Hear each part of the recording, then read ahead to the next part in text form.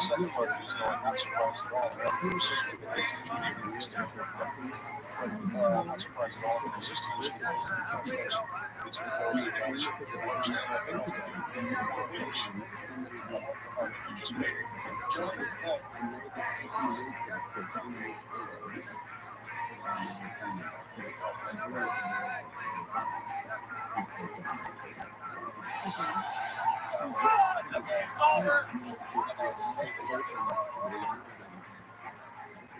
First of all, that's everything. That's how it's really fixed. That's the expectations.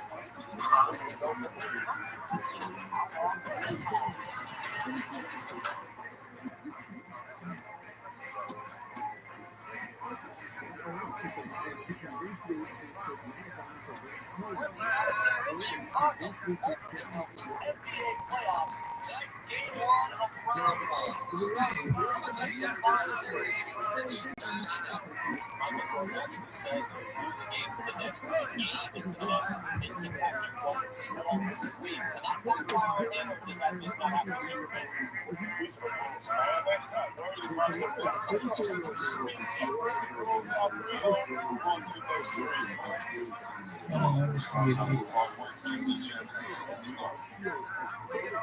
What time is it?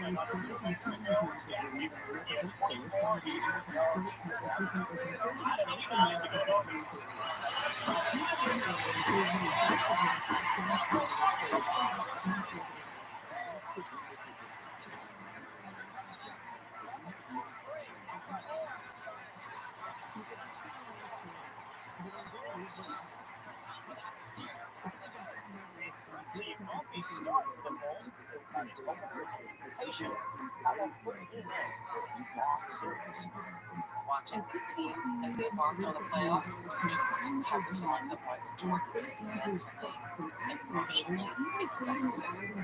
Keep home with the Michael Jordan of 1993.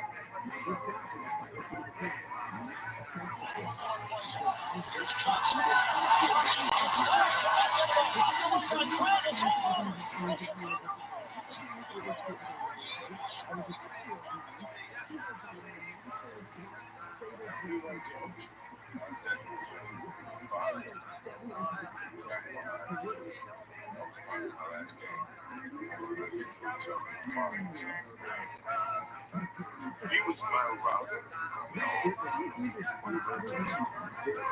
He constantly advice. I got suspended 3 times in 1 year. That's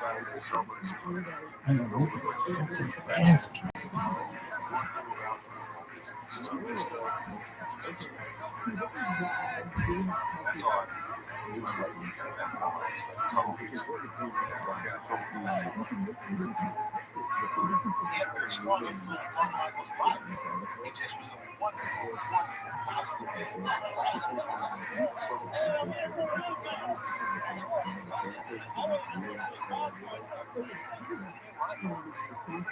Changed. So we're always together. We'd hang out before the games. He'd find some kid in the stands somewhere, some kid that didn't have a chance in the world for free money. When the game was over, he'd walk that kid into the locker room and he would just be through the roof. James Jordan was there when his son Michael led the Chicago Bulls to their first NBA championship in 1991. James and Dolores Jordan remained in Lincoln. They attended every Bulls game they could. Sorority and James Jordan privileged his standing role. Superstar son.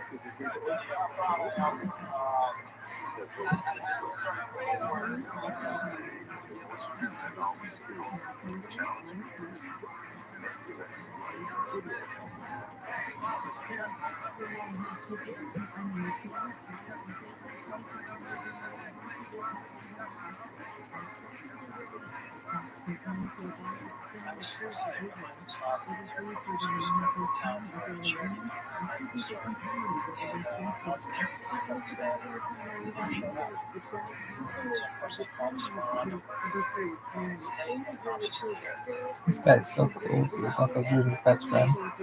And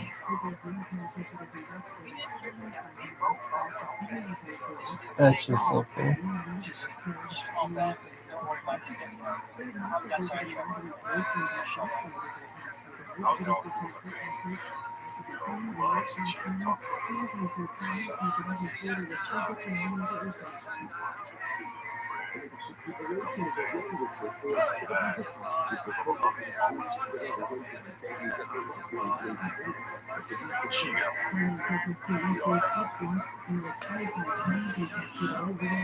oh, yes.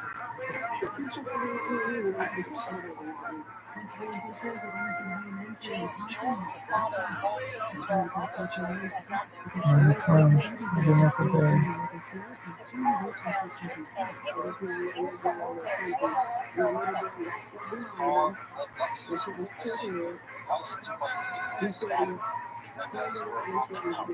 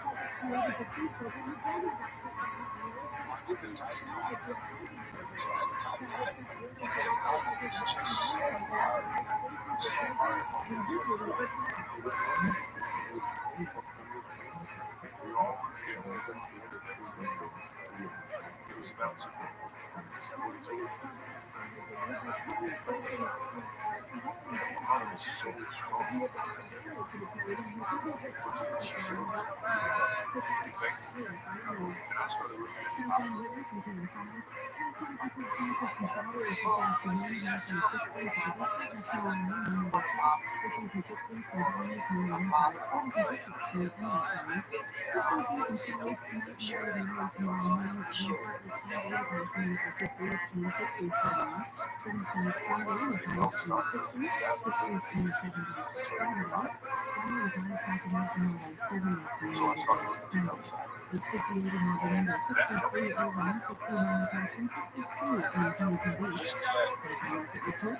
All the algorithms stretch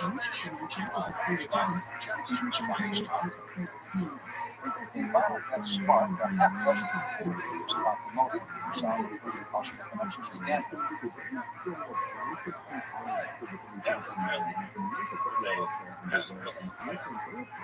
Imagine that your father gets killed in another way. That would really change things.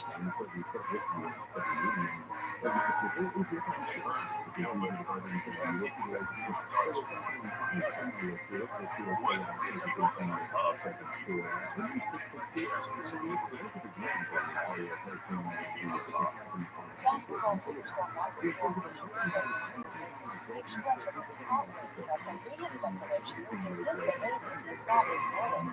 Jordan has had symptoms of compromised by others with the potential for some like open water, or intimidating his faith in marijuana, or promoting any psychotic drug.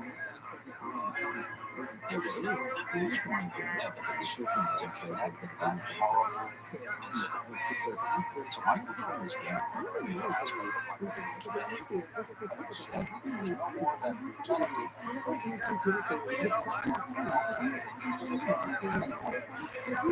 but he still has to take Rabbi for some time as one effect that he will have on Michael Jordan and Chicago Bulls.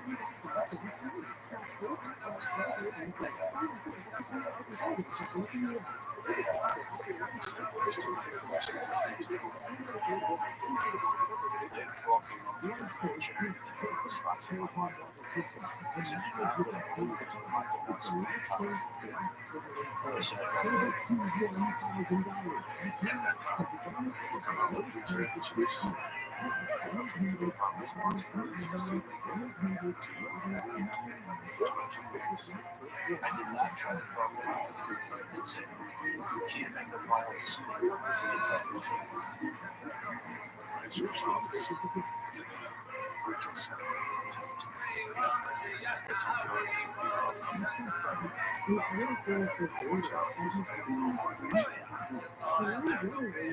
This was something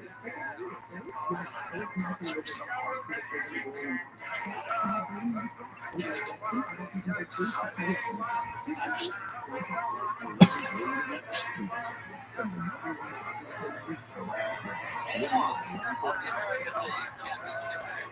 As the Chicago White Sox win the World Championship Michael Jordan. one of the LCS, then he went up into a private box with his family.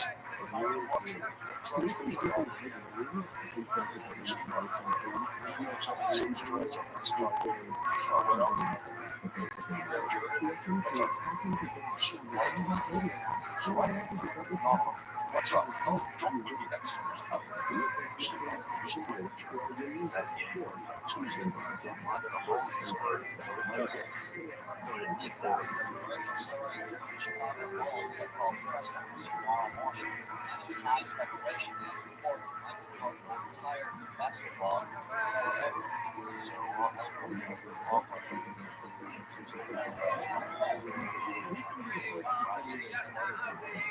Michael decided 3 months at stage left in the 7th inning. Speeding away from Whiskey Park without comment. Talking about it, Chicago Bulls owner Jerry Weinstein. Before we continue tonight, a big story that seems to have shocking forever. The sources for the Chicago Bulls have confirmed that Michael Jordan will announce his retirement effective immediately for Wednesday morning press conference. CBS News will carry on the Jordan's announcement live. Coverage will begin this morning at 11 o'clock Eastern Time. This is the announcement press conference of the cameraman running this business in all parts of the country. Big shouts of time to everyone here waiting for the arrival of players like Jordan, his entourage, and the Bulls management. And whether you agree or not, this should be the news story of the year.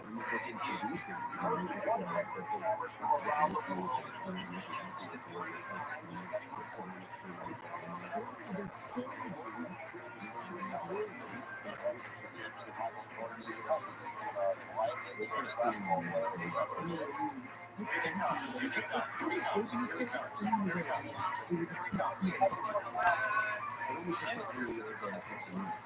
There's like right now taking his place in the course. It's hard to overstate the loss of Michael Jordan as the rest of the season. And a heartbeat in Chicago has led this team to NBA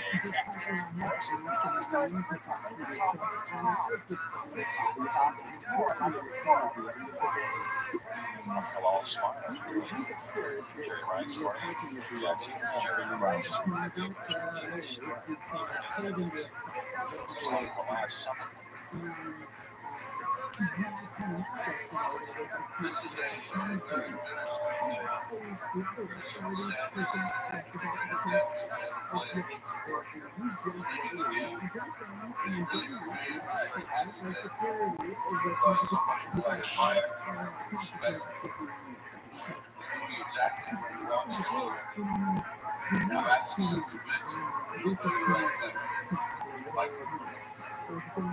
Thanks, sir. I'm a very optimistic person. It's the biggest problem that I can take out of not being here today is that you saw my last basketball, and that was just like, we're retired leaders. You can do anything you want to do in this deal. So if I desire to come back and play again, maybe that's what I want to do. Maybe that's the challenge that I may meet someday. I'm not going to do that.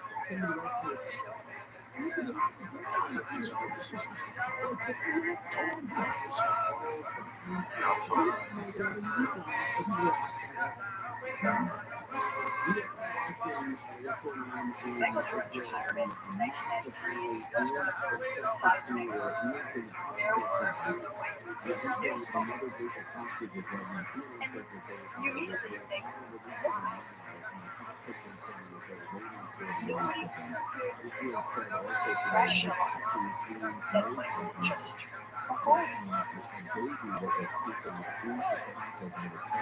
There's one scientist that you really have to mention. I don't want to sound negative, but Michael did leave abruptly in the middle of the gambling investigation.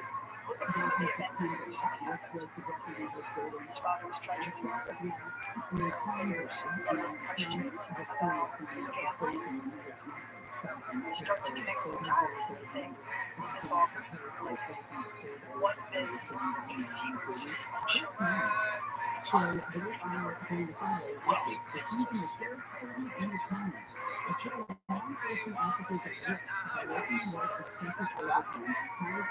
You're telling me that David Stern, you have two capitalists, takes his number one player, his number one franchise, and ViralRabbi decides to lower the value of the rest of the franchises by taking him out and rules out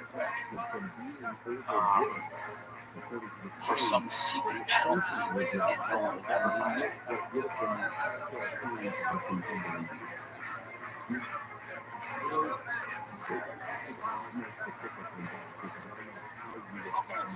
Freezes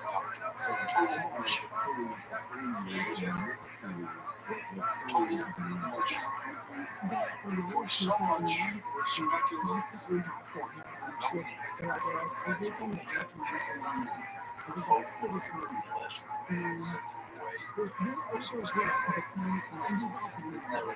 No basis.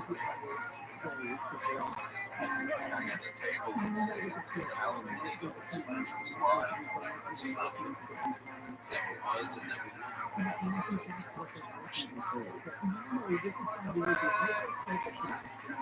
Yes,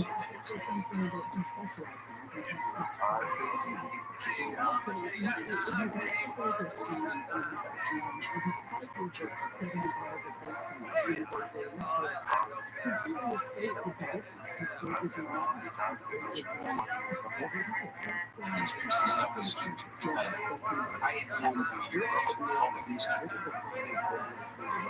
summer to the dream team. So you could tell he was really tired. He was tired of his beat up this year. I said, so what are you going to do? There's a lot of laws. He said, I'm shy. And He said, "Oh, right now,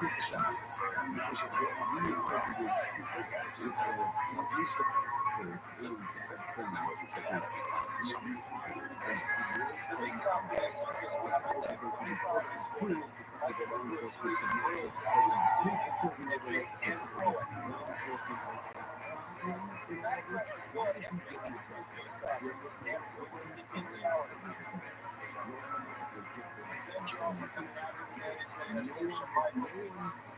After watching the progress of Michael's made in the past 2 months, I'd like to announce that the Chicago White Sox are extending an invitation to Benjamin Camp in Sarasota.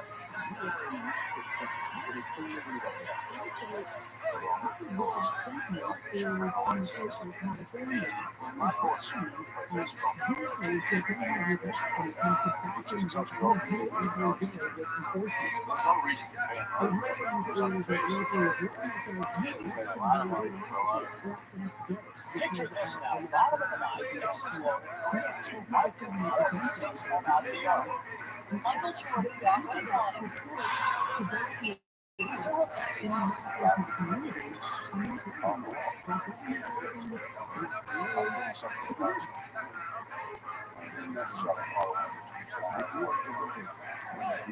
always loved that baseball. He always loved baseball. His kid, he loves baseball. And his father always wanted to play baseball.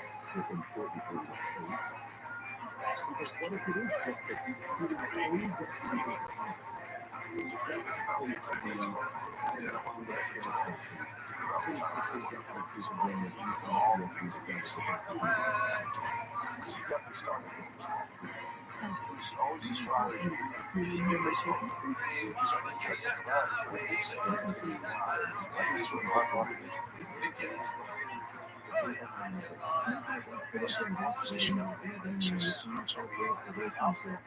I said, Michael, you must understand something. I said, look out something.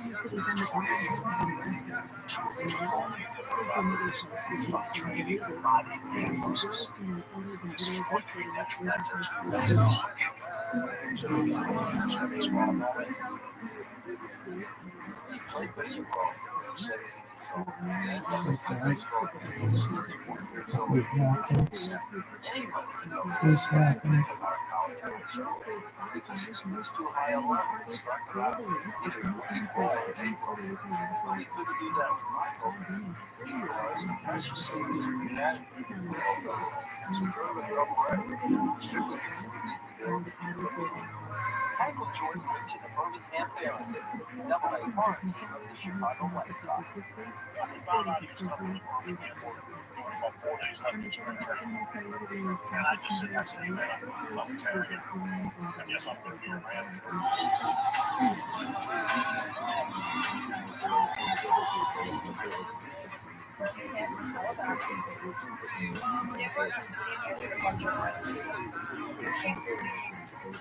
Emotion, excitement,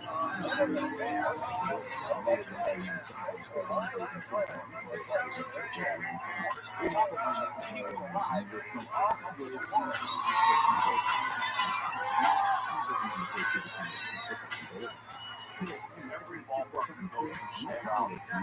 Everybody wants to do something. Get your ass out of here, kids. Be on the list.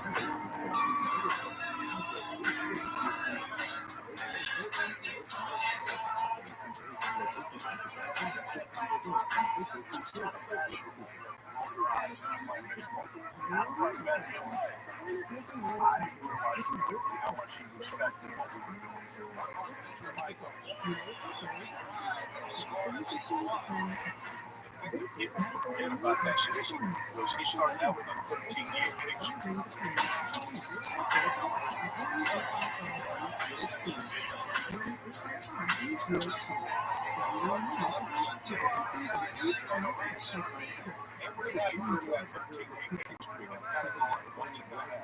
And finally, we did not see a fastball in the strike zone. Probably at 1.5. Now the track so it's a break ball. It's a break ball. He swung at every one of them.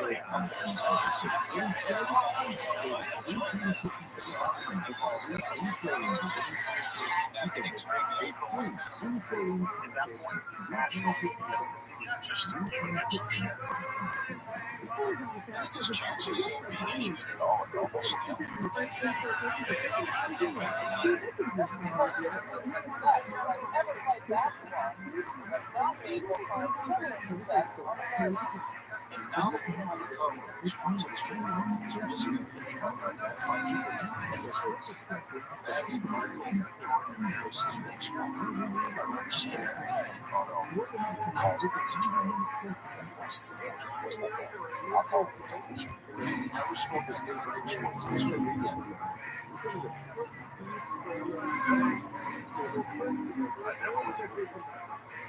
They keep up to keep it without those stuff.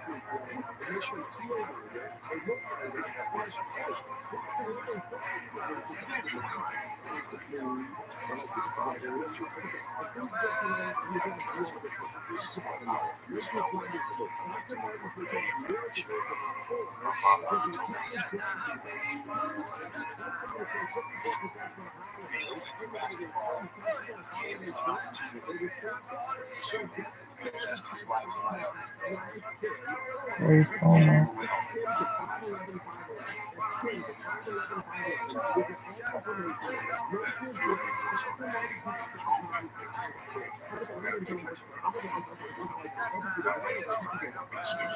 Second skills when you get back there. This short note was the best I've ever heard. He would hit early in the day. He'd get off work and follow shoot. He would come in at practice, hit support before the game, and then would hit again after the game. By the time he got to television, you could see it just building. And he kept getting better and better and better.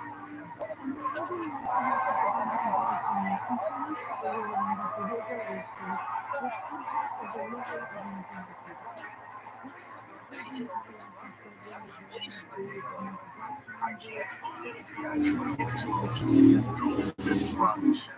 And a lot of good prospects in the drive runs. In my opinion, with 1,500 at-bats, he found a way to get to the base.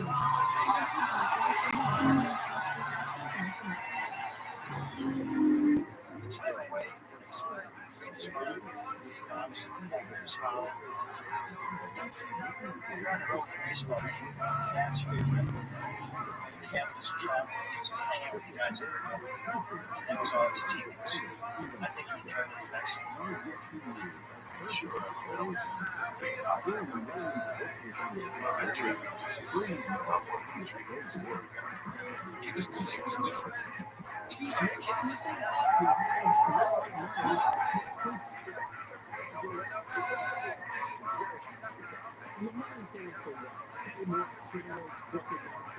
The pre-playoff buzz around the league was that the Chicago Bulls were vulnerable. Now, we've heard those same declarations in the past from the so-called pundits, but maybe this year they finally have some merit, especially after the injury-riddled and 8-seeded New Jersey Nets took the 5-time NBA World Champions into overtime.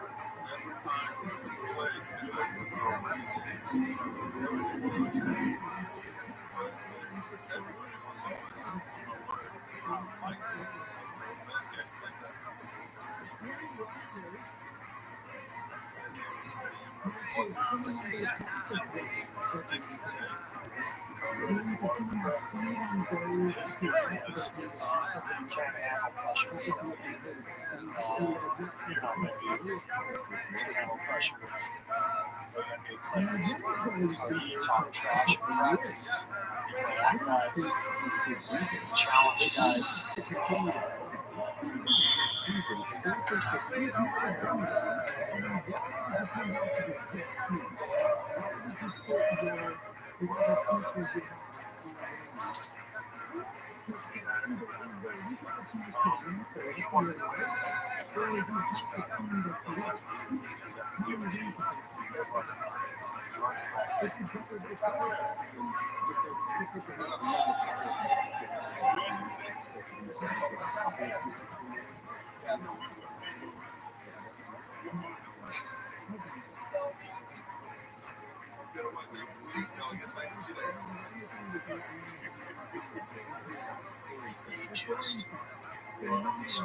Somebody just smiled and took it and fired right back at him.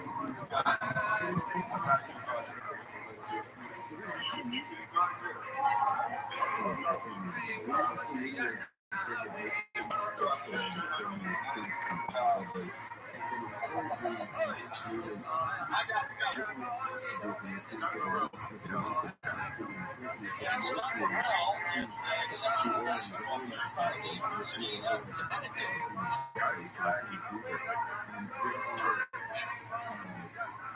Seriously, so he became pushing, keep pushing. Trying to get in the fight a couple times. Just to get him. And time he grew coming through that type of mentality. He's so amazing. I knew we would meet him so he's going to do this.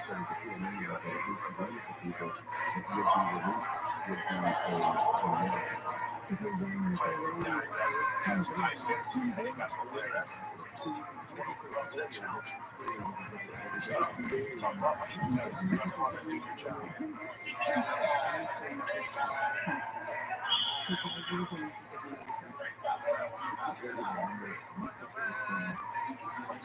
Practice.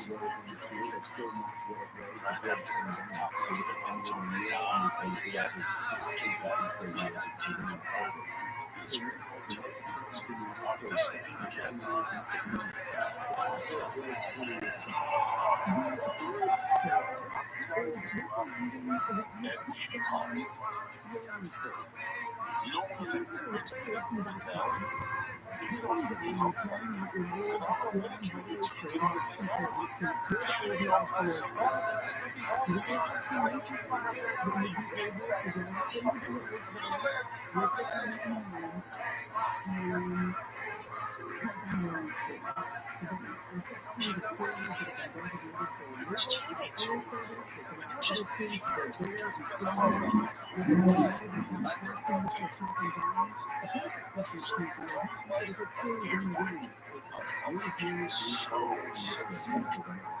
Yeah, let's not get it wrong. He was an asshole. He was a jerk.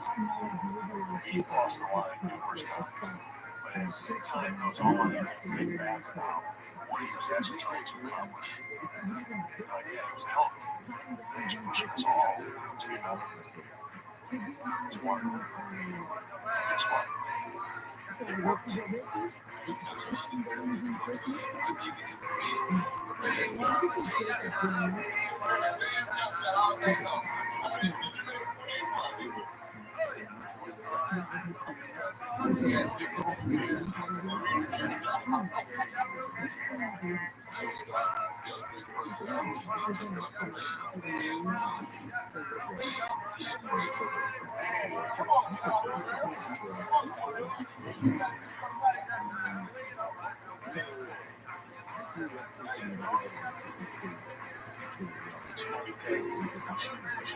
Trying to get you over here. But I'm not sure if you know that. All you do now is just go to push other guys and try to get them.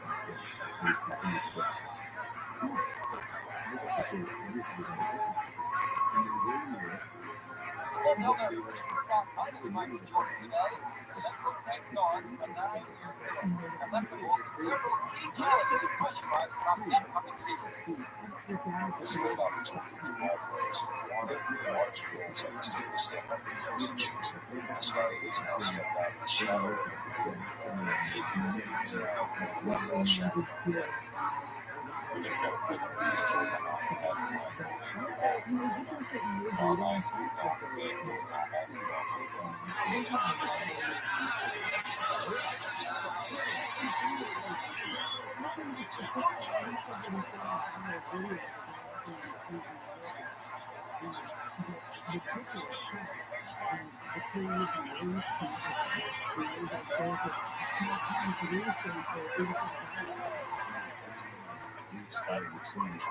Motivator, initiator, raise the offense, step to that goal.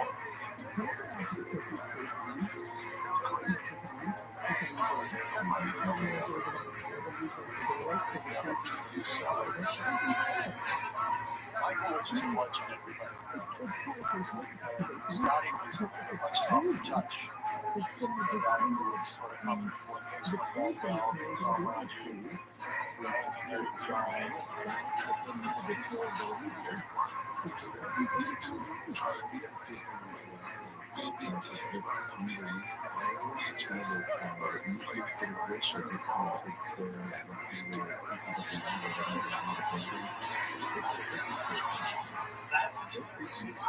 Michael's God. That was the season. Let's go.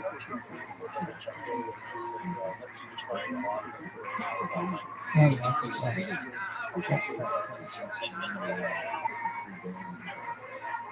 Everybody criticizes the track. Michael, but that 1 year, his star player was Pippen, who was not a scorer. He's a facilitator. And they ran the track to perfection.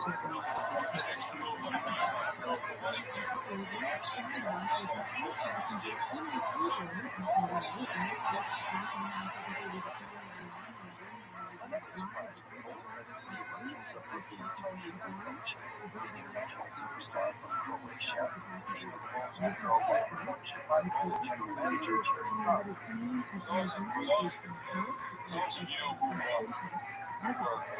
new to number seven in Europe is the most popular number on the continent. A lot of youngsters working like Kobe.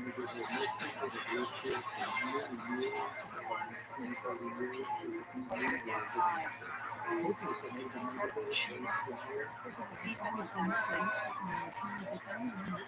Very tough on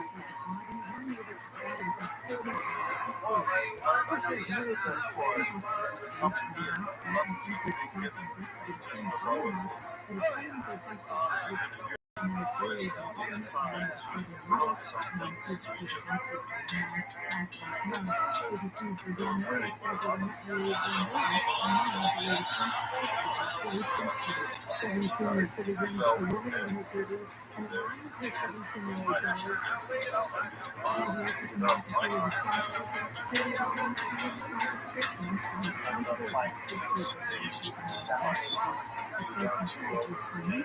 Trying to get back to Patrick made a shot about 2 seconds to tie the game, and that's the series right there.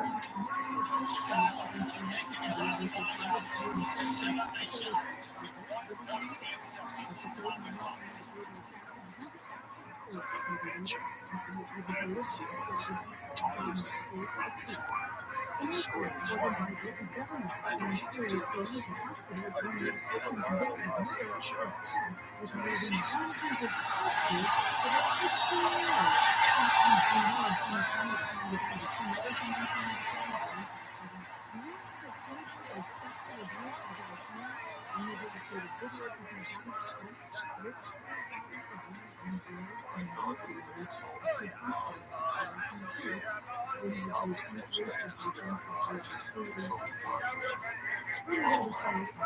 This season where he's taking role Michael tentatively laid out the season.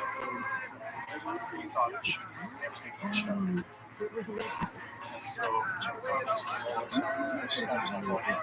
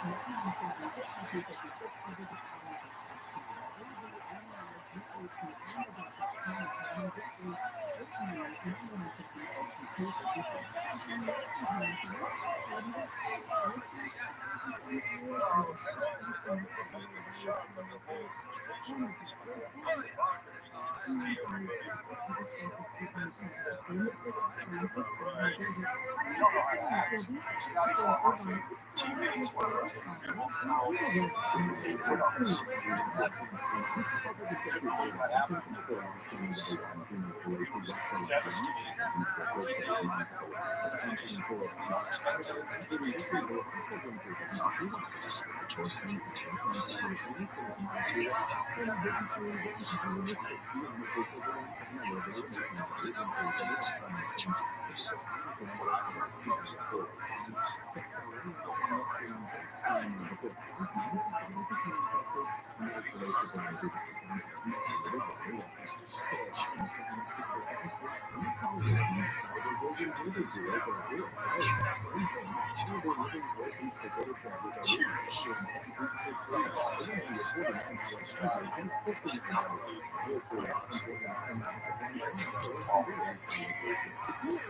To go out like that. Scotty's tears upset me once. And still loves me. Apologize to us. The worst part was someone knew it was not Scotty's character. Knew that wasn't him.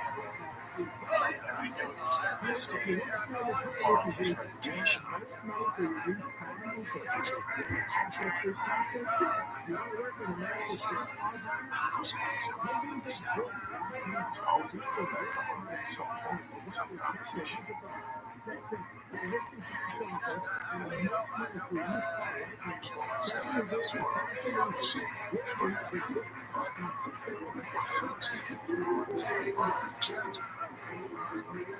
The next couple of days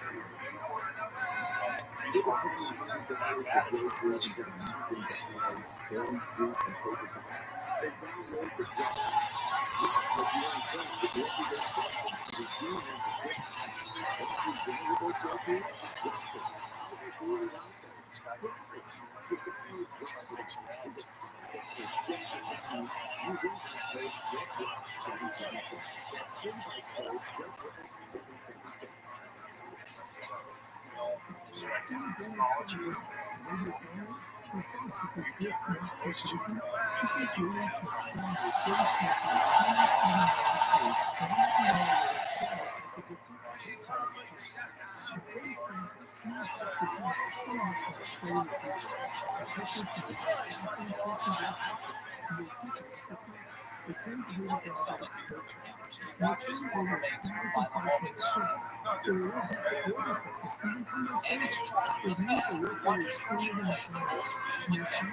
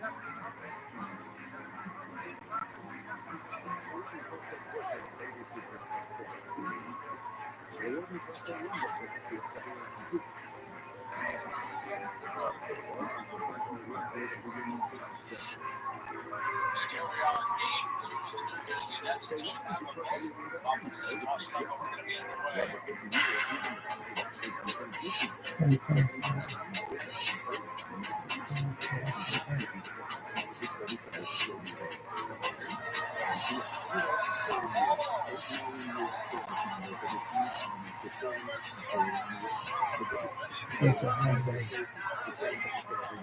Is that some sort of food?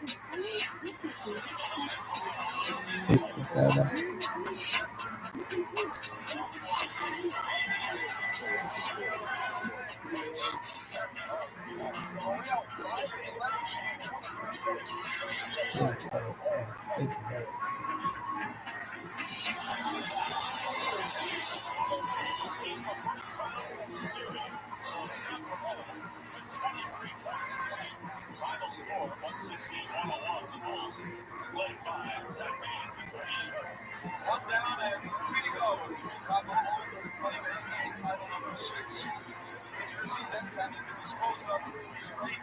Next up are the Charlotte Hornets. We all know I was tenacious on the court. This business was on the court. But when you got your off court, that's why I'm off court. It's fun, it's enjoyable.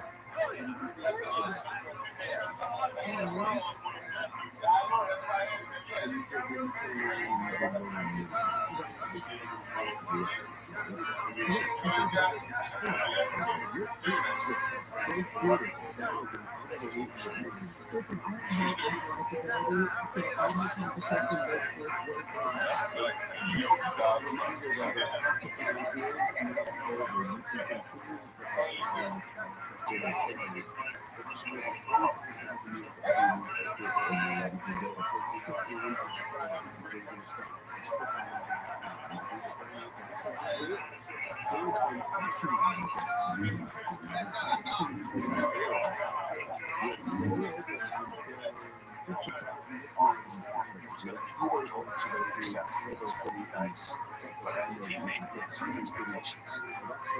Thanks, God.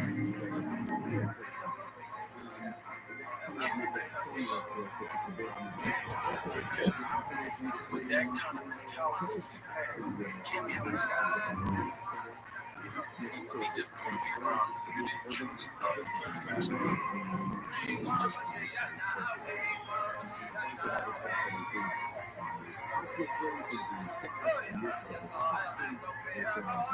Well, I mean, I don't know, man. Winning has a price. And each ship has a price. So I'm pulling people on when they do money. I tell people, you're champions. And you're not ready to play. It's until it's clean after. You can do all the things that I didn't do.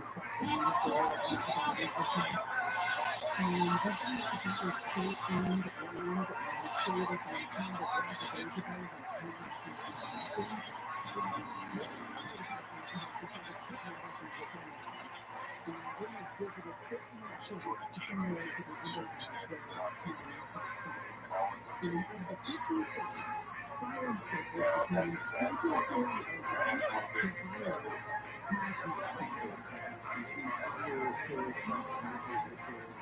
That's what my teammates say. One thing about Rabbi Truman is he never asked me to say that he did good.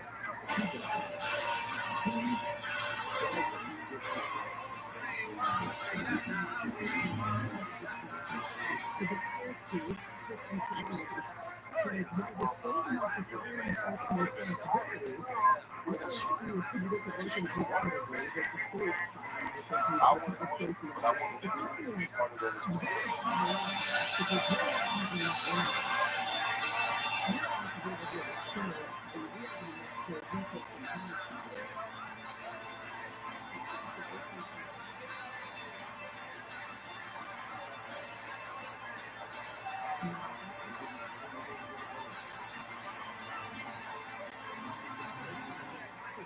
I don't want to do this. I only do it because it is fun. That's how I play the game. That was my mentality. I don't want to play that way. So come on.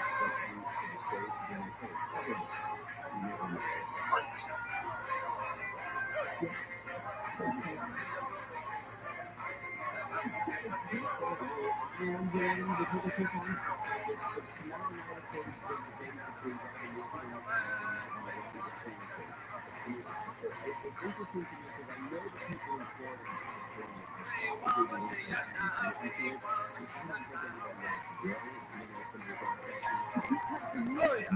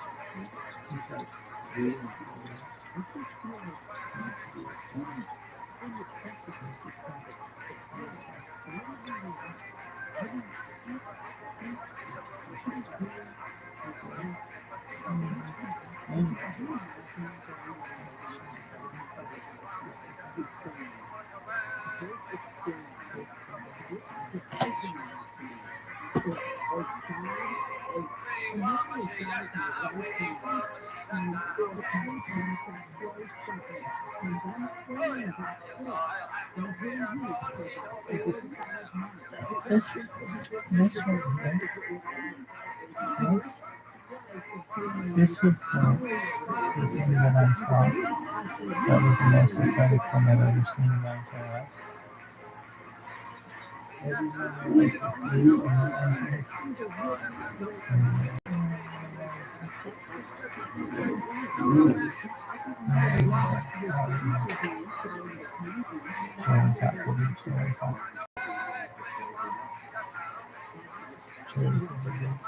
Cheers. Huge.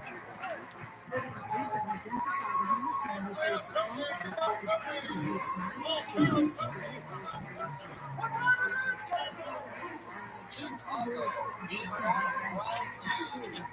Both scored the first win by how many points?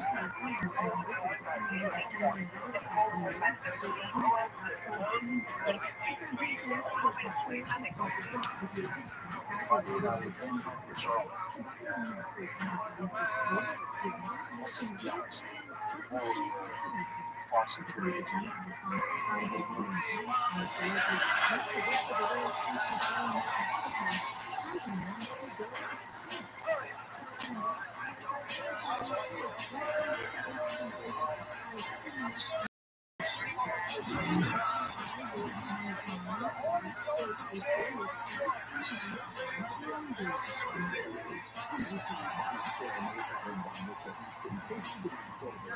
Jackson Smith was the best team in the league.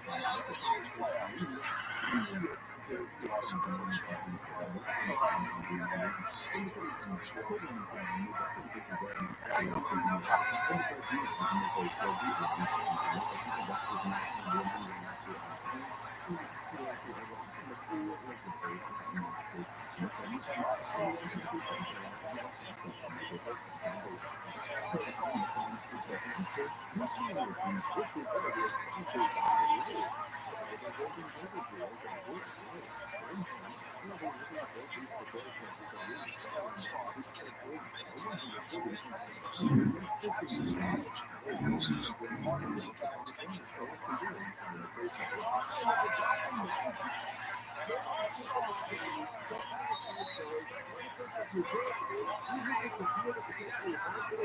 I was excited to face them in the playoff, but I knew about the numbers. What I knew about and to see everything I had learned actually Anybody can have a moment. I just had a moment. And in that moment, I knew it was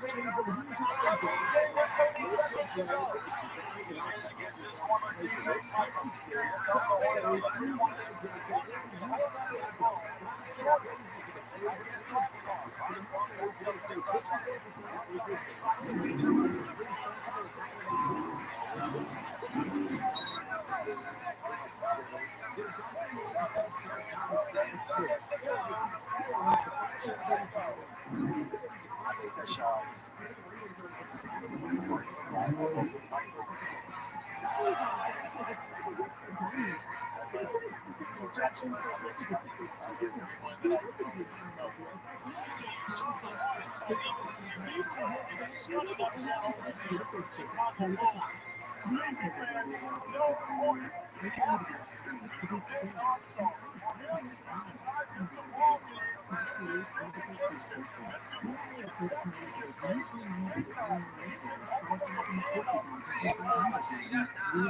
the expectations great?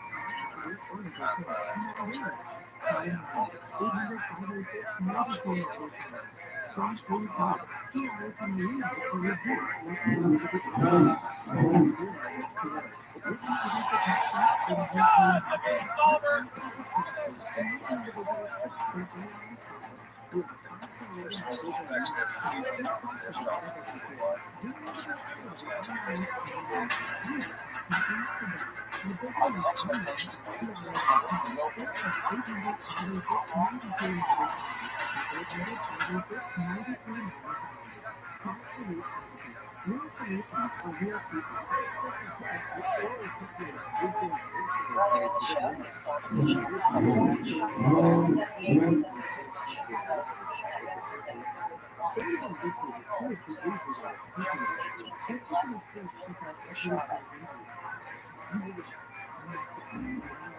Mike promotes himself to such a high level. He will play as long as he can. However, he keeps instructing pieces to play hard. These little slights take indignation to him. That's all he needs. That's his be too tight.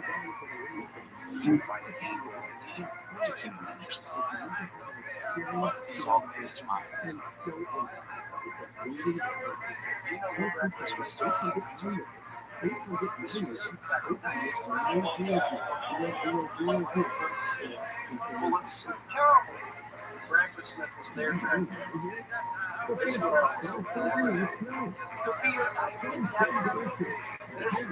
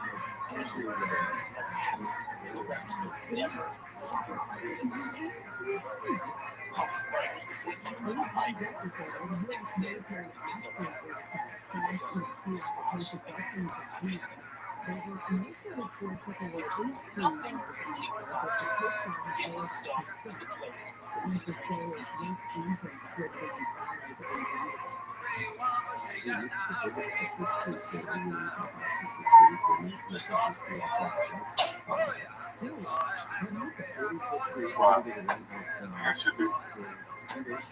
What?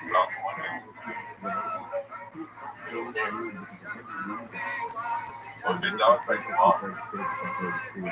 That shot scared the whole bitch down. Just didn't sit well. Our music is that we have a long fight from here on out because we have a lot of writers. That's all right. And see, all that trash talking starts with a 0-0 instead of 5-6 point lead. That's the kind of a good man, good talk shit when an evil score. Talk shit when you're behind. You're ahead, lead you.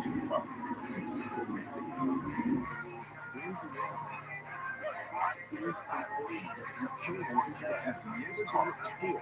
Then when you do that, you have been expect all hell to break loose from that world.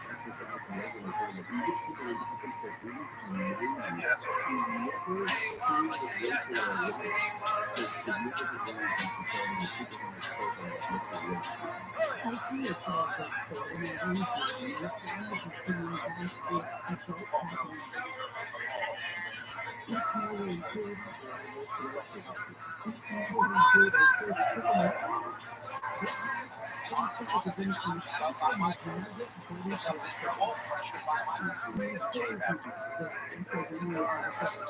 especially that next game.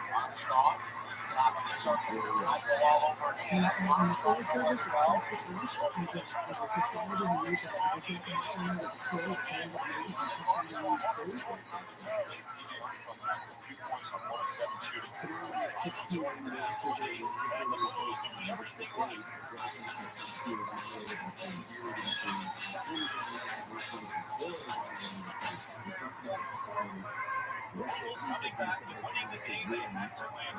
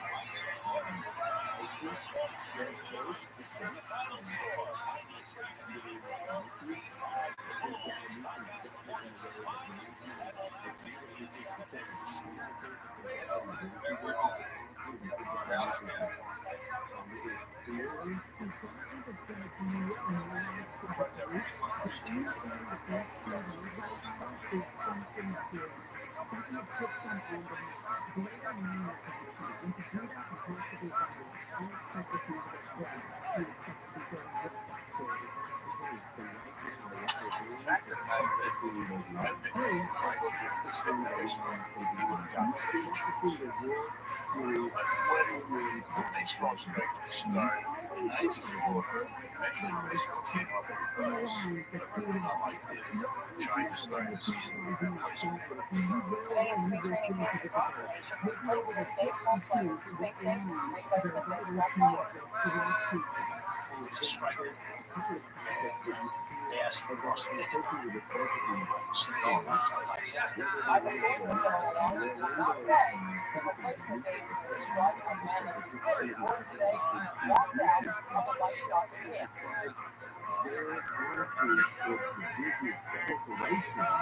One day, Kirby is going to come to town.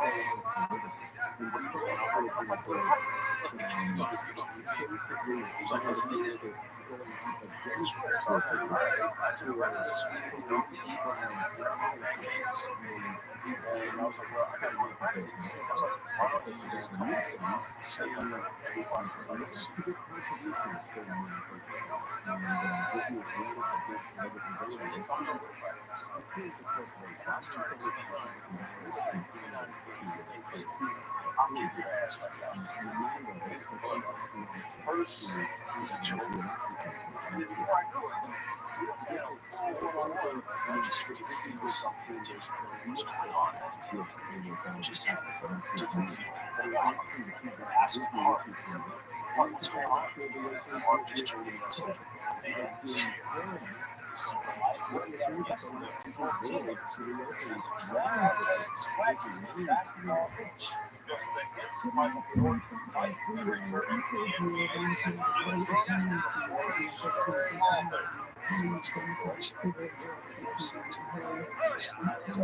Trying to guess what Michael next has become a full-time hobby for many. It's starting to turn back then. Skype's OTD shows our time. Just see Scotty fluffed it again. On the bottom of his net. Will the basketball rate return to the Bulls? Just again, he goes practice for the third time in the week. To give her an opportunity to let fans, the media, and if possible, teammates, but even with fingers crossed, not everyone believes that Michael is really coming back. But he isn't talking yet, but only Jordan knows fans are everyone looking for. He from Jared in his own good time.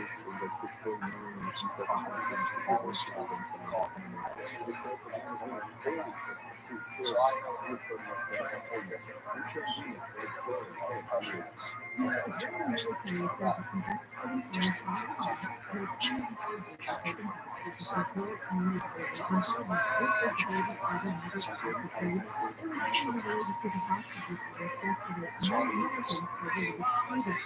Besides stuff at all, now full set, take a deep breath through the eyes. No one has to feel much without Michael.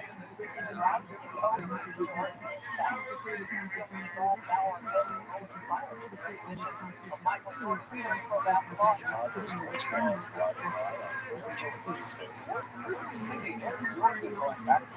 All seems right for all right now because it is back.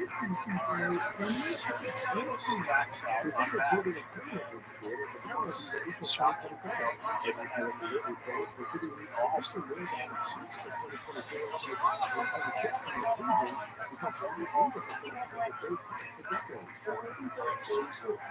we're strong. Last year's went to Orlando, and that was really upsetting. yesterday afternoon, I was on the club arms off a couple times with Rabbi. He extended his contract. It is. And then Horse Grant goes out to the start of Orlando. That year, this is how far they got. Lost Horse Grant. It wasn't free this season. You had the residual effect of championships, foundation,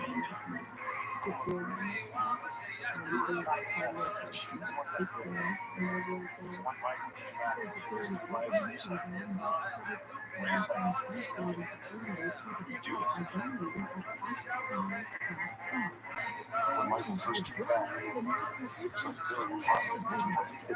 So I want you to jump on the thing. Let's take a talk.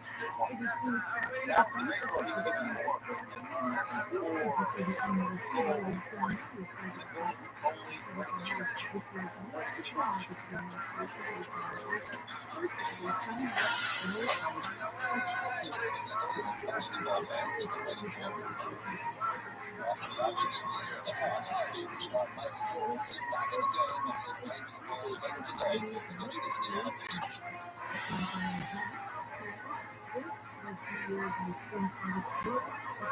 Glad they never got off the airplane last week for Michael. Waited a few minutes when Michael was just having a quiet emotional time playing by himself.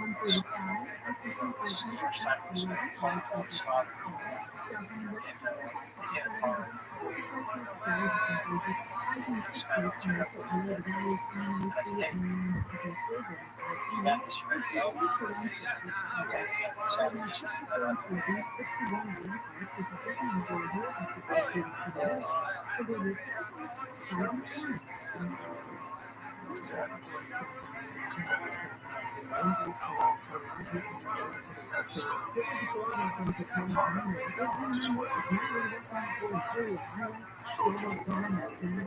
Playing the game without the scalpel. I think that brought changes down.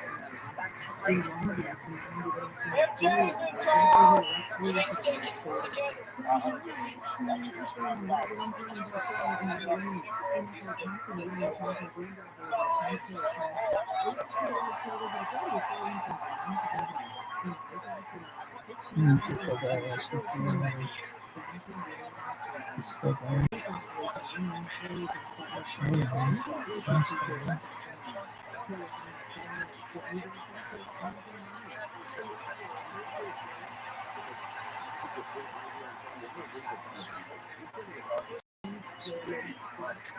Ran out on the floor. There was anticipation, anxiety, falling finals.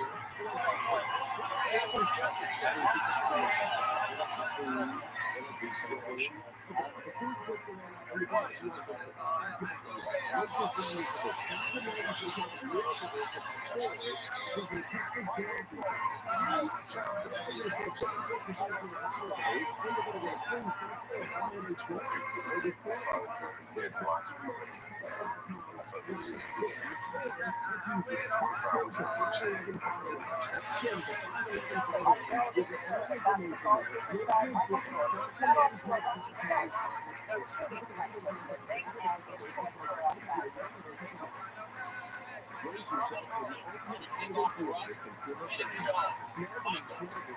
Outside, inside, who gets to go?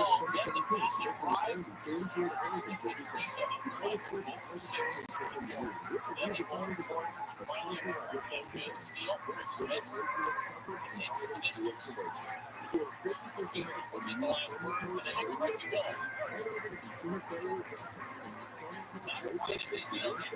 But he's back.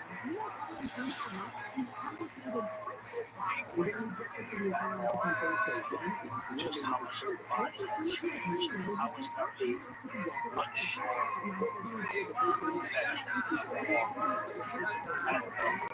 level that he's accustomed to the system. That just added more pressure to the was still management.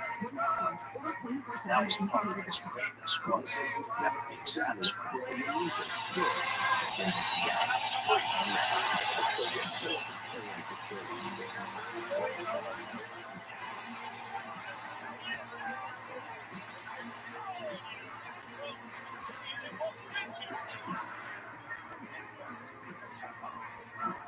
Well, it's dark for this big city, and that makes a pretty big difference. Michael Jordan come back, Jordan sits down, Madison Square Garden, tip off in about 90 minutes.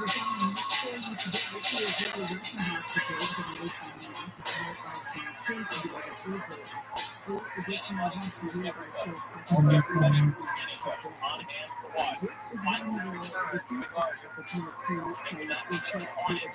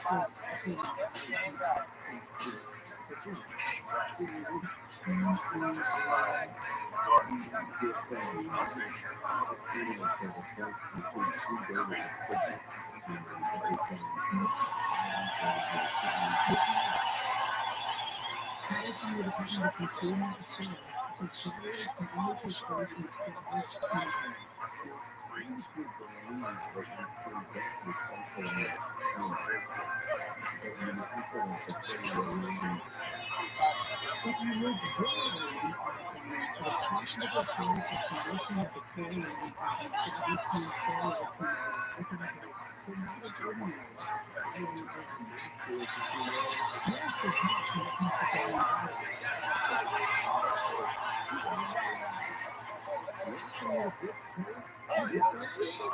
Was Michael Jordan. Spotlight shines brightly on triumphs, also and severe escapes. On Sunday in Orlando, Jordan played more than bit part because of City being won. Bulls up 91 to 90. 22 seconds to go. Send the Bulls at one. Michael's got the ball in his hands. Need any longer. Hit it to the former Bull Horace Grant and kick off by one.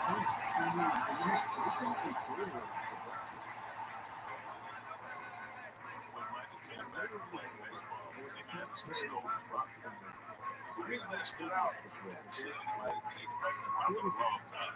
It's like watching Muhammad Ali in the second half of his career when someone lands a punch on him and like, oh, hey, you can get this guy.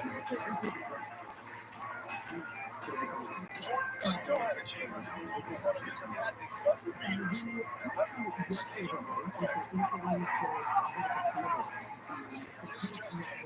Michael Jordan is here. First time he's up still from the ball away from the after the game. So far,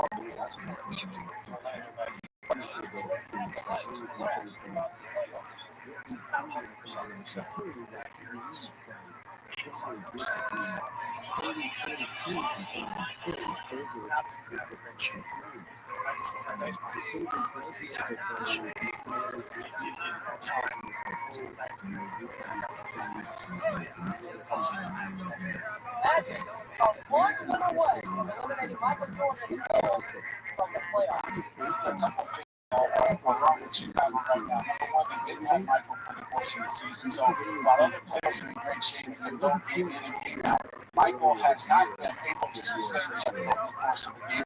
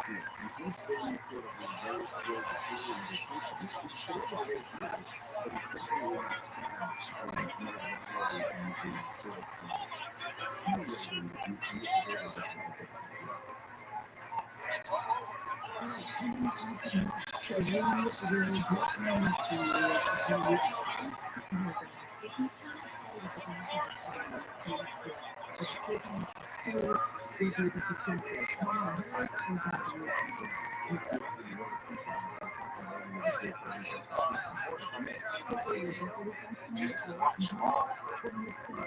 So, but he took the heart. He used that for that next year. After the season, there's a time to take some time off. The night they lost Orlando this month.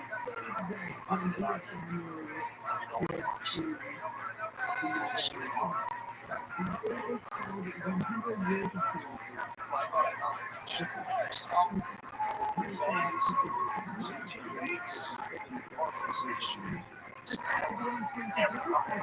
You said if you're gonna sit down and take 3 hours out of your day to watch my TV, I have an obligation to give you my best. To give you my best all the time.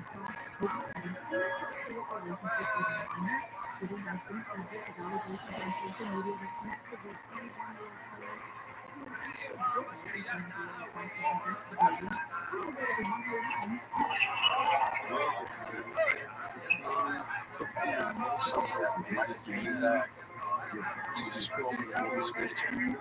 NBA superstar Michael Jordan stars with TRILLIONAIRE, movie that showed all times strength that unloved but it's called Space Jam.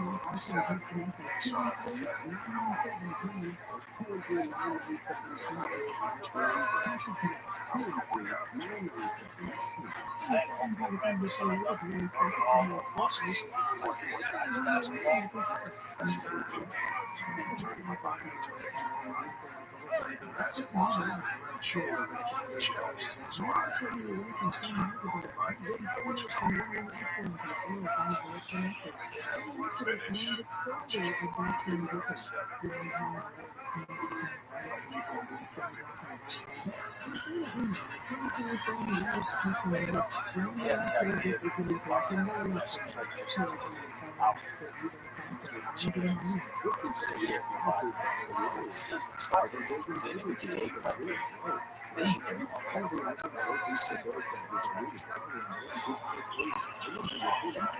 And this was talking to me for see everybody ready to stop the points. That's why that's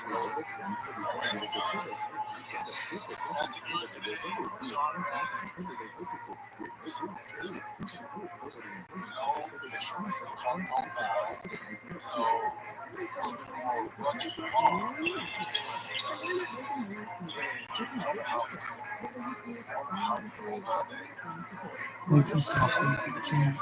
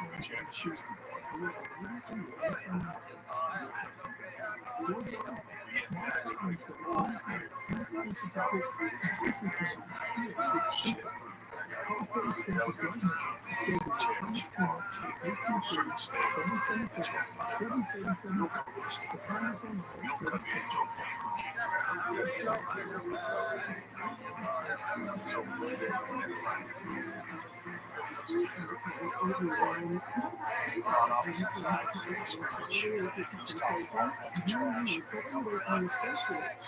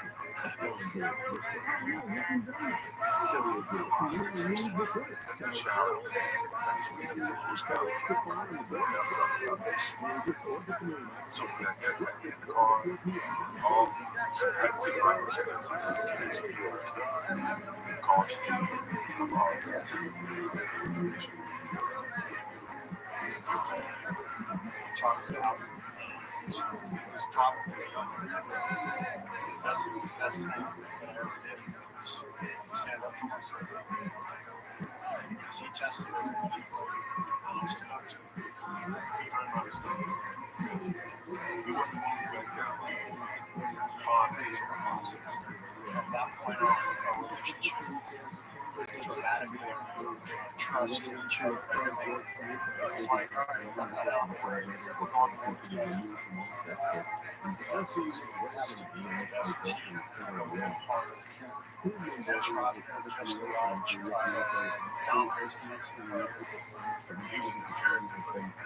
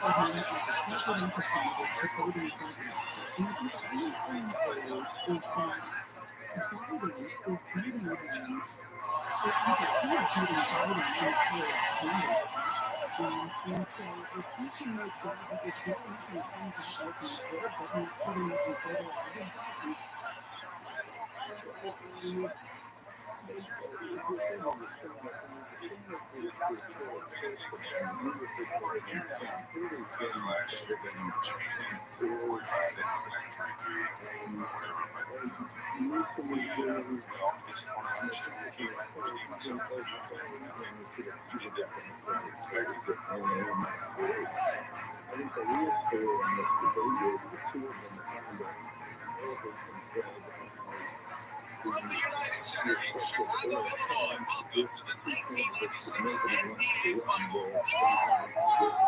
Los Angeles program. Get a play of our minutes to be one of those with due respect. Seattle Supersonics are young players in the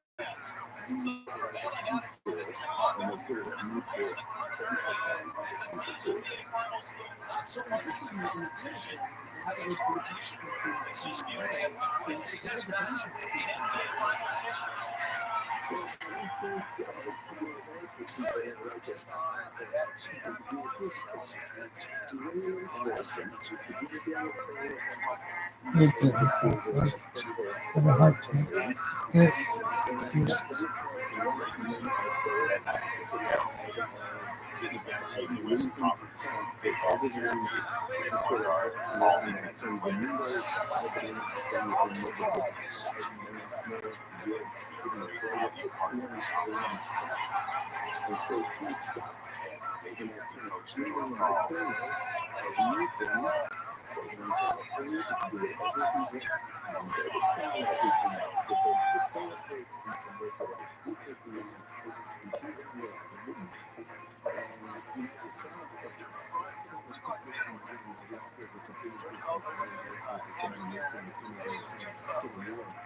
George Carlin is not respected.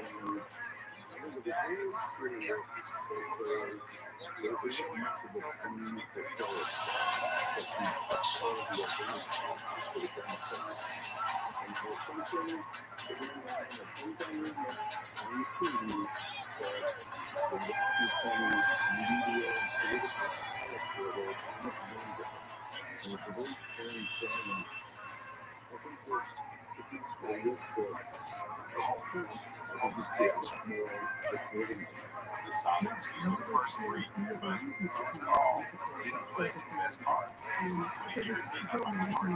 had just one interest in George Carlin. I don't care about your interest. I want your sacrifice.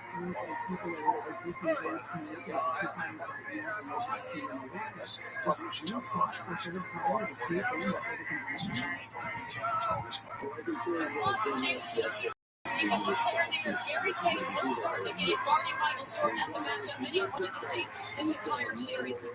Jordan was not like to do himself. Getting chickens out of basketball. I think my best bet was to retire.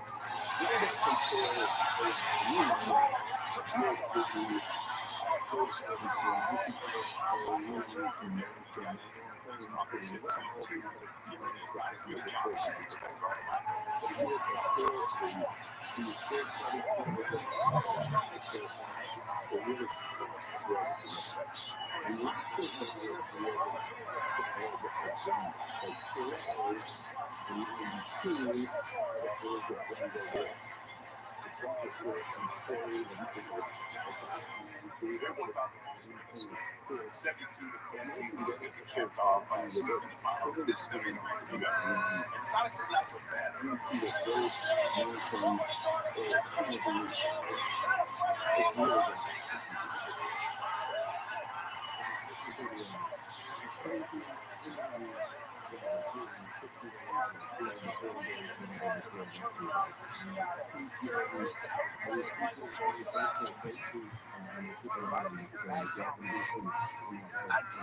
But they just tired fucking this guy tired.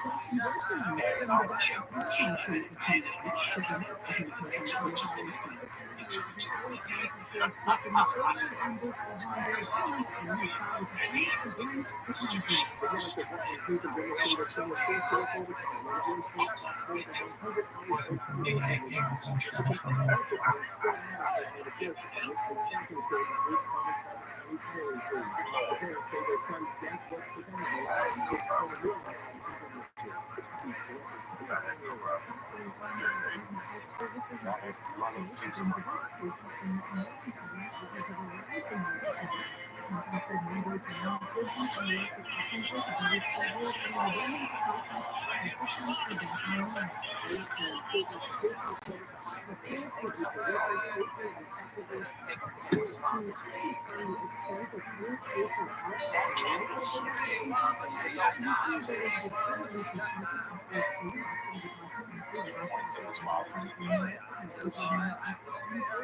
James was always there. He was always there. It's just a set of penalties, like a settlement versus Stab.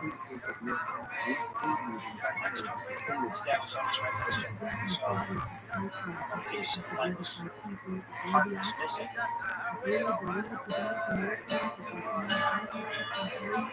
He thought that too. When his first championship, he was quiet. Right there over his shoulder. Now they're back in the finals. His father wasn't in the shirt.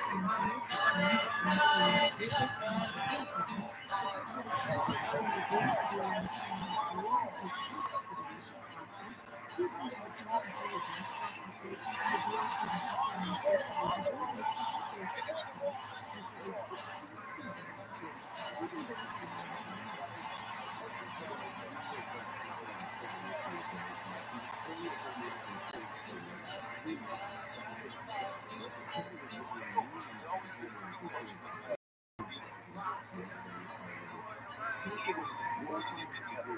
He tired.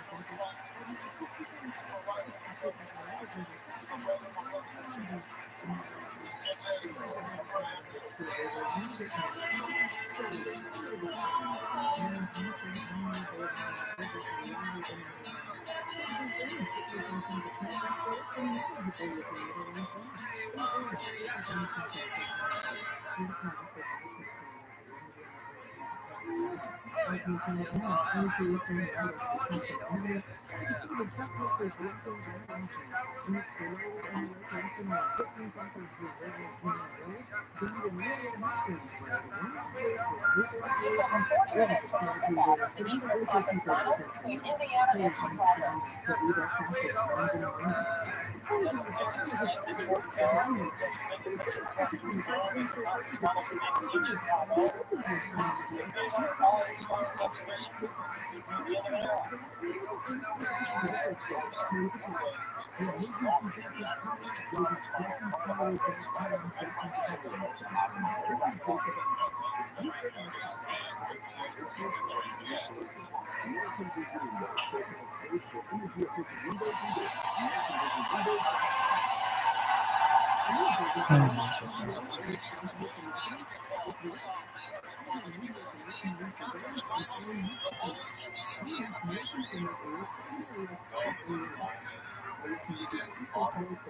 Success. They were considered the best at the time. But they felt like they were to this day.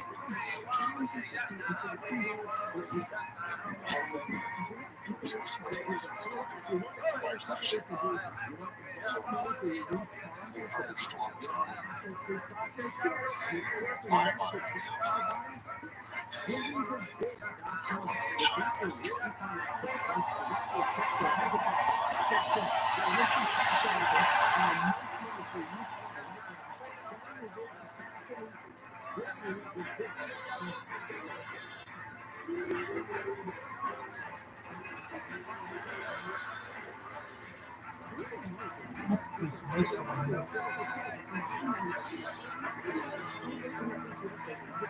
Yeah, this is an organic.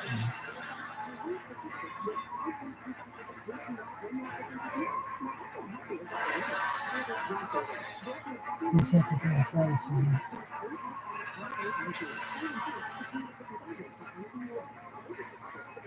This is the Secretary of Policy.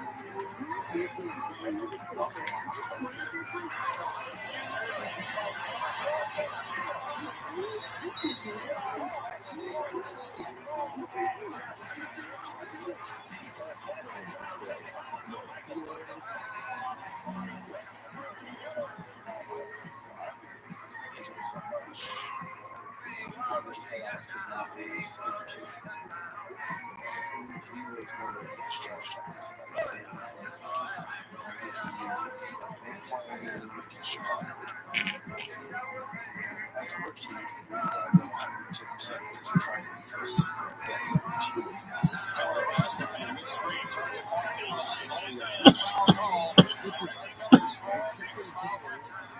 Where's his number? So I was like, you like Jordan? Because I was wondering. So, I ended on 12 again.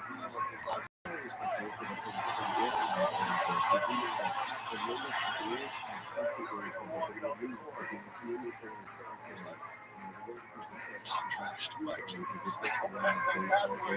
I stopped referring to him as Michael Jordan. Jordan. Mike Music before that Black Kelly. Never called him Michael Jordan.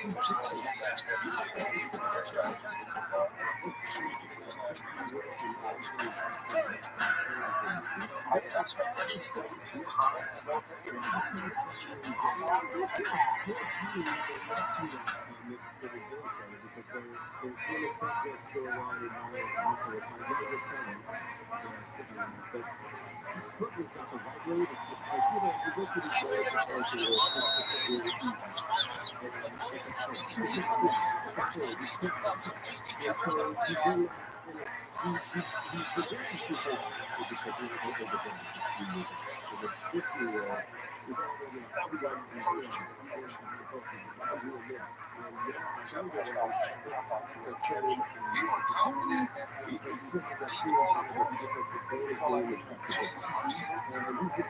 Reed Smith, Duncan Dutchman, Mark Jackson, one of the greatest assist guys in the league to see. We have Davis brothers,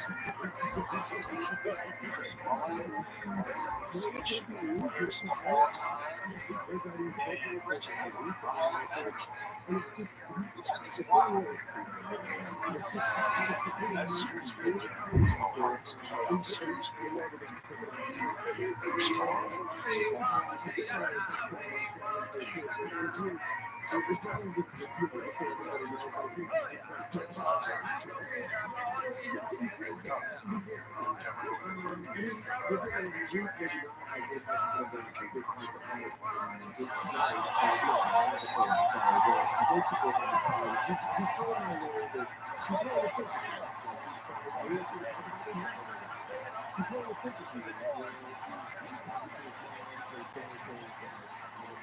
Welcome back to the United Center, Game 2 of the NBA Eastern Conference Finals.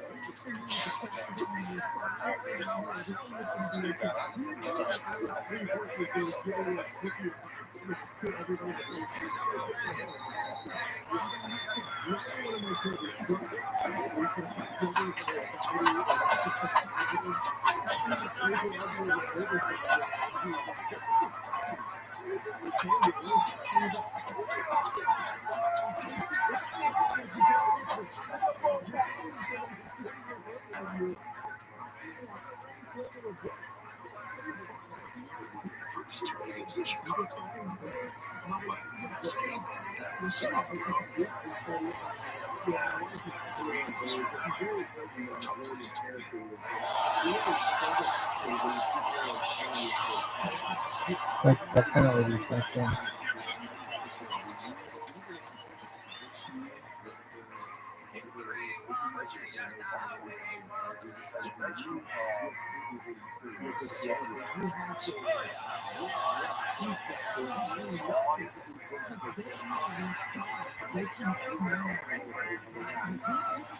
Right. So it's not like that.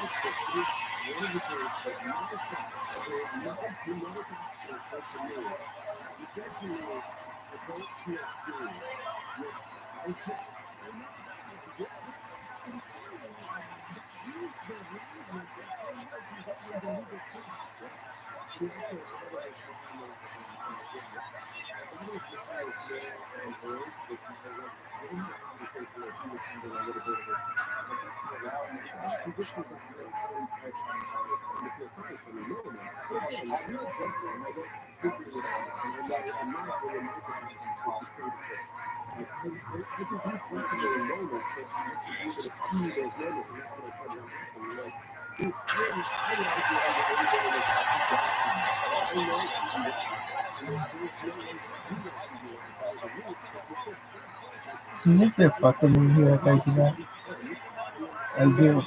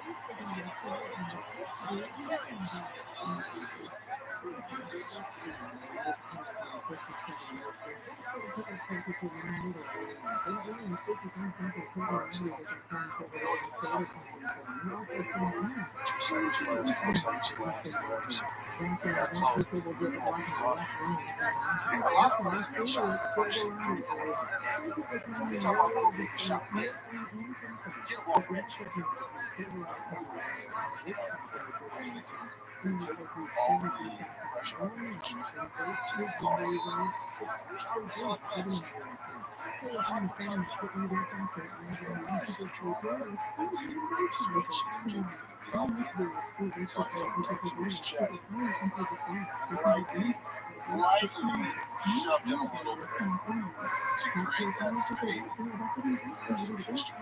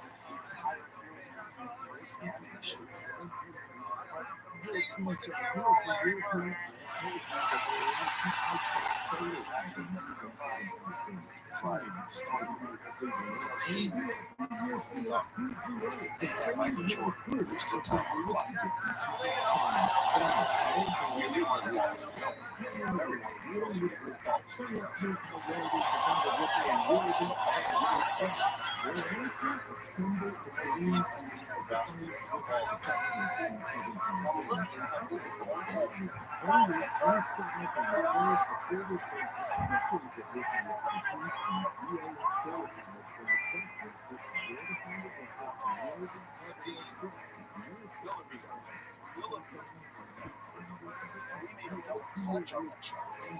This time,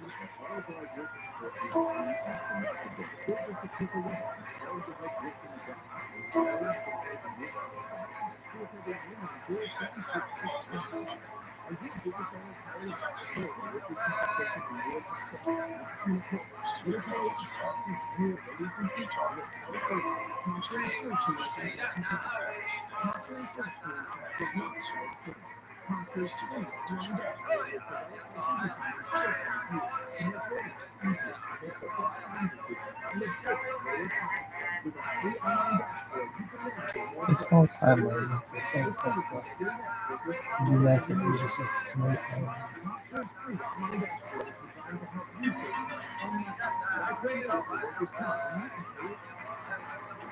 yeah, once in a while, last year, we talked like great teams. We were so close to all the time. We just couldn't find it all the time. We did kind of last second last year.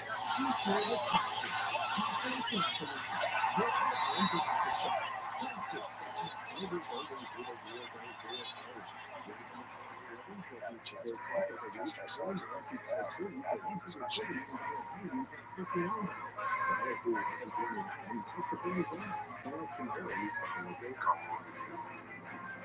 Congratulations, Cardinal.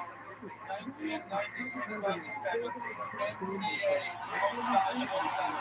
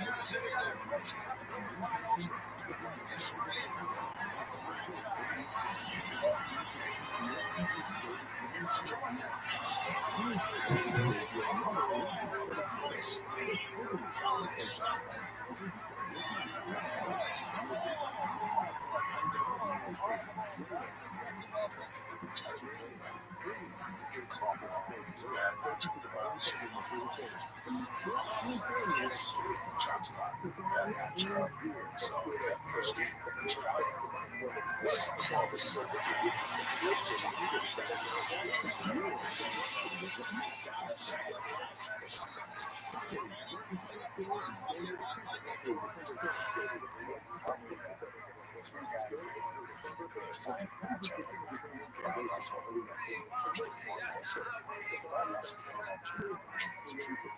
That well, defensively, so he led the way to beat off some of the tougher assignments. That doesn't mean tougher than right.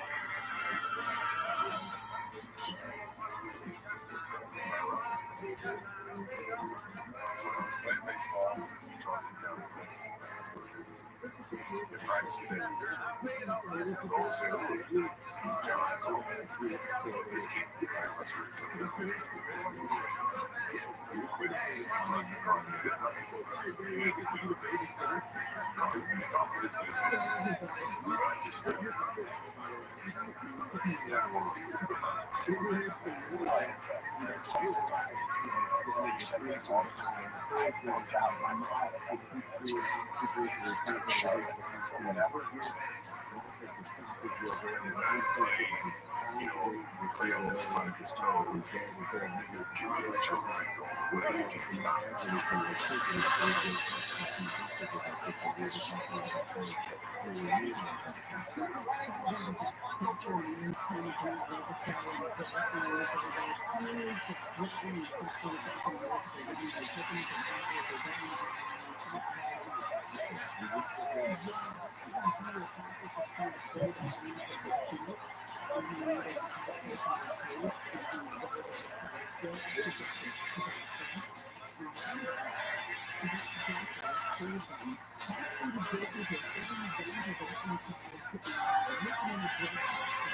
New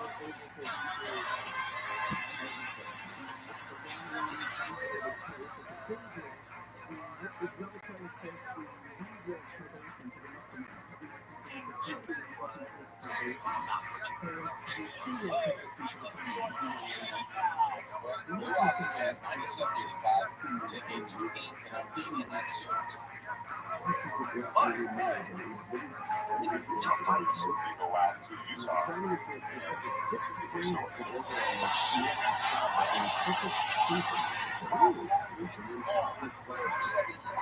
Jasmine 104.93 and L12 in the series. 2 games to 1. Game 4 of that series. That's a tight game.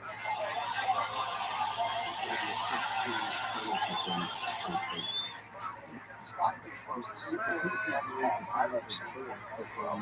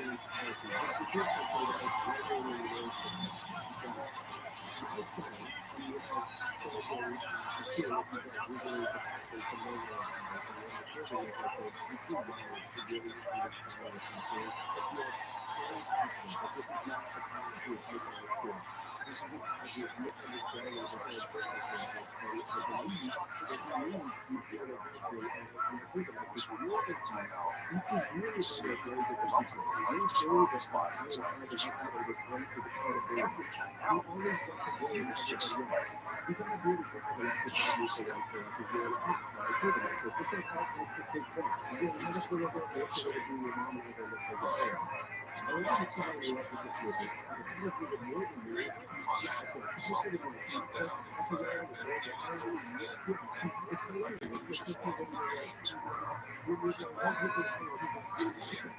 So whatever you did,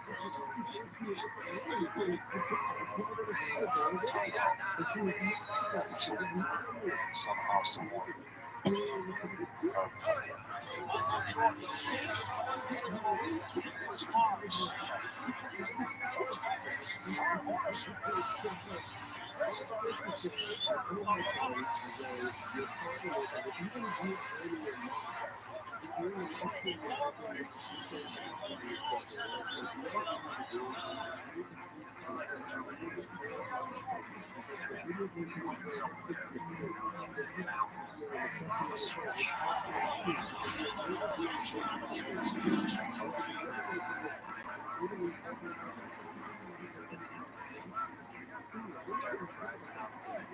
shots, carrying that TV.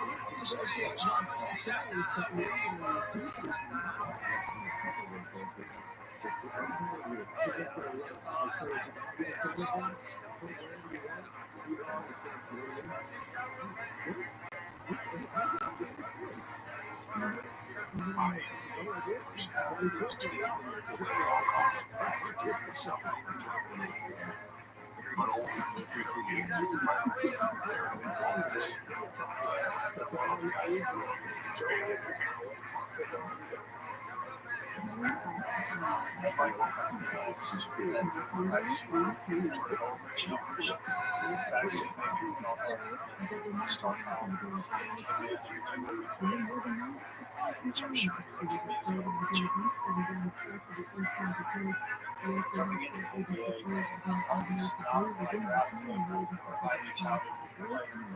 Phoenix drafted me, gave me a chance, kept me around for a year. And my first real break in the NBA was with Cavaliers and Knights.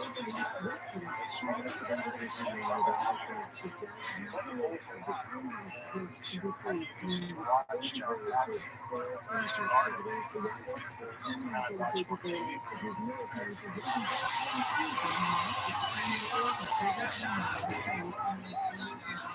John was my rock. I kept thinking, that's the spot I am. By the time I got there, John was finally using his career. He got too good at this one. I let him go. Ultimately, what I did well complimented him. So I tried to tell Steve how to really trust me. If he's going to do bad, fight this crap and fall for everything I wanted to do. And it was just enough to make it. And not to my completely different life than most of us. Out of necessity, that normal life, very difficult to appreciate. Emotional. We never discussed that. I think it was probably too painful for each of us.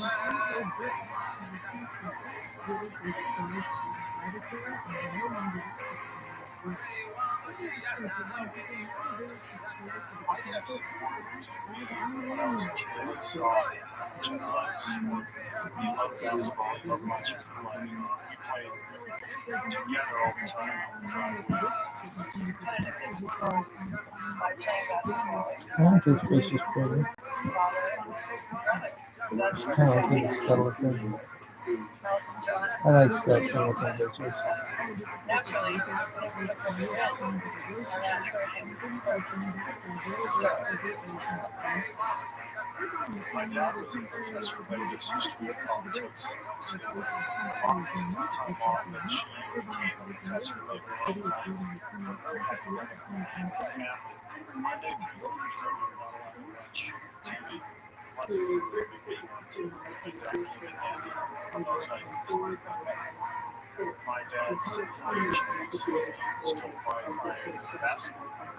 One morning, in the early 70s, as a 5-6-year-old kid, so imagine it was an incredible place to be.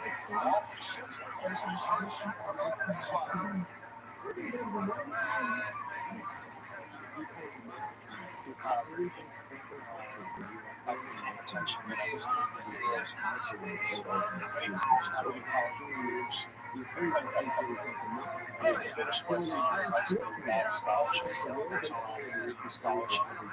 And the last second, without ever having visited school, just drove it out of my school. And then when I went off to college, my mom joined the academy. My dad left the UCLA before I graduated high school and became a faculty member. And each couple of years, and the music kids year officially began. Summer of 5 almost didn't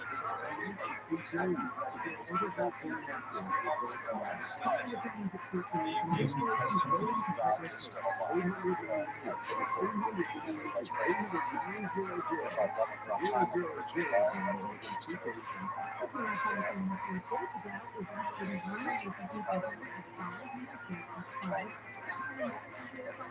it from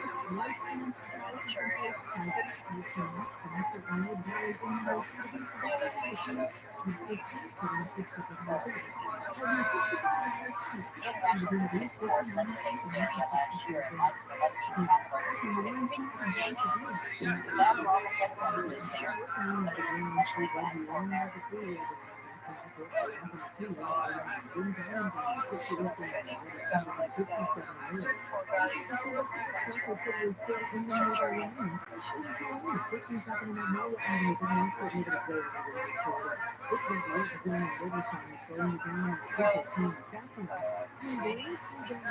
I just talked about I got a call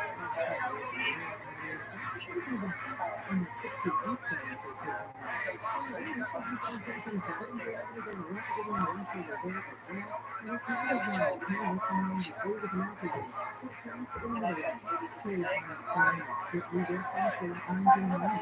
University in Beirut was shot in the head by 2 gunmen posing as students. Now the girl had just gotten off an elevator, was about to go into a meeting on campus when he was killed. So I received a phone call in the middle of the day from a family friend. My phone rang and I go, something was up. He just said, Steve, I have 2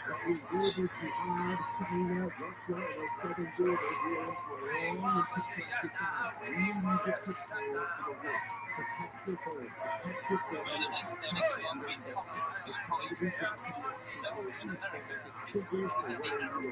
just to That's hilarious. You take my mind off so I went to practice like the next day. I didn't know what else to do.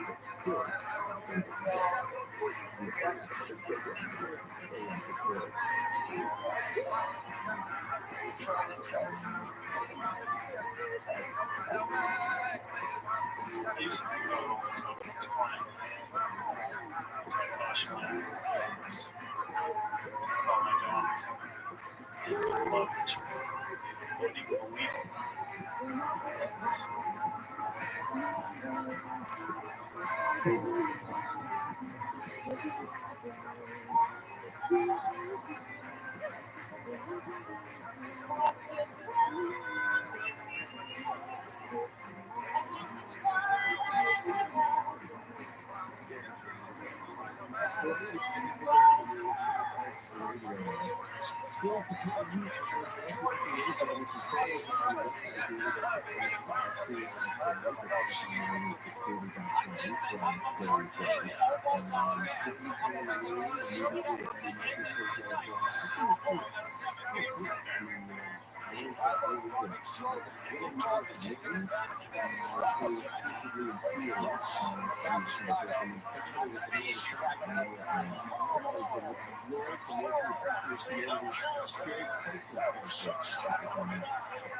Ultimate trust comes in place. He comes in. I think he respected me because he knew I talk and I was competitive and I worked to get up next to him and stuff, but I hadn't performed very well in the finals.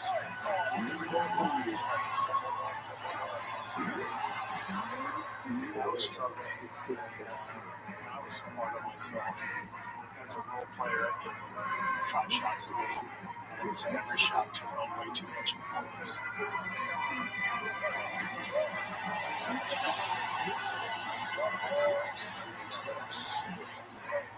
Jazz taught me less than 2 minutes of work.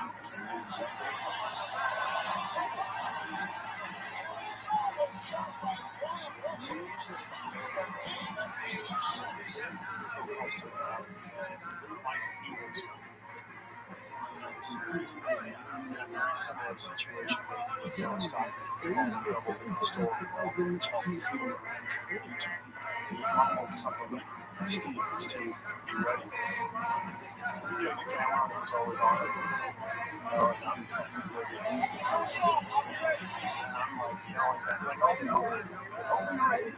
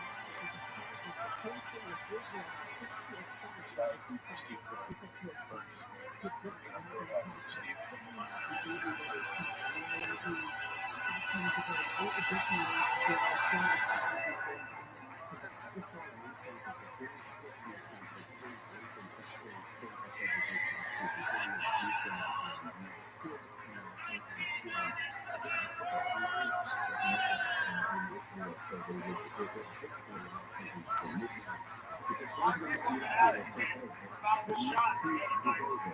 There's some misconceptions about what actually happened. I want to clear it up. We called timeout 25 seconds ago. The huddle told my boys and my offers to take the last shot. Michael said, you don't feel, I don't really feel comfortable in situations. So, we're out of both contracts. Why don't we go to Steve? So I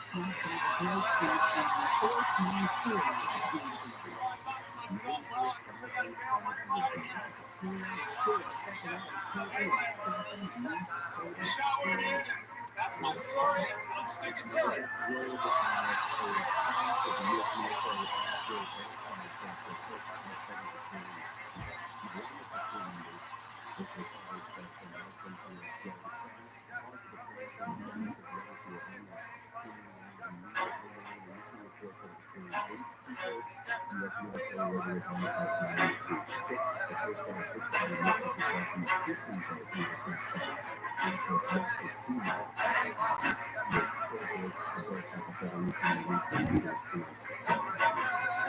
This could very well be the last time we see the Bulls as we know them. That is the group showing up for the break of Game 7. Pacers, the unthinkable occurs, and the Bulls do go down in flames. Like Michael Jordan in pre-Jordan days, also known as the top warning era.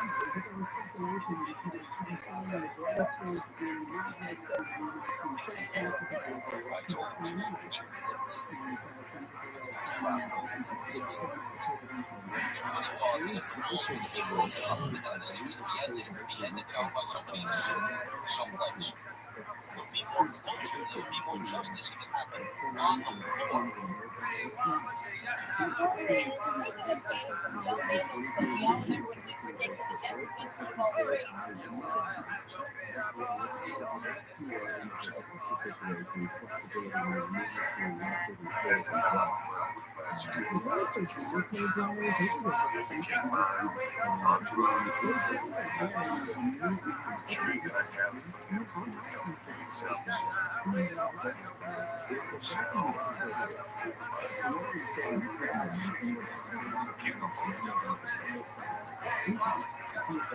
Michael had a real warm spot.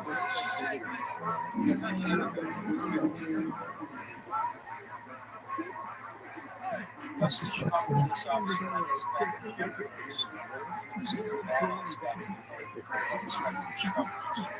He started as a patrolman, witness with a police sergeant. He had somebody strike the 1 foot and he said, "Skip it." Because we tried to hack the police station.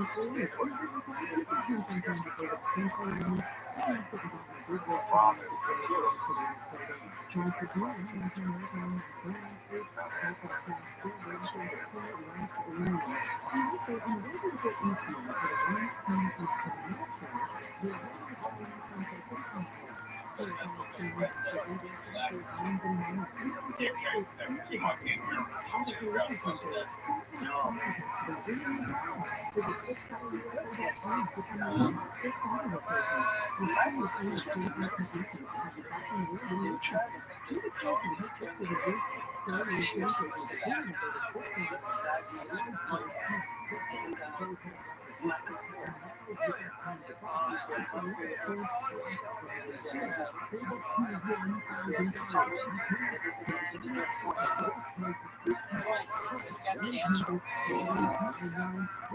took big rations from my first treatment. So when Gus came back, his nickname's Frail, but he had that Gus like smile on him.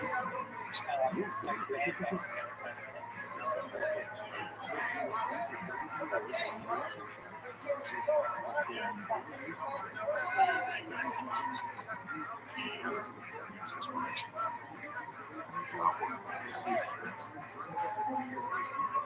Yeah.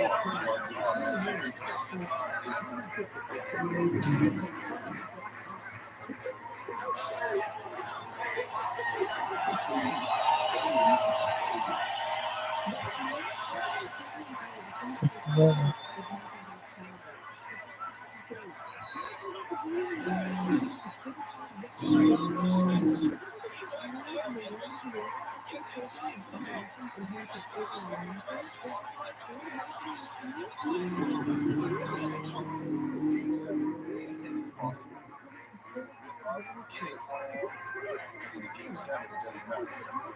It's all whoever wants it. They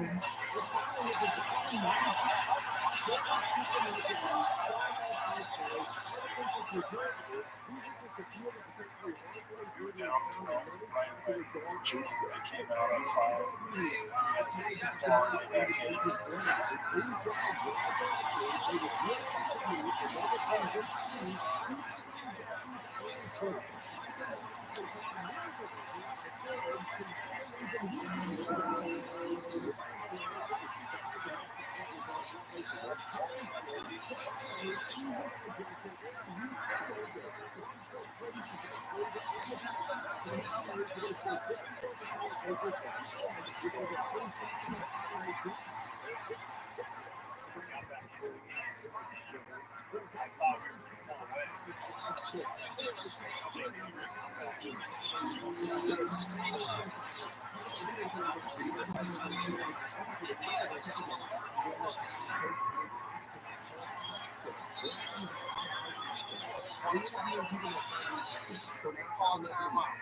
I just remember just jumping, give me a high five, chest bump. Hell yeah.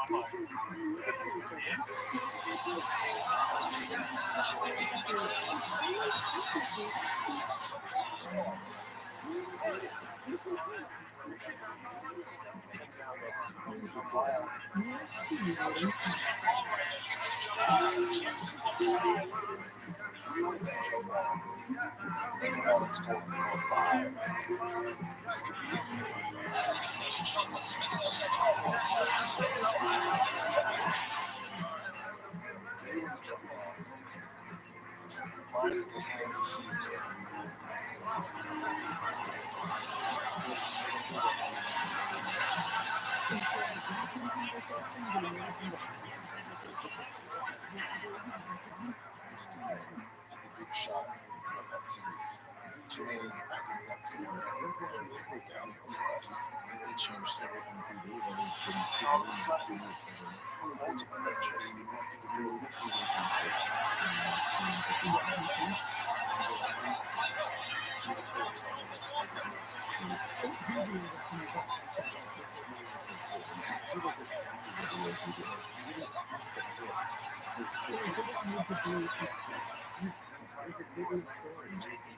had no shot.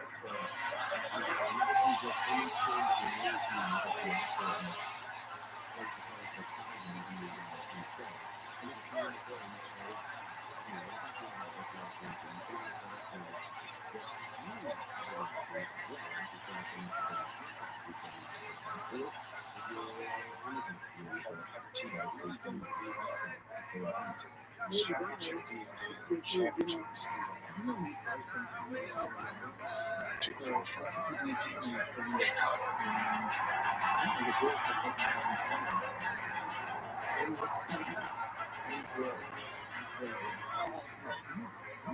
Not only did he win,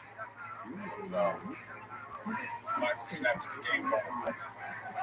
That's all right. It's all right.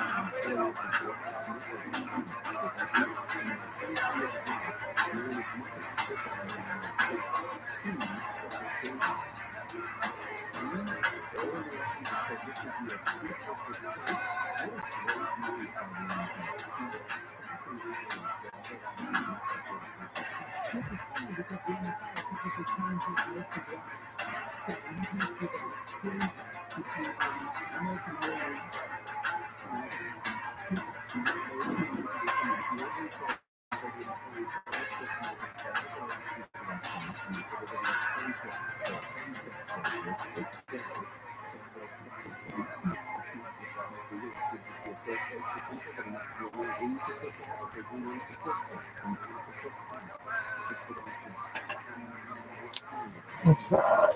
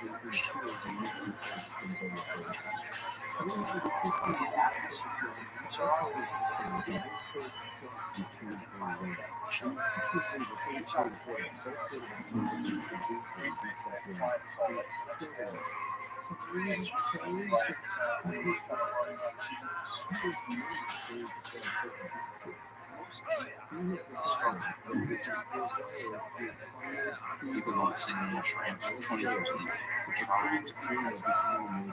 Do you trying to get here now?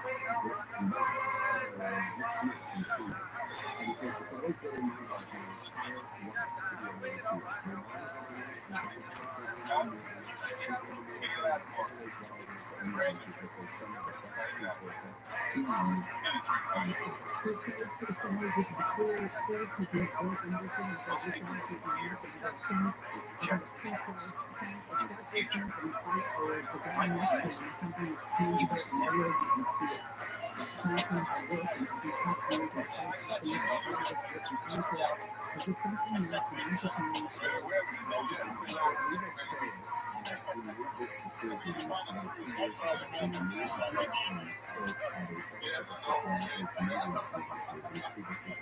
his gift was not to jump on fashion questions.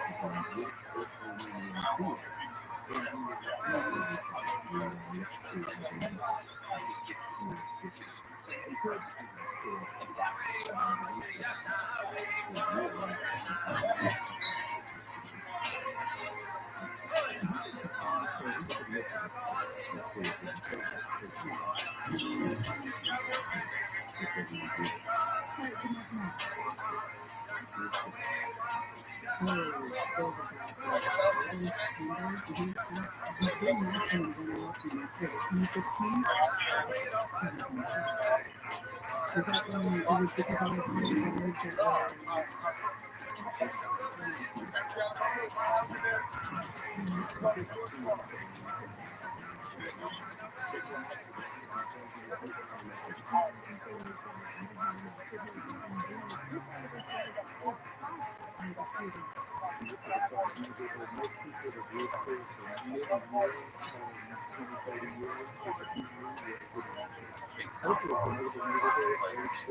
Otherwise gifted is picking up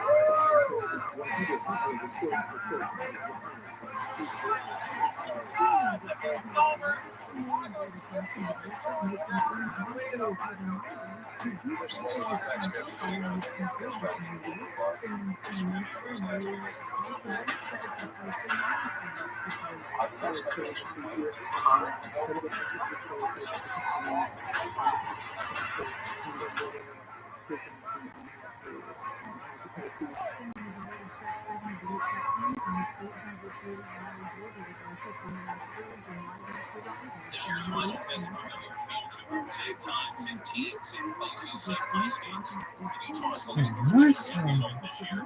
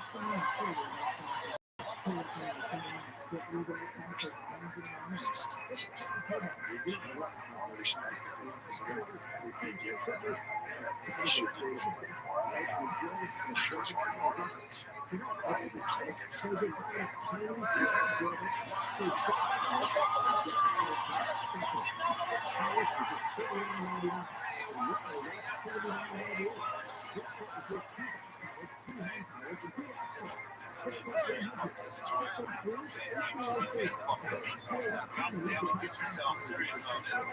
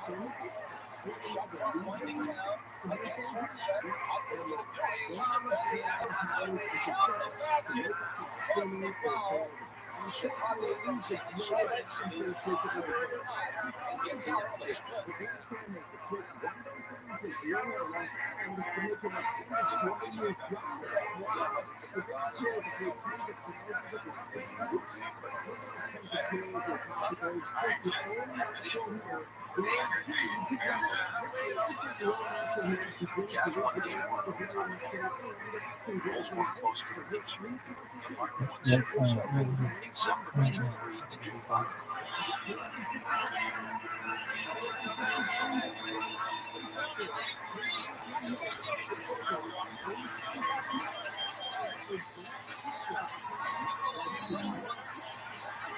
Hey, listen.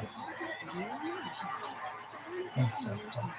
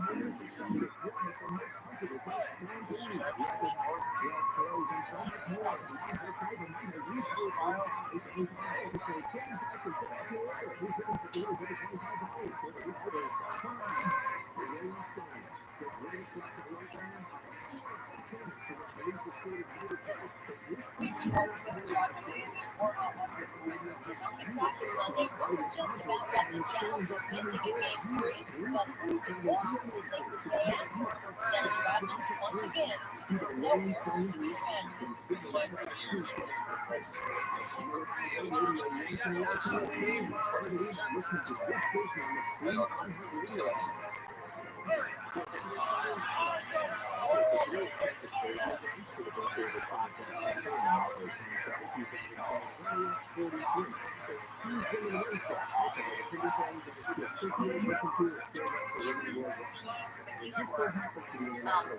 from playing homes to become a wrestler called Roman.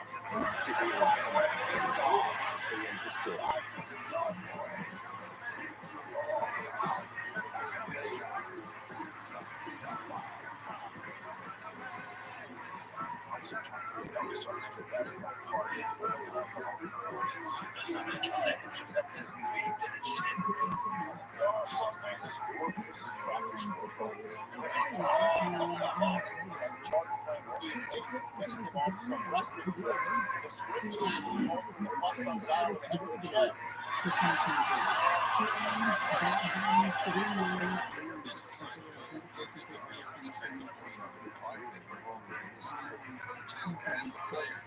Or something fine for this latest defense. Questioned by the Bulls for missing practice.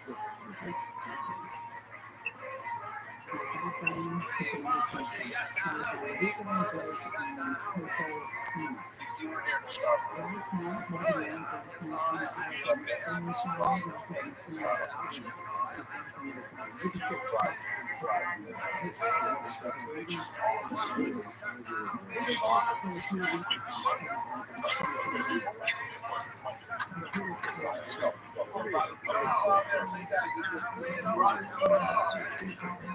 Bad boy reputation that is carefully filtered, overshadowed peaceful virtues. You babe, I drag my dog off the mile parking glass just as we fire on a walkie-talkie. Success.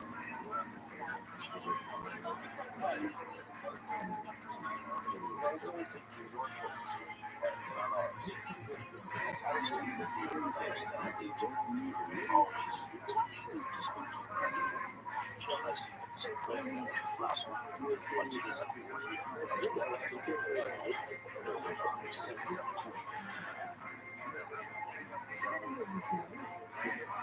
Here's the problem.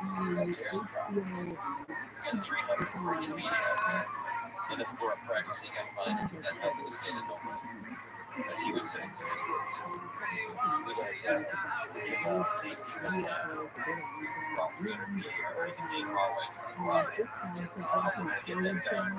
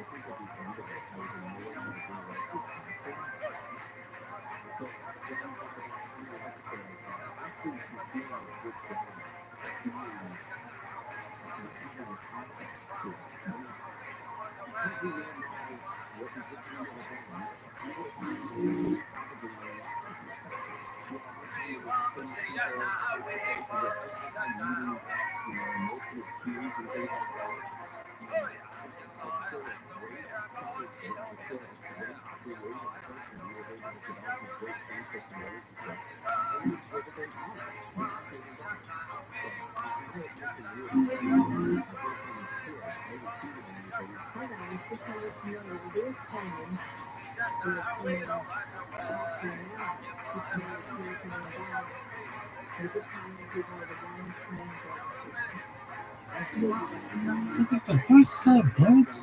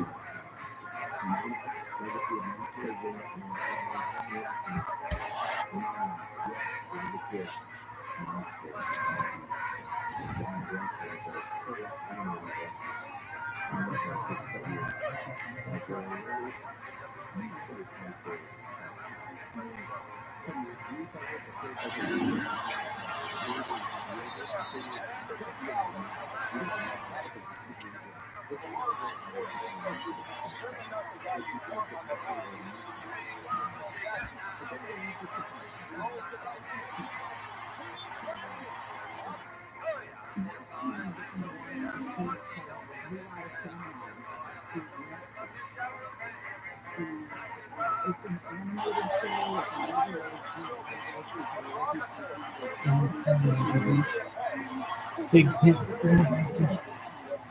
Whether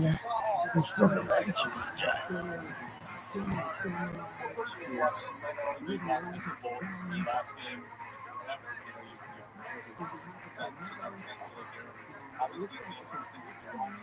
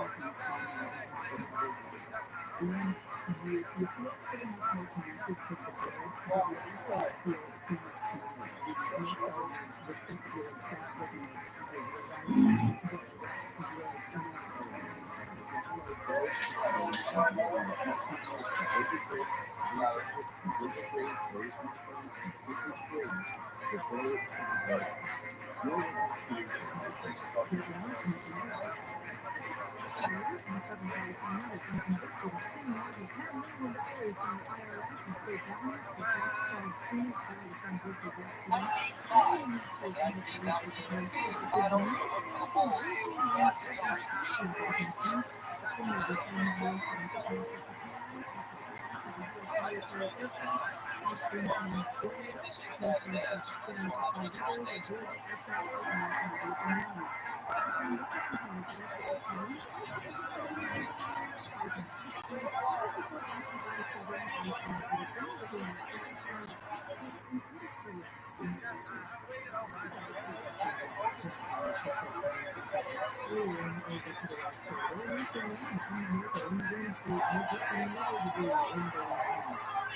where are you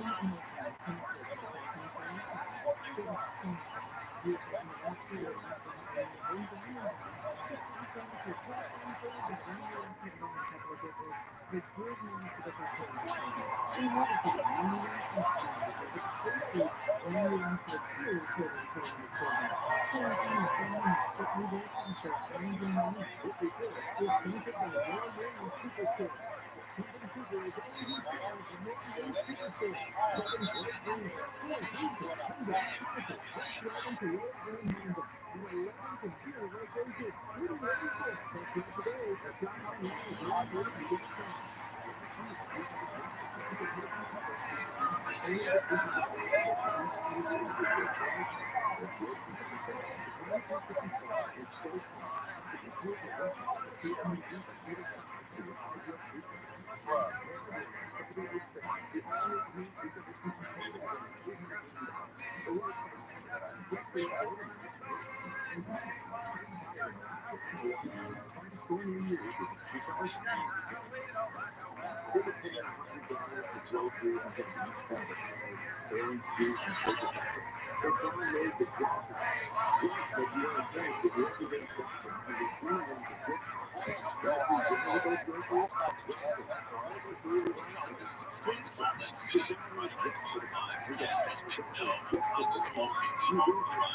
Bulls now 5-4 in title games, and both to win this year will have to be in Utah. Baby, the Jazz have forced the game 6. Can they stay alive and make it a 7? Okay, here in Salt Lake City, the crowd is going nuts.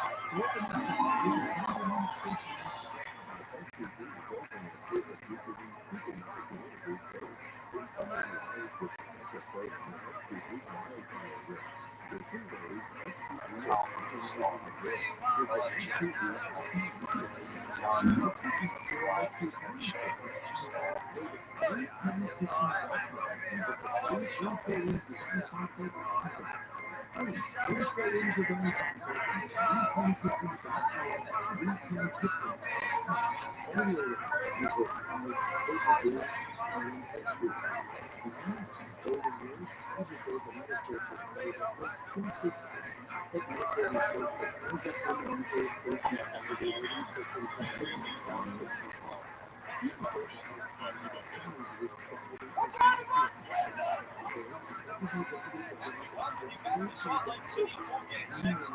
Should the Jazz win tonight and force a game 7, that would be worth noting that very few teams have ever won a second game on the road in the finals. Utah would have a slight actual change in that scenario. So, if the Bulls want to bring the hammer down, game 6 is the time to do it.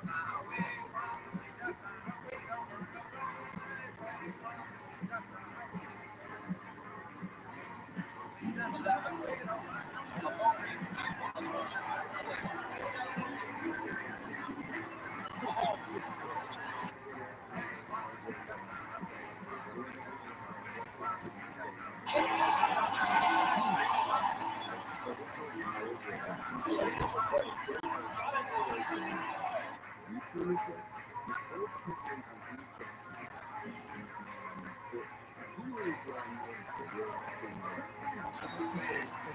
the by now, some bad news for them. Moments ago, Scott delivered a company by the way to check shape the leaves the pitch and head for the back of the third.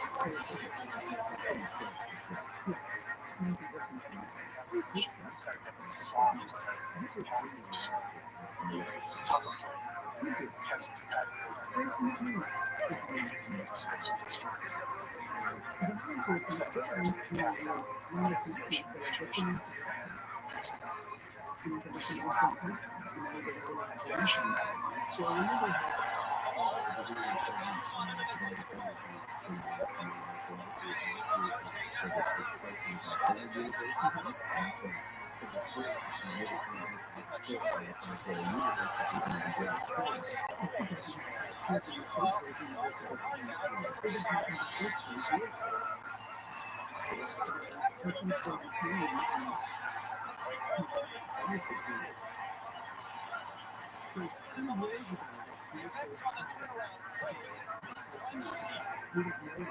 Six is going back and forth, back and forth. And I just didn't see anywhere this was going to set. The tone really mentally tough. 50 seconds.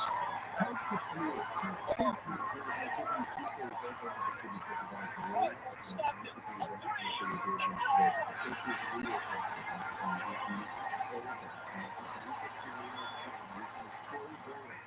It's Less than a minute to play. We're down 3. So calls timeout. 20 seconds. Timeout for Chicago.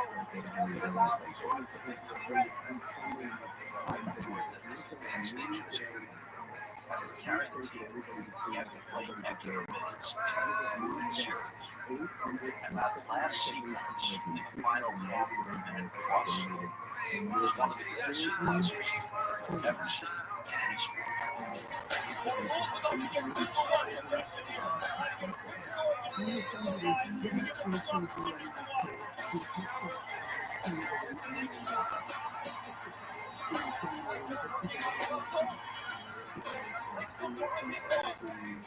Final teams are right to plays it in. Now we need to stop. Back down. Call ball. Are you ready to play? Edison, fight ball. They cost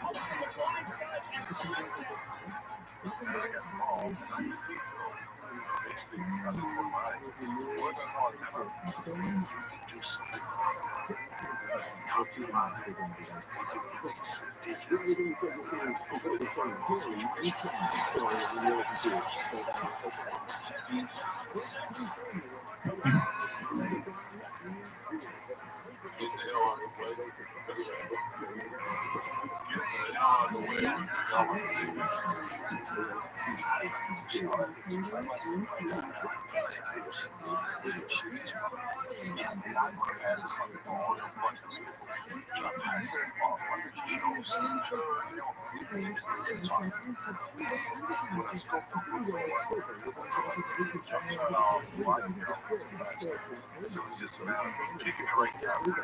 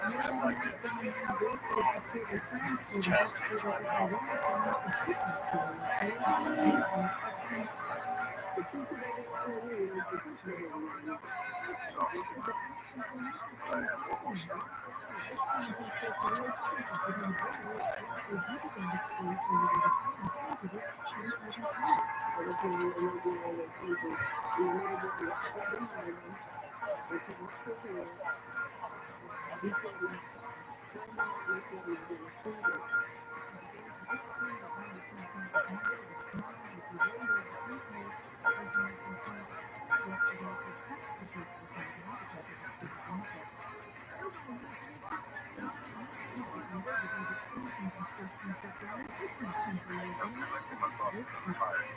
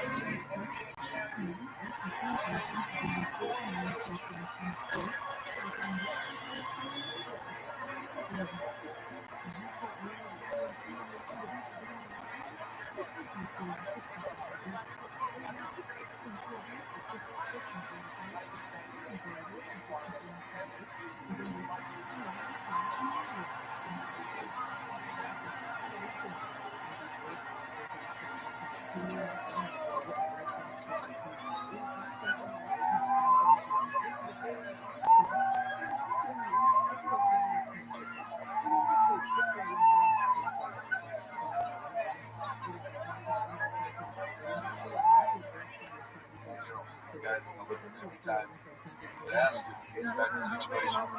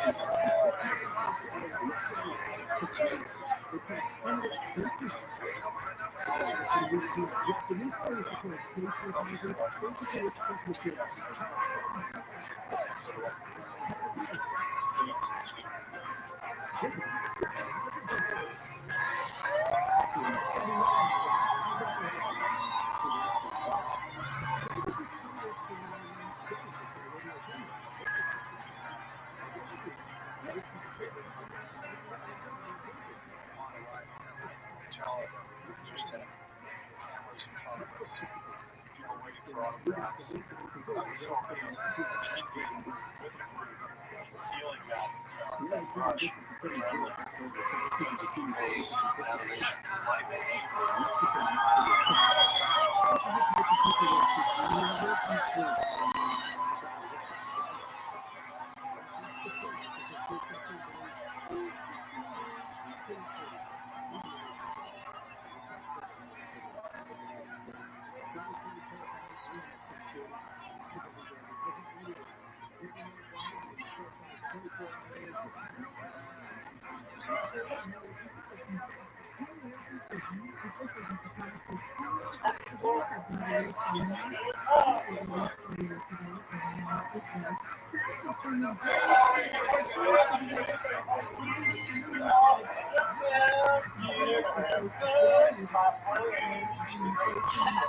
Get the trophy.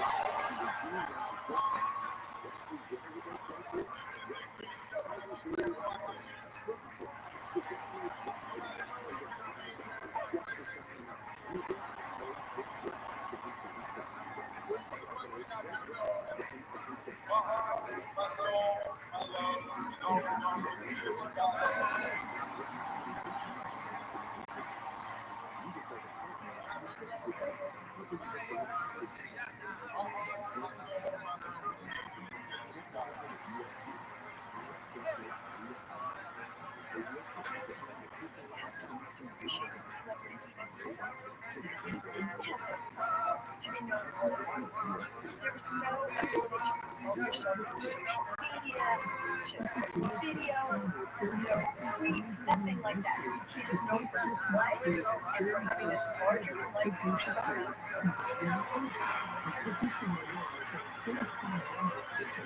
I'm most proud of the intellect that those teams had last year in Chicago.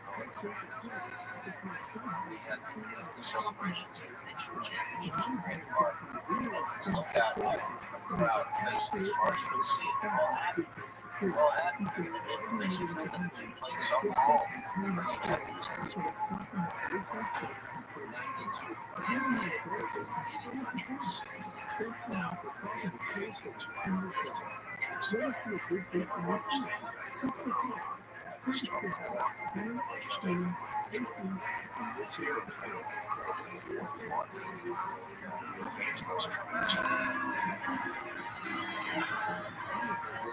There are great players.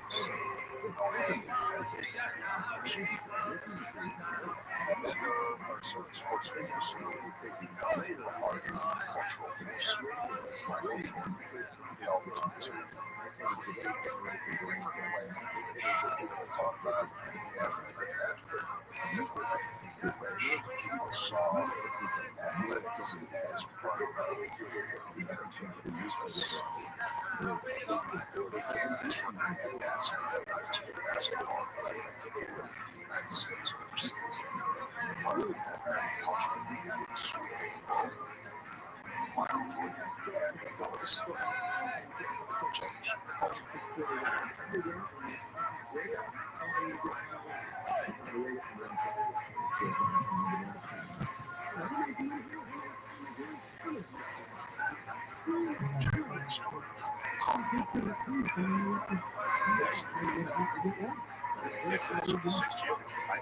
I offered him the opportunity to come back.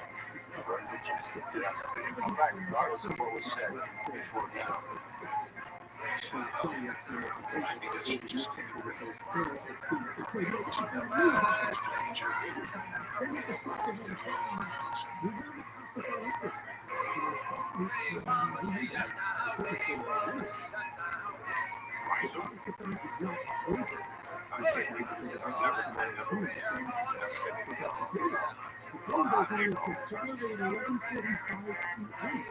It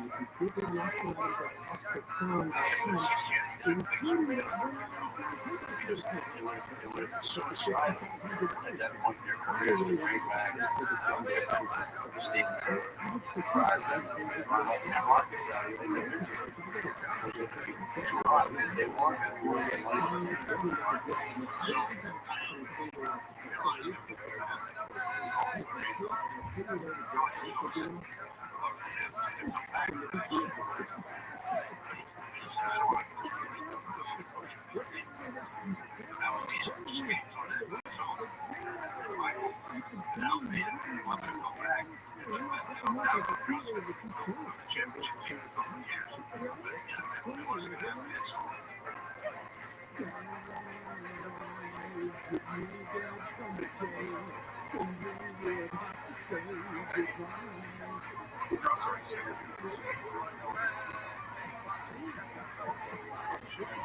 So we just say it's the last dance.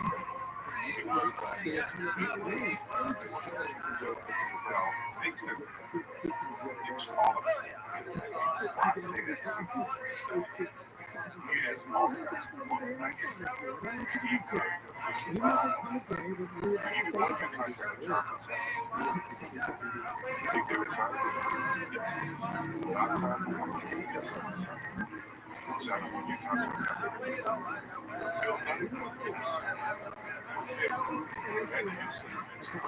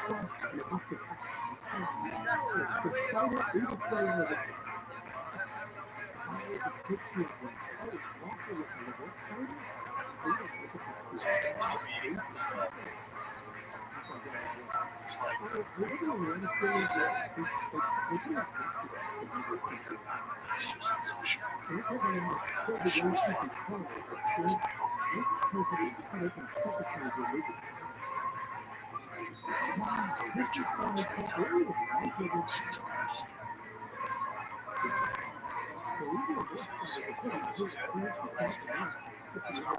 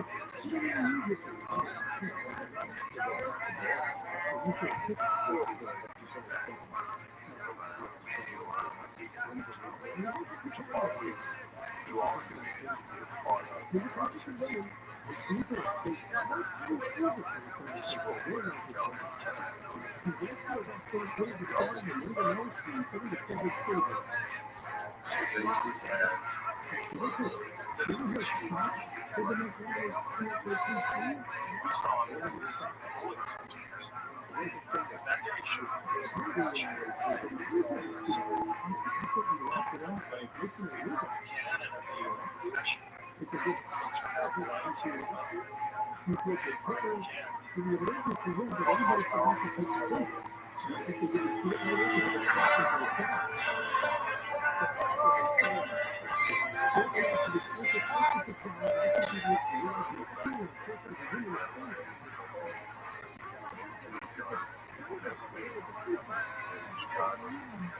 Yeah, became the artist. I'm actually basketball. That's how I talk about places that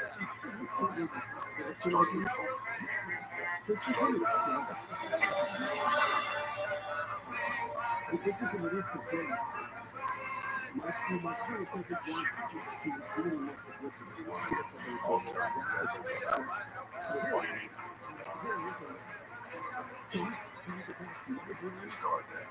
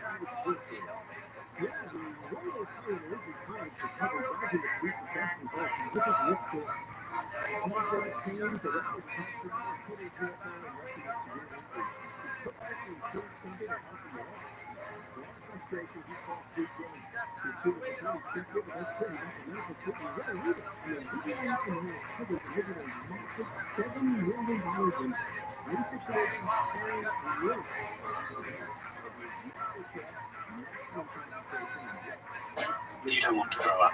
No, I am Peter. For the very first time, you'll meet his children. All three. Here's about him. It's okay, just get this Oh, he's okay. And hear the strange story of his daughter's birth. It seems I smashed her in there and just went home with all the placenta all over. Dangle his baby over a balcony. And where are their mothers? Do any of the mothers live with you now? Live with you now? Tonight, a rare television event. Living with Michael Jackson.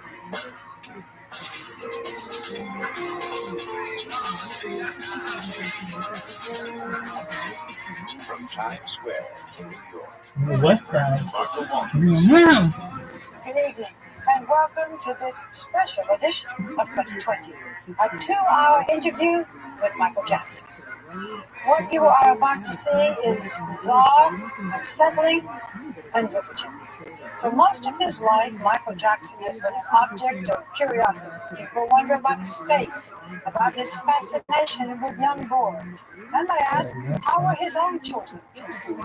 Well, tonight, Michael Jackson talks about it all in a documentary that ABC News acquired from Britain's renowned television. For 8 months, journalist Martin Bashir was given exclusive access to Michael Jackson's private life. It was Mr. Bashir, you may remember, who interviewed Princess Diana in 1995. Now he immerses you in Michael Jackson's world. You'll hear Jackson describe, among other accounts, his childhood abuse by his father and his first sexual experiences. And you will finally meet Jackson's 3 children. As I watched, I felt first sympathy, then shock, and then finally sadness. Here we go.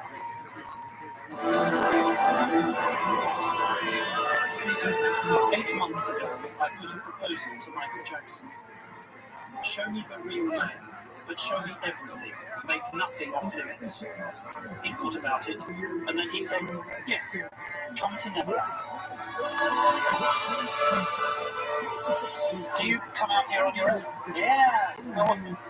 all the time. Just come out on your own? Yes. And go on a ride? Yeah. Usually the carousel, I'll play music. I love playing classical music on the carousel. Because I love, sort of like childhood or Smile, you know?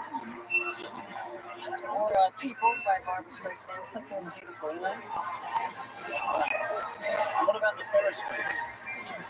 I like the Ferris wheel. It's a traditional, very old, amusement exhibit. And it's soothing. It's not, anything that's dangerous for me. It's just comfortable. Makes you wish and dream. Can we go on it? Sure. Let's go on it.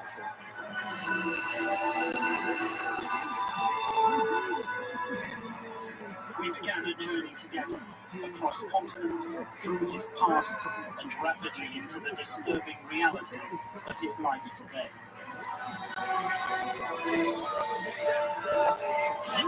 What happened to next? Okay. All right. Michael Jackson versus Martin Bashir.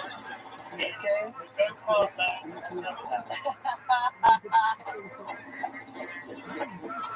We got a hood different color.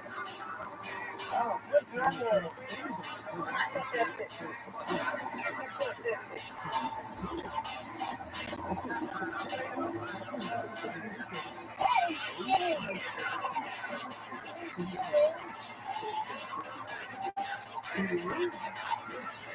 This is Michael Jackson as you've never seen him before. From the inside, his music, his money, his children, his sex life, his face. Quite simply, his world.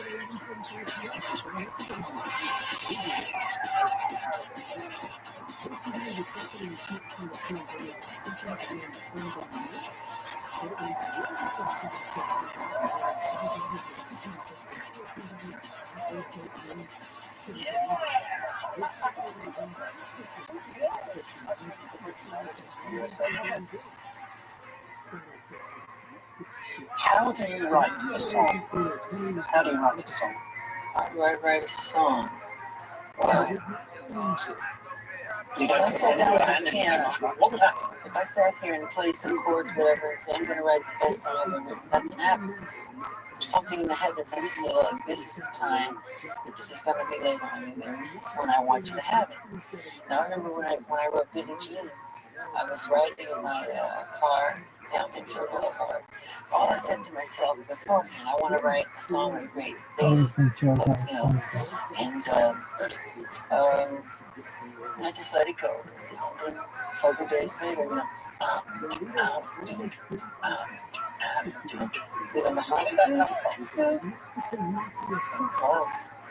So, okay, you sing the bass line, sing that again, and then what happened? How did you get the other instrumentation and the composition? How did it work?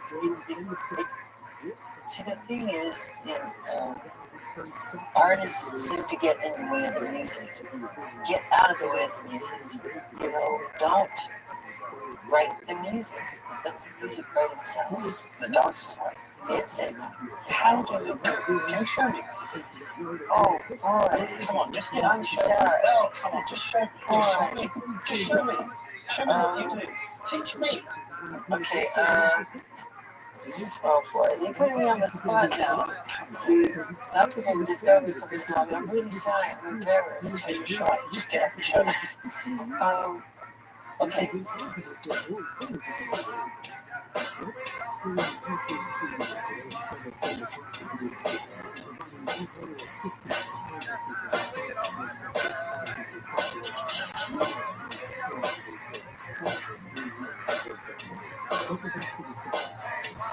What's going through your mind when you're dancing? Not thinking. Thinking is the biggest mistake a dancer could make. You have to feel.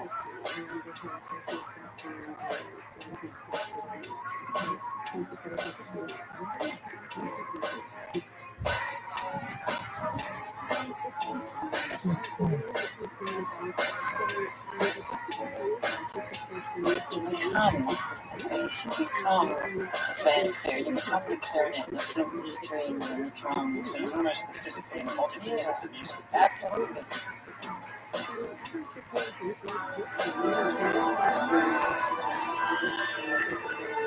Michael Jackson's home Neverland is a 3,000-acre ranch 3 hours north of Los Angeles.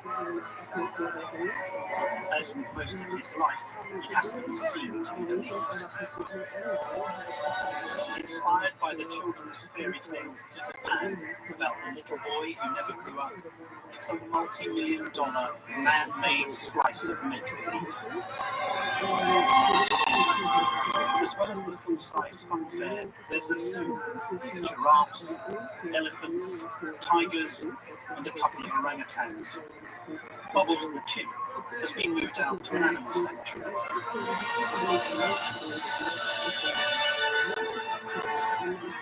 It's literally paradise for a 10-year-old child, but Michael Jackson is now 44. The inspiration for Neverland, Peter Pan, Why is Peter Pan a figure of such interest and inspiration to you? Because Peter Pan, to me, represents something that's very special in my heart. It represents youth, childhood, never growing up, magic, flying, everything I think that children and wonderment and magic, what it's all about. And to me, I just have never, ever grown out of loving that or thinking that it's very special. You identify with it? Totally. You don't want to grow up? No, I am Peter. Michael Jackson. I'm Peter Pan. The climate is a problem for Jackson. He says the colour-changing skin condition vitiligo has made him allergic to the sun. So, shielded by his umbrella, he took me to his most secret place. I call it my digging tree because it inspires me. I love climbing trees in general. This tree I love the most because I climb up high and I look down on its branches, and it gives me, I just love it. So many ideas. I've written so many of my songs in this tree. I wrote King of the World in this tree, Way to Be There, Black or White, Childhood. You're actually saying that you climbed that tree. Yeah. How far do you climb up? All the way to that seat, all the way to that kind of spot up there, kind of like a deck where it's like a bed. You want to climb it? Yeah. Give me a down breath. Yeah. You go and climb it, and when you climb it, let's see how inspiring it is.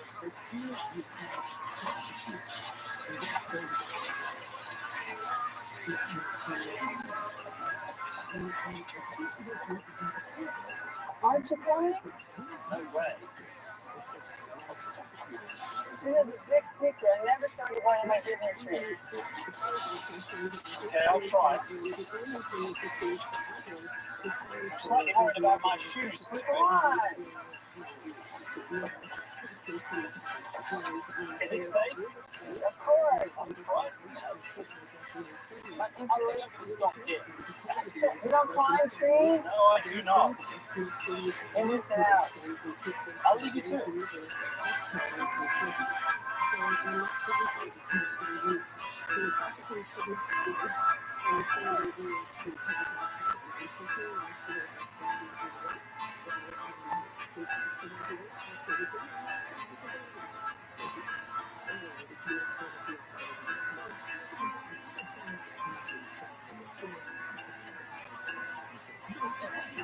I love climbing trees. I think it's my favorite thing.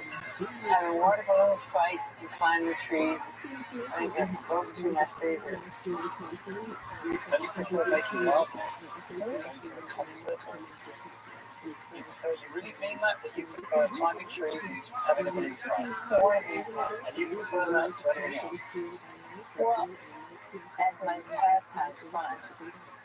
Can't compare it to performing. But other people play football, basketball, I can climb trees. 2020 continues after this.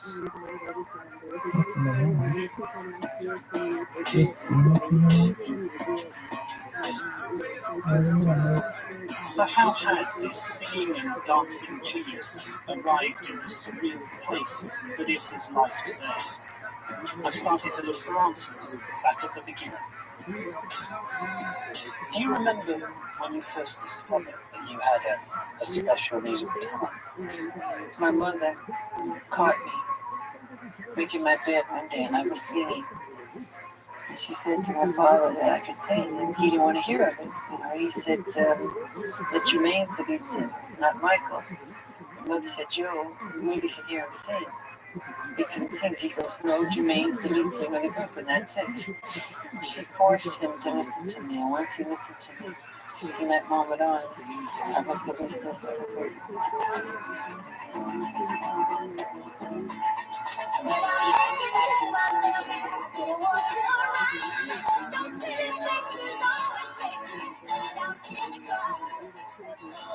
My entire childhood, I remember people always saying to me, he's a 42-year-old legend.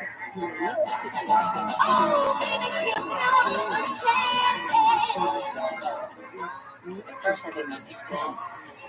What they meant was the way I, moved on stage and the way I sang, like you said, the inflections or whatever. Did somebody teach you to do that? Yeah, you can't teach that. You can't teach it. It has to come from inside. It's a gift,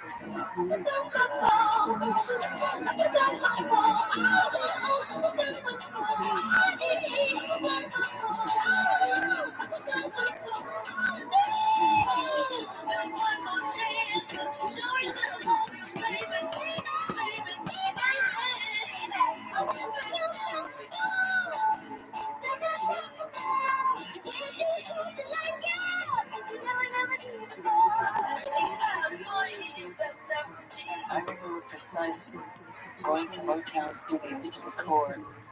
Right across the street from the studio was a park, and I could hear the roar of the little league team, and they're playing soccer and football and volleyball, and they're playing baseball.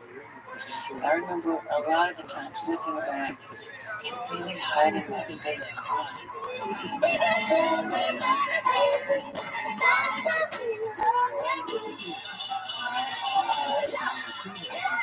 I wanted to play sometimes, and I couldn't. I had to go. Why couldn't you? I had to go to studio.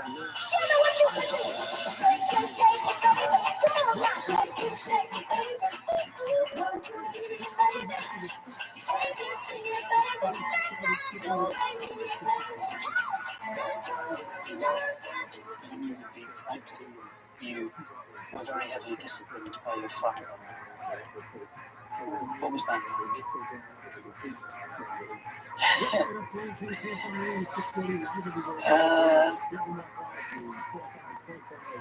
Well, I didn't have it that hard because he used me as the example. It was like, do it like Michael. And he practiced us with the belt in his hand.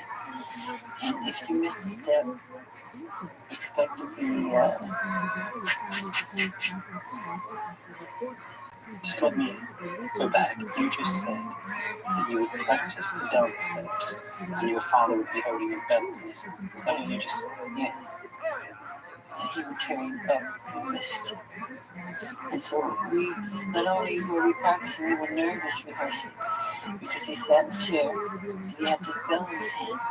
And if you didn't do it the right way, he would tear you up. Wouldn't get you. And I got it a lot of times, but I think my brother Ronnie got it the most because he had a hard time at first. He tried so hard. And it was always, do it like Michael, do it like Michael. The others were very nervous, and I was nervous too. Because he was tough. How often would he beat you? Too much. Would he only use a belt?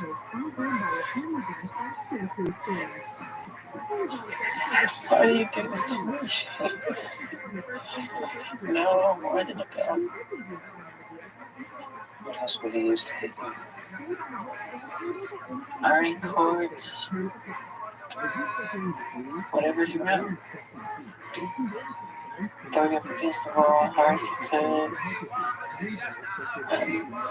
See, it's one thing too. And you were only a child. I know. You were a baby. I know. It's one thing to You discipline. were producing successful records. I know. He would lose his temper. I just remember hearing my mother scream, "Joe, you're gonna kill him! You're gonna kill him! Stop it! You're gonna kill him!" And I was so fast, he couldn't catch me half the time, but when he would catch me, oh my God, it was bad. It was really bad. I looked up at the screen and couldn't help wondering what effect this violence had on young Michael.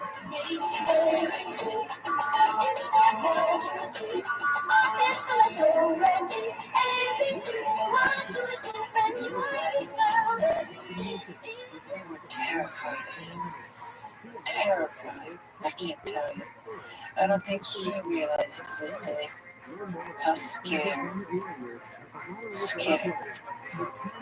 I was scared, so scared that I would regurgitate.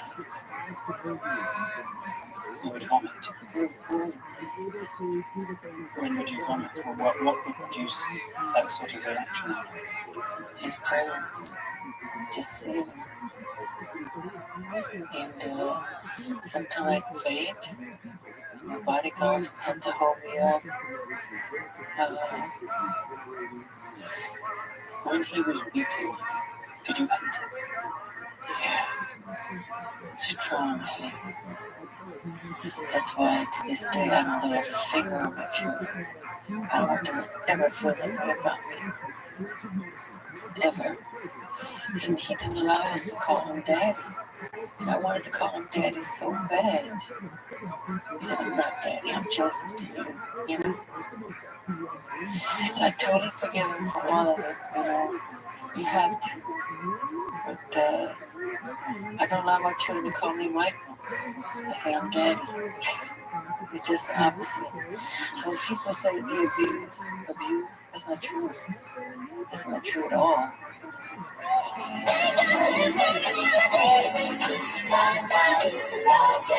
ABC, girl!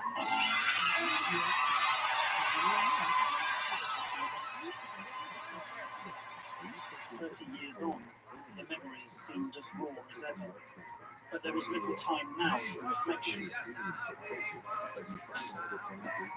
It was late summer, and Michael Jackson was leaving Neverland. He called me on my mobile to say he was off to spend a few weeks in Las Vegas, and I could join him.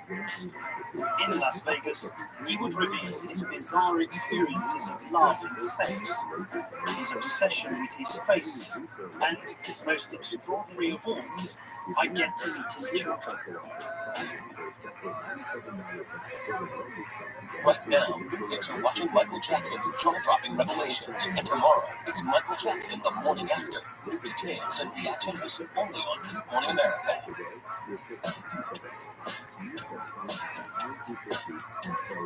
Like many child stars, Michael Jackson says that he was forced to grow up too fast, often living on the road surrounded by adults.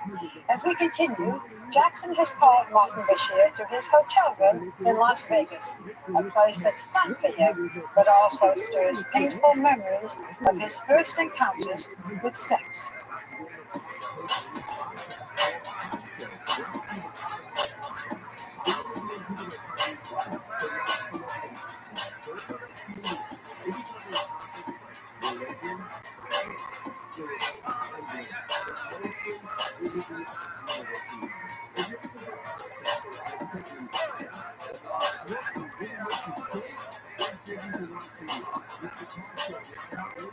In the summer, Michael Jackson set up a temporary home in the gambling capital of the world, Las Vegas.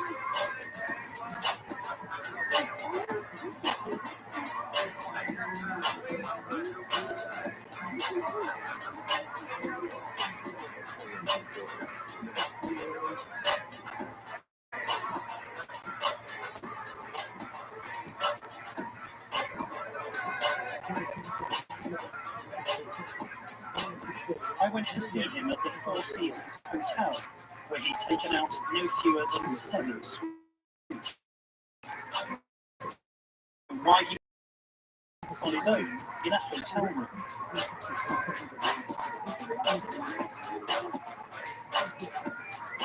Especially as it would become quickly apparent that Jackson was deeply bored and isolated. In fact, he was delighted to have some company other than the bizarre collection of mannequins and gadgets that I found in his room.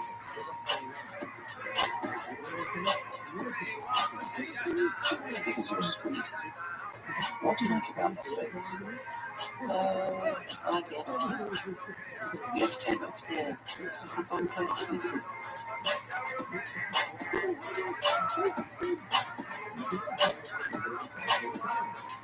What's this?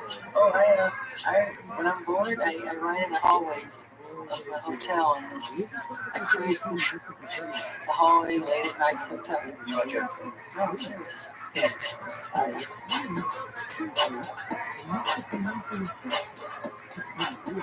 This is a game that I like. Escape rooms. Yeah.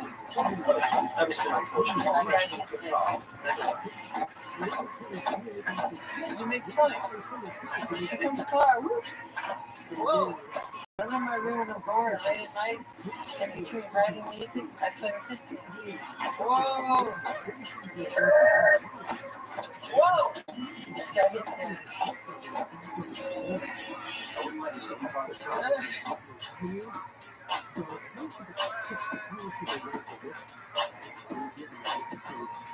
That Incredible Hulk? No, the Green The Giant. Jolly Green Giant. Old commercial, American commercial to make kids eat green peas. Oh, Green Giant. I soon learned that Las Vegas was full of uneasy memories. I had to share a bedroom with one of my brothers on the tours. Okay, There was some action going on in my room every night. I could hear it. And my job was to play salute. And I was told by my brothers, no matter what, don't get up, don't open your eyes. I go, I promise I won't. And so I would hear these girls come in. I would hear them say, is that little Michael? And my brother would say, yeah. And I'd go, oh, he's so cute. And I heard everything. And then I would go, what did you hear? With the girls? You had 11 songs. Yeah. In the same bedroom as you. Let me see. Sometime not. Yeah. So on some occasions, you're lying down pretending to be asleep, and your brother's having sex with someone in the same room. Did you have any girlfriends through your adolescence? Not a lot. I did. My first girlfriend, who I married, Tatum. And was it a typically romantic adolescent love affair? Yeah, it was. But I don't think I was ready for some of the things he was talking about. I was pretty naive. I'm not joking. I hope she forgives me for telling the story. Okay, Tatum, please forgive me. I remember her telling me to come over to the house, to her house, at Birmingham's house too. And what she's going to do to me when I come. You know, What did she say? all the sexual stuff. I'm scared to death. So she rings you and says, Michael, come to my house. I'm going to make love to you. Yeah, And you're really scared. I'm scared. I'm scared because I've never done anything like that. I came over there trying to be Mr. Big Shot and breathe. I remember she cut out all the lights in the bedroom, opened the curtains. You could see the whole skyline of the city over the cliff. It was beautiful. And she told me to go over and lie on the bed, and I did. On the bed. And she slowly walked over. And she touched the button on my shirt to open it. I took my hand like this. I would let him down. And she just walked away. She knew I was too shy. That's what happened. Did you not feel tempted at all? You just felt frightened. I was frightened. I was afraid. I think I was ready for that.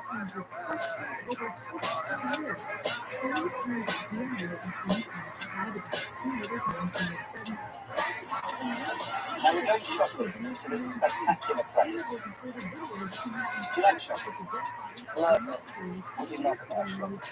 Not so much of buying, and I'm not cheap, but I love seeing how people make things. I love craftsmanship, what people can do with their hands and their imagination.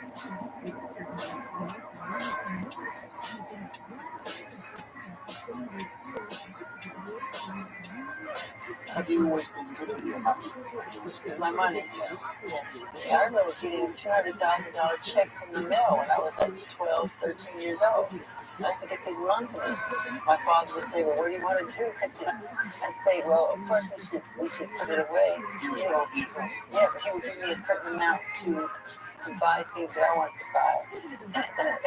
What I would buy was some bubble gum and some candy and stuff like that.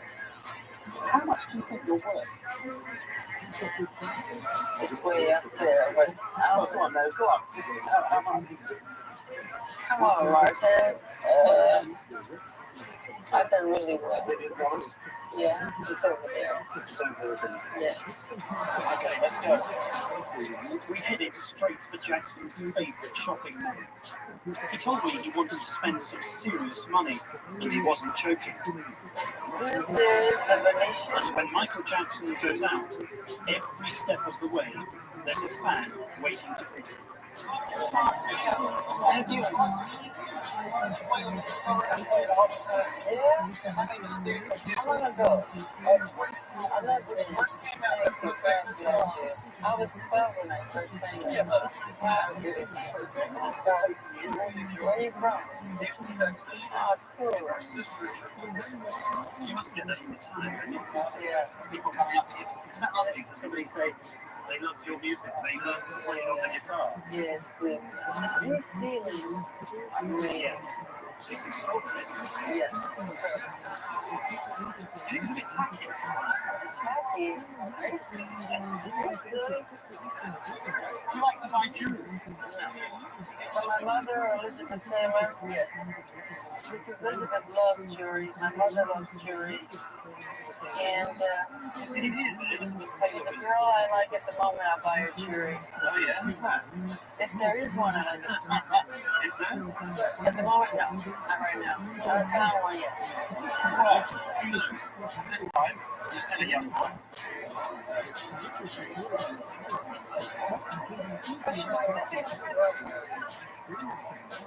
Ridiculously expensive as well. So this is the shop I bought so much stuff here. Where do you see the stuff I bought? I want to show you. This is Michael Jackson's favourite shop in Las Vegas, with the luckiest manager in the world. You bought that? Yeah. Right? Why don't you go upstairs? I'll take you upstairs.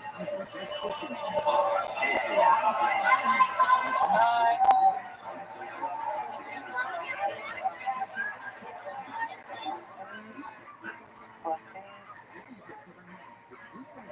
About this one, this way, about this table, this chess set. Isn't it beautiful, this set? Your chess set in your library. So this one's bigger. This one's bigger. Wow. Oh, it's so good. About this one, right? Is this yours? Yeah, that's the sun sign means for me. Okay, how much is that one? Did we ever get this one, these ones? It's only 81,000. No. Can you put that on the list? Get your pen just so you can mark and not forget. Okay. Did we get those? I like those. I haven't heard of those. Yeah, I like those. Have you got enough space for them? Yeah, I do. You've got space? Yeah. Are we buying the house in Netherlands? No, this would be for another house. Oh, for another one? Yeah. We bought these, right? And these. And you like your own, don't you? Yeah. And these we bought. And these. This table. These. These. Right? Look at these big balloons. Look how beautiful these are. These, right? These. Yes. Let's have a look at these ones. They're beautiful. Oh, that's only 275,000 each. It's about $500,000 for those two. So he's going to give us a good He needs to be good. He loves to bargain. Celebrities like bargains too. Let's show you. How much does Mr. Jackson spend? Just He hasn't put the bargain together yet. yeah, but I mean, based on the price of things, a couple million.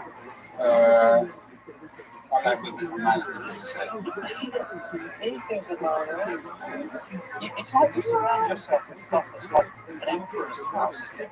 It's like Louis XIV. It's my taste. Yeah. You could probably retire after just having one time. You're going to go down and out? No. We're going to go down. Right. What about pictures, Mike? You Let love me your do this. You want this as well? We got things, man. Yeah. Yeah. What about pictures, Michael? You love your furnishings. What about pictures? Paintings. Yeah, paintings. I like this one because they're bathing a parlor. This looks like a parlor. And the girls are bathing. Excuse me. I want that one there. Okay. And this one. Okay. Because we have this, I bought this statue. The whole mob is huge, bigger than life size.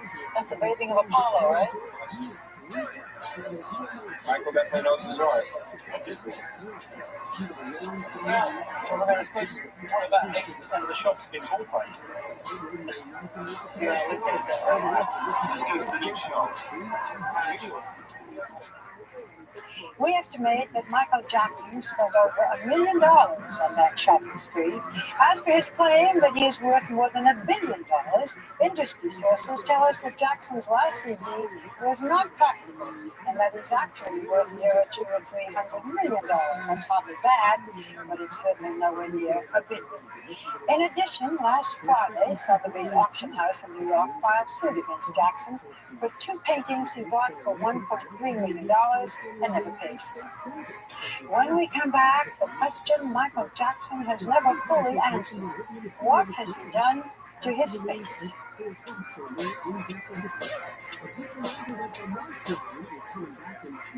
Tonight, the jaw-dropping Michael Jackson revelations continue on primetime. First, startling new details. Then, a bizarre look at that face on primetime tonight.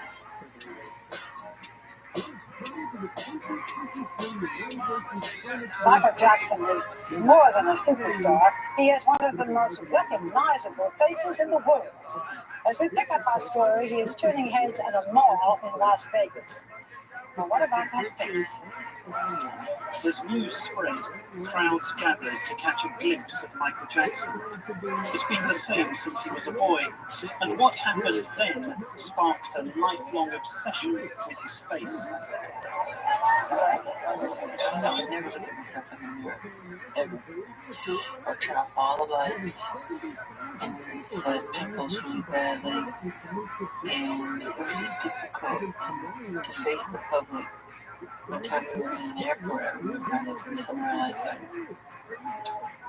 Virginia or something, and some lady recognized my brothers, all of us. She goes, "Oh my God, it's the Jackson 5. Where's little Michael? Where's little Michael?" She's looking around, looking down. "Where's little Michael?" And another person goes, "There he is." And she goes, "Ugh, what happened?" Just like that. And God, I just could have died right there. That's exactly what that lady said to me. Did your father and your brothers tease you about your appearance as an adolescent? My father did. And some cousins did. What did your father say?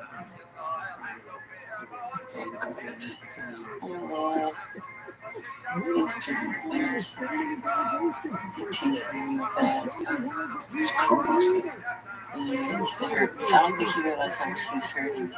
What sort of thing did he say?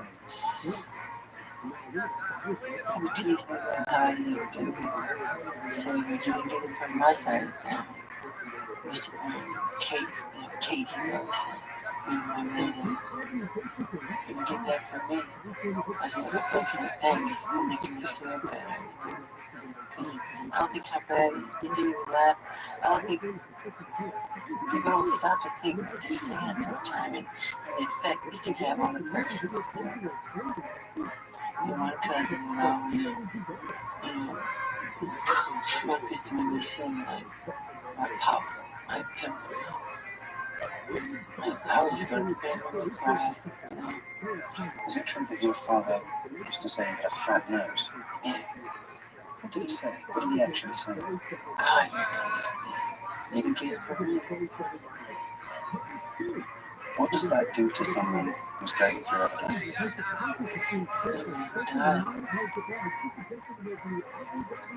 You want to die. And on top of it, you got to go on stage in the spotlight in front of hundreds of thousands of people. Just, God, it's hard.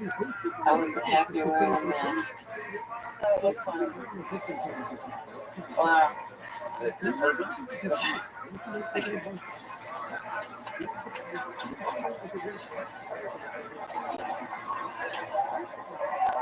That's fun. That's a bit better, I think. So had these adolescent experiences in the spotlight led Michael Jackson to remake his face, to create his own mask? I had to ask him. What do you say to people who say, well, when Michael Jackson was a boy, he was a black kid, but now as an adult, he looks like a white man? Well, you could ask God that. That has nothing to do with me. That's ignorance. What do you mean it's got nothing to do with you? I don't control, puberty. I don't control the fact that I have vitiligo. I don't control, how many white people, little kids look white. Now they look very, they sit out in the sun all day to look black. And the suntan lotion business is a multi-billion-dollar business. Nobody says nothing about that. They do. They're trying to be other than what they are, but that's okay, I guess, right? Are you trying to be other than what you are? So when they say things like you've had implants in your cheeks, you've had a dimple made in your cheek, you've had your lips enlarged, you've had your eyelids reconstructed, eyelids reconstructed. Stupid. None of it's true. None of it's true. None of it's true. It's BS. They made it up. They lied. They don't want to give me credit for anything. One paper said I had each, because I was growing a little beard, he had each little hair transplanted into his face with the laser in. How ignorant is that? I can't even grow a beard now. Ignorant fool. So don't believe that stupidity. Don't waste your money on it. So you're buying it, you're not buying something based on what's true. It's not the truth. It's garbage. Looking at Michael Jackson, you can draw your own conclusions. When we come back, Michael Jackson's very strange confession about the birth of his daughter, and why is he raising his children alone without their mothers?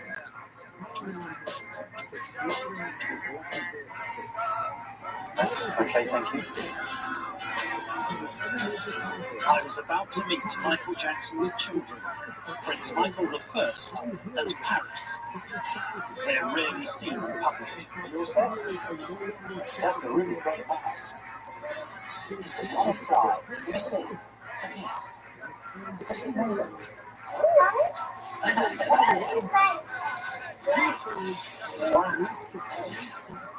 Oh, sorry. If you want, sure. Should we run? No, he's wearing nice shoes. He ain't got them. Thanks, want to run? Jackson told me he'd never allowed his children out without masks to conceal their identities. The children were the result of Jackson's brief marriage to his dermatology nurse, Debbie Rowe. Paris is now 4. Prince is almost 6. I don't think so. I see you got the Star Wars shoes. Not part 2. Oh, right, okay. What's even telling you about not part 2? Why don't you like Star Wars part 2? Because it's boring and slow. Right. And what makes you think you're qualified to make such a strong judgment? What makes you think you're right about that? Sure you're right? I think he has a point. He has a good point.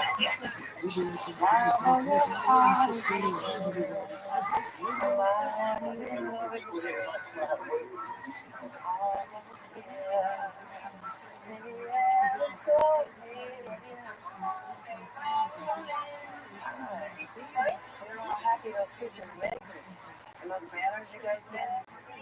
You know, we're actually running out of baby pictures that we drew from Spain, so we can Never run out of baby pictures. You're from Spain? Yeah. Yeah. Sunny Big Spain. fans of mine. Spain is Spain. I know a lot of people. Spain is so sweet. Beautiful people. Stunning to look at. Take care.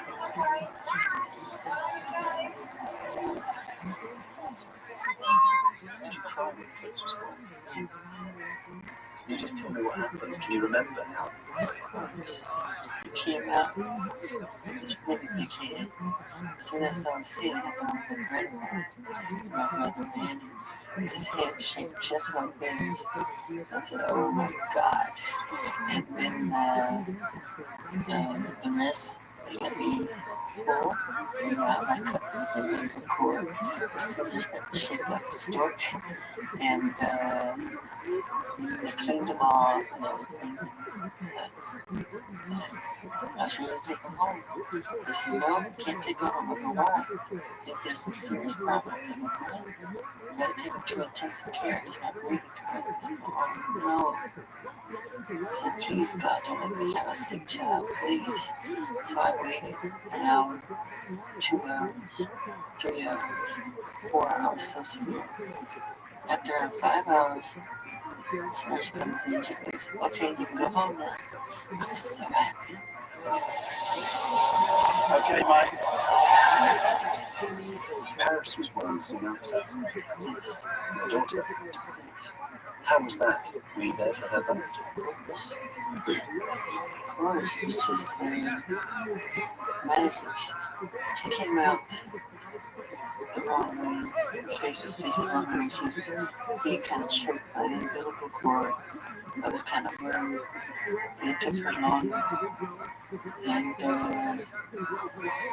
And I was so anxious to get her home that after cutting the cord, I hate to say this, I smashed her and just went home with all the placenta all over her. You're kidding.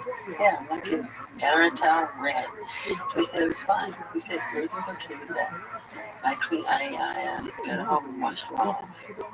She was just born. I know. Why did you want to do that? Because I felt that it was okay. They told me it was okay. Daddy said it was okay. And I got the permission of the doctor. I think I was so frightened that they would give me some bad news. I was so scared. There was no bad news we got. So I started reliving it. I was afraid. I said, I just don't want anything bad. Just go.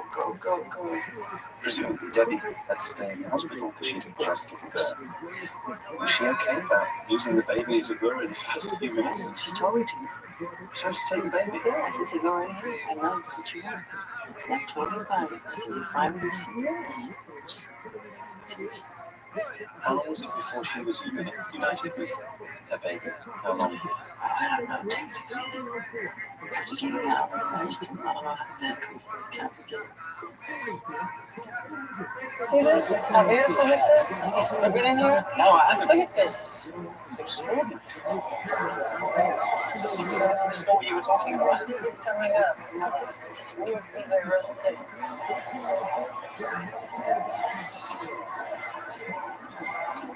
And this is actually the tomb you're talking about. The tomb that you, this must be it. Gorgeous. Let's have a look. Let's go in and have a look. That's it. That's it. Wow, isn't it gorgeous? Look at the face. Come on, that's beautiful. This is the actual coffin. Yeah, A replica of sarcophagus.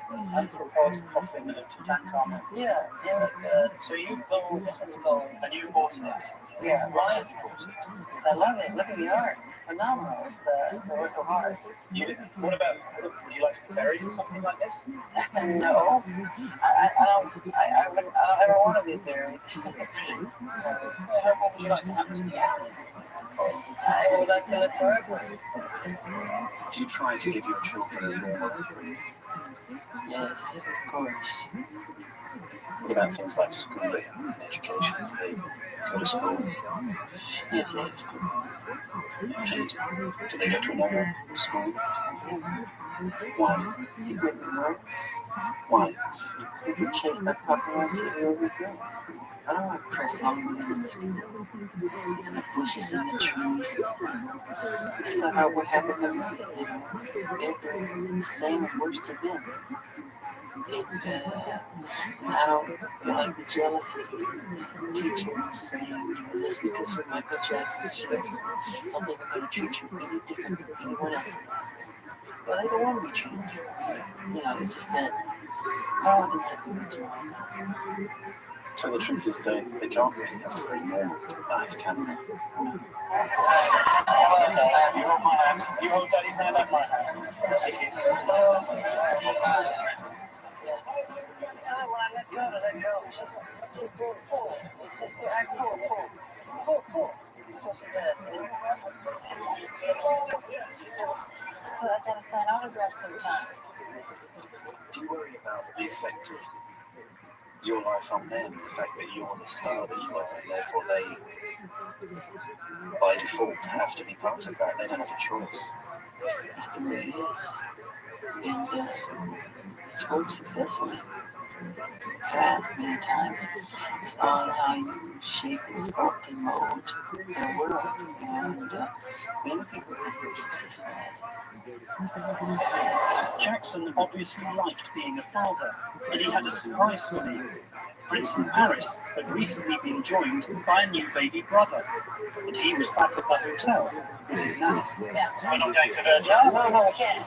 It's crazy. You recently had your third child. Were you present at his birth? Yes.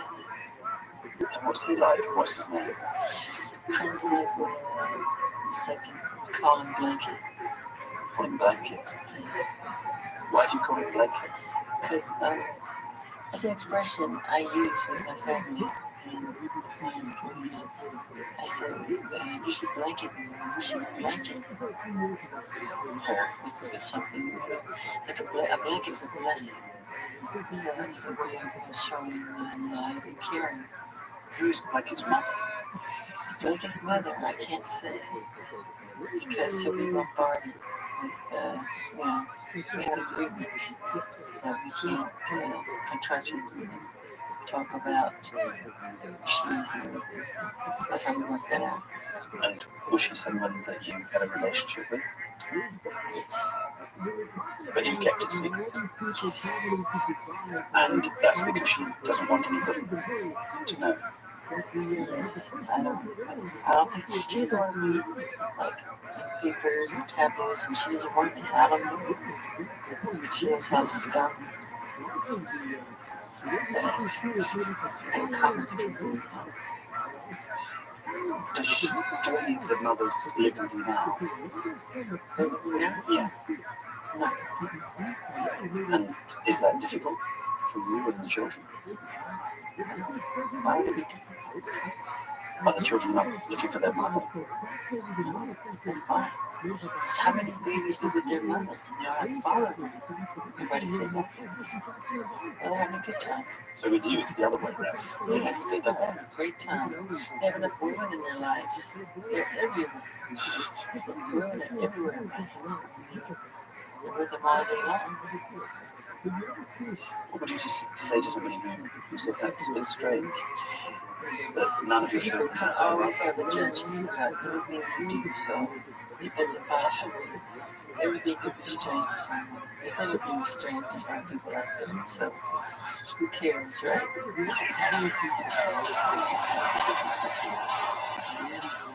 Thousands of miles away, Jackson's behavior as a father was about to come under serious scrutiny. A few weeks later, I went to meet him in Berlin. And just as I was arriving, this happened.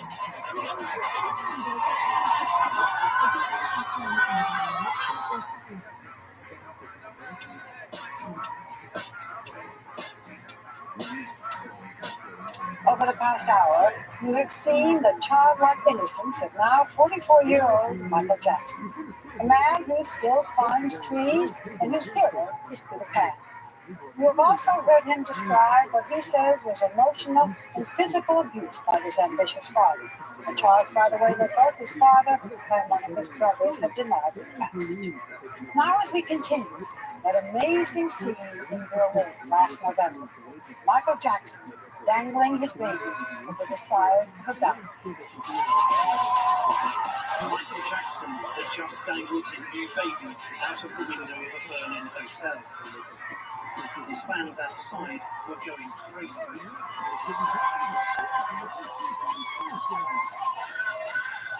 When I got up to his room, I was worried. There was a manic quality about him that I'd never seen before. And he was loving the attention of the screaming fans outside the hotel. What did it say? I love you with all my heart, Michael Jackson. That's the hotel pillow? Yeah.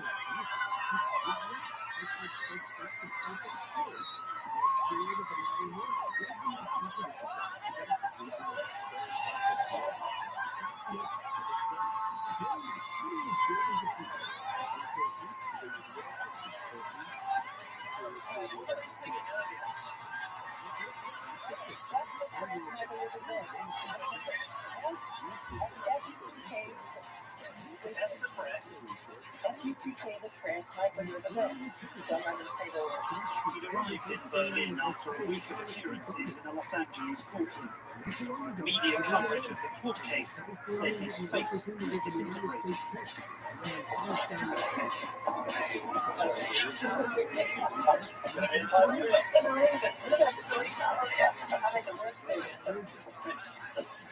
What do you think of Berlin? I love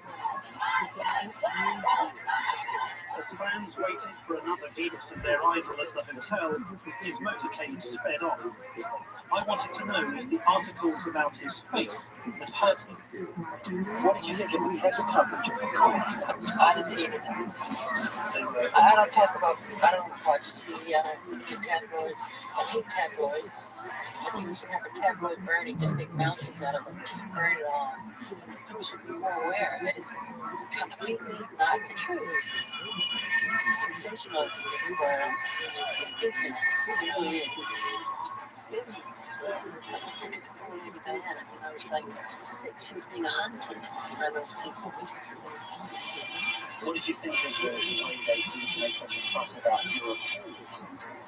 That seemed to be the big story. No picture to that. Come this way, man. Come this way.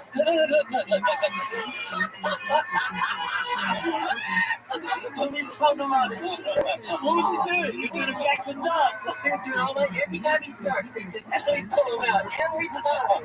They can never get on their own. Poor guy. Yeah.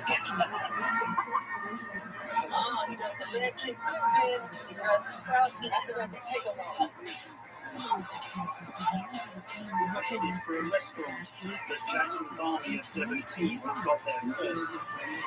They included his number one fan, who finally got to perform his dance.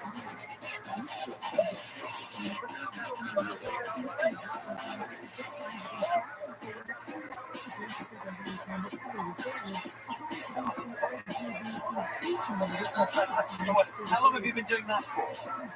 Since I was 2 years. By the time we left, the atmosphere was becoming frenzied.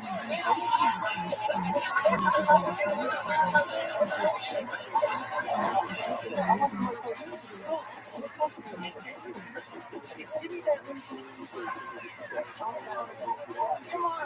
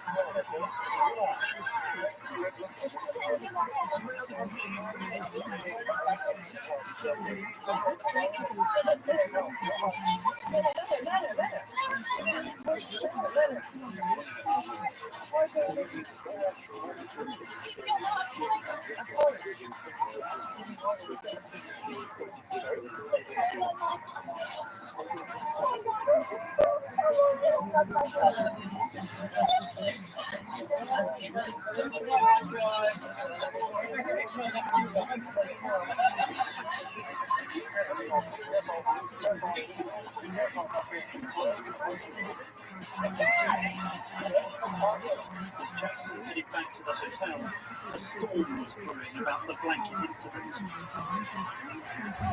The next morning, he was keen to show me how he cared for his children.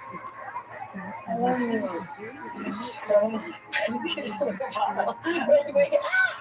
Here's a bottle. It's okay, just make yourself Ow! Oh, please don't touch me. Okay, here we go. Abu. Yes, Abu. Please.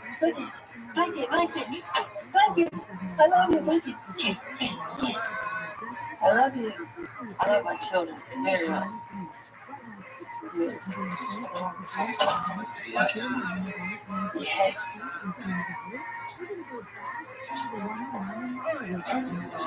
Have you been hearing about what people have been saying? That's totally ignorant. I would never do that to my children or any child.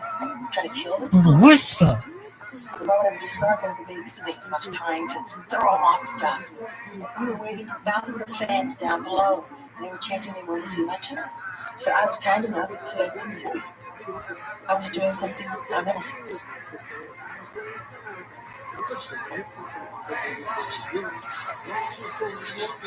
He's hungry, isn't he?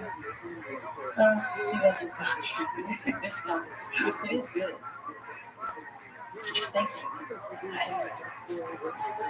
Jackson's behavior was beginning to alarm me. Later that day, he took Prince and Paris to Berlin Zoo. It was supposed to be a family outing, but the press were out in force. Somebody had helpfully tipped them off. Michael was here to see the gorillas, but he seemed completely oblivious to the fact that the trip had descended into total chaos.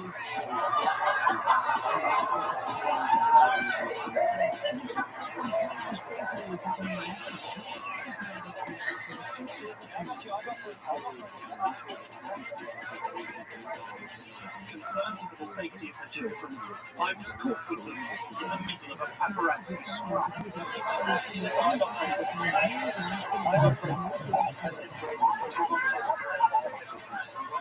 It was no kind of trip for two young children, and everybody could see it, but Jackson himself. This special edition of engineers after this. What else could go wrong for Michael Jackson in Berlin?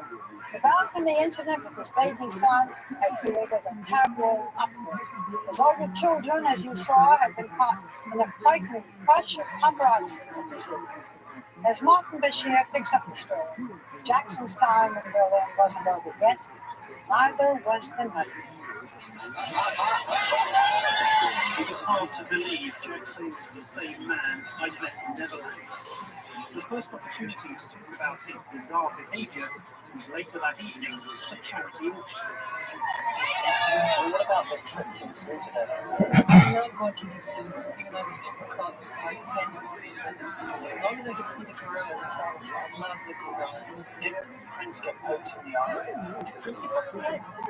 He's okay. He's okay. Yeah. Children are under enormous pressure with people around them. But I know this when they were the first day of birth, they covered them. It was like helicopters flying around the hospital with satellites 2 blocks down the street. Wouldn't it be easier for the bodyguards and for your nanny just to take the children to the zoo on their own, rather than have to go through what they went through today? No, because I can't take that chance. You'd rather be my fault if something happens. Really? So you wouldn't allow them to go with the bodyguards unless you were with them? With security, there's a lot of, I don't want to say the word, but it'd be hard to be like walking the line very delicately. You've had a tough week this week, haven't you? Because the media have been accusing you of being irresponsible with your children. I mean, it's wrong. I love my children. I'm sort of my son tight and strong. I didn't want not. Why would I throw a baby with a balcony? That's the dumbest, stupidest story I've ever heard. I love my children, and they know I love them. What do you And say? 2 minutes before that they saw the baby. Chris did the same thing. Had him in the house. I've done it, you know, I got them strong. Were you just overexcited? No. They were chanting they want to see the baby, so I went to show them the baby. I'm not going to let them call. They got the fetus appearance. That's good enough. He was responding. He started cussing. To consummate performer since childhood, Jackson was entirely unfazed by the day, and so the show went on.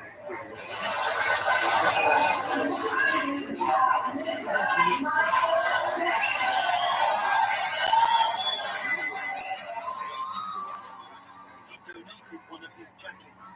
It was auctioned for £16,000.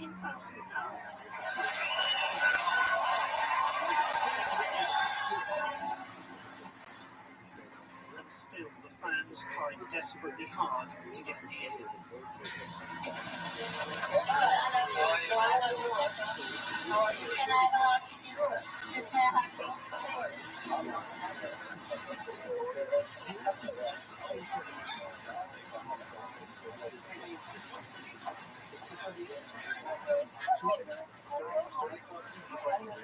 Germany loves you, Mike. I love Germany. Oh, I love you.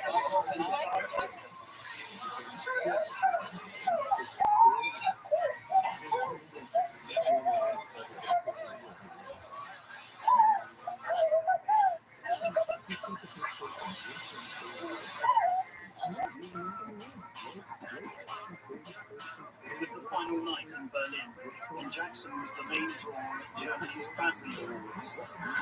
He was to be honoured for a lifetime of musical achievement. Yet again, Jackson seemed extremely agitated, and for the first time, he didn't want our cameras focused on him.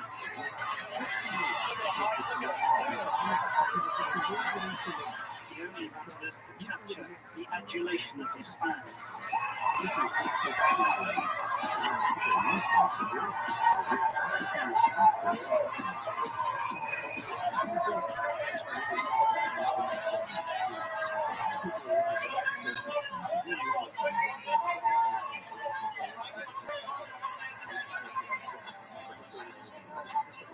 While his security carried out last-minute checks backstage, the build-up to his award began.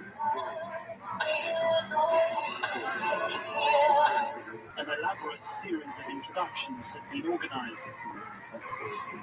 But Jackson's disastrous trip to Berlin still held one last humiliation for him.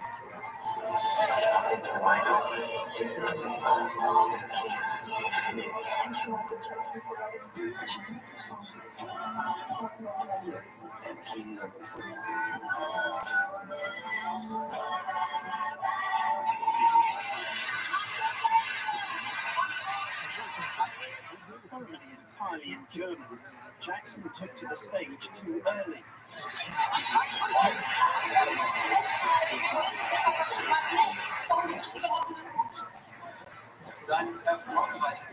The confusion was excruciating for all of us.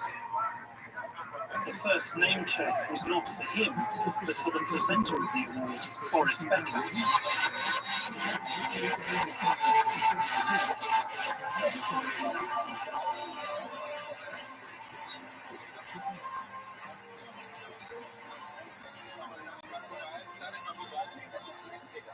One and only film about the pop star of the millennium, Michael Jackson. The award was supposed to seal his position as the king of pop, but by the end of this trip, it had done nothing of the kind.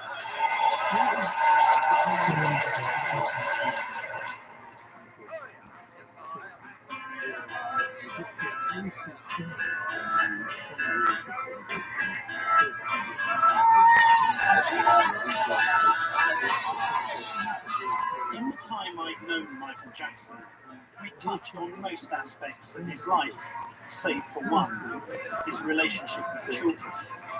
For me, perhaps the most disturbing aspect of his life story.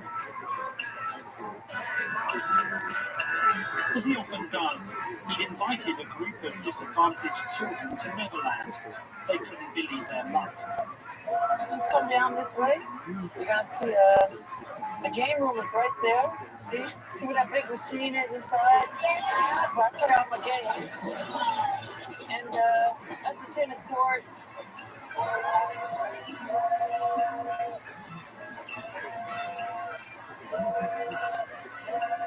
hold on. Hold on. Don't fall out. Oh my God, if you dance too, I'll dance with you though. Because I'm kind of shy. You gotta dance with me. Oh, you know how to do it, Mom. I learned it from you guys. Well, don't stand up yet. That's pretty bad. Okay, don't stand up yet. It's gonna jerk. It's gonna jerk. One little jerk. Okay, now you go. But don't run. Whatever you do, don't run.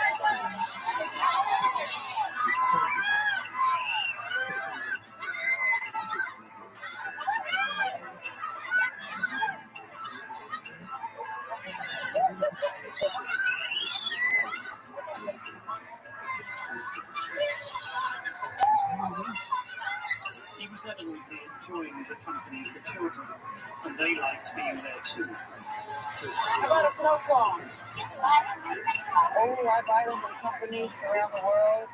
I'm getting a roller coaster next to go over there. And I'm going to do that. I'm going to build a water park on the other side of this mountain. No, we're going to. Okay. So we'll be coming in swimsuit. Yeah, sure. What the children wanted, they got, and everything was free. And for a day, Jackson got to be one of them. Can I have one too? She called the first one. Oh, me. Sorry.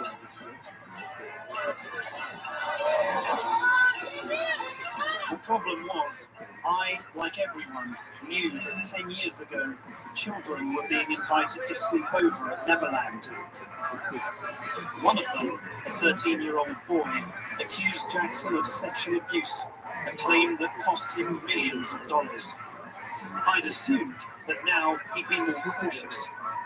But to my utter astonishment, I discovered that children were still sleeping over, sometimes in his house, sometimes in his bedroom. And then I met 12-year-old Gavin and his brother and sister. Gavin met Jackson 2 years ago after he'd been told he was dying of cancer. Yo there, right? Get on there. Yo there. What is it, Gavin, about my girl that makes him connect so well with children? What is it? Because he's really a child at heart. He acts just like a child. He knows how a child is. He knows what a child thinks. I think that you don't necessarily have to be a child just because society says 18 and up, you're an adult. It doesn't really matter. You're an adult when you want to be. Isn't that great? Not sick at all. No more cancer. All gone. All gone. He's taller than me now. When they told him he was going to die. Isn't that great? They told my parents to plan for his funeral because there was no chance. They told your They parents to told plan him for to plan for his funeral. They told him he wasn't gonna grow. He wasn't gonna be able to have kids. He had growth spurts during chemotherapy. I went from 4'10" to 5'4". See? Medicine don't know it all. According to Gavin, it was Michael's friendship and support that helped him beat the cancer. They've remained close friends ever since. Being friends with Michael Jackson allowed you to grow 6 inches? Do you I don't know stay if in you the do that house? until one year. Does Michael let you enjoy the whole premises? There was one night I stood with the guy that asked me if I could stay in the bedroom. He let me sleep in the bedroom. I was like, Michael, you can sleep on the bed. And he was like, no, I just sleep on the bed, sleep on the bed. Like, no, you sleep on the bed. And then he finally said, okay, if you love me, you can sleep on the bed. I was like, oh man. And so I finally slept on the bed. But it was fun that night. I slept on the floor. I wasn't sleeping bad. You packed the whole list of blankets up the floor. But Michael, you're a 44-year-old man now. What do you get out of this? What do you get out of it? He's 4. Yeah, I'm 4. I love. I feel. See, I think what they get from me, I get from them. I've said it many times. My greatest inspiration comes from kids. Every song I write, every dance I do, all the poetry I write, is all inspired from that level of innocence, that consciousness of purity. And children have that. I see God in the face of children. And I just love being around that all the time. Are you guys still stand up late? Sometimes I call your house so late. Oh yeah, To tell me to call, you told me to call late. we didn't know. When people hear that children from other families have come and they've stayed in your house, they've stayed in your bedroom. Some have. And they say, is that really appropriate for a grown man to be doing that? How do you respond to that? I feel sorry for them because that's judging someone who's supposed to really help people. Why can't you share your bed? The most loving thing to do is to share your bed with someone. You know? You really think that? Yeah, of course. Just in a position that you use every single night that you go into. You sleep, and you're sharing it with another. Sleep on my bed if you want to sleep in it. I'll sleep on the floor. It's yours. Always give the best to the company, you know? Like to him, I said, because he was going to sleep on the floor. I said, no, you sleep in the bed, I'll sleep on the bed. You got a spare room or a spare house there where you could have stayed? Yes, I have guest rooms, but whenever kids come here, they always want to stay with me. They never want to stay together. And I have never invited them to my room. They always just want to stay. They say, can I stay with you tonight? It's okay with your parents. Yes, you can. Were your parents happy that you were here with Michael? Yes, very, very, very happy. I know they're happy because I was happy. Did they come with you? Yeah, most of the time I was with you with my parents. I was with Michael. But they were happy that you were here.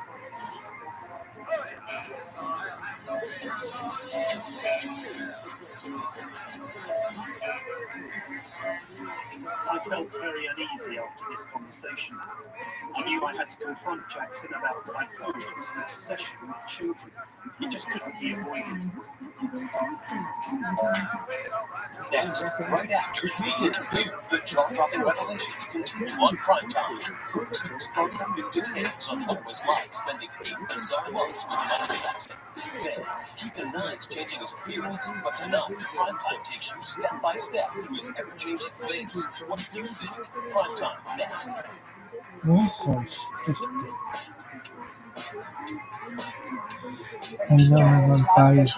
spent 8 months following Michael Jackson, but as his assignment was winding down, there were still many unanswered questions, tough questions that would make Michael Jackson more defensive and more upset.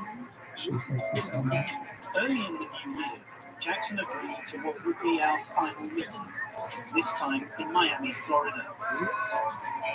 There were unanswered questions, lots of them, areas of his life about which I felt he'd been less than honest. His face, his denials about plastic surgery, his relationship with Blanket's mother, and of course, he also wanted to return to the Neverland sleepovers. Confronting him wouldn't be easy, but now it had to happen.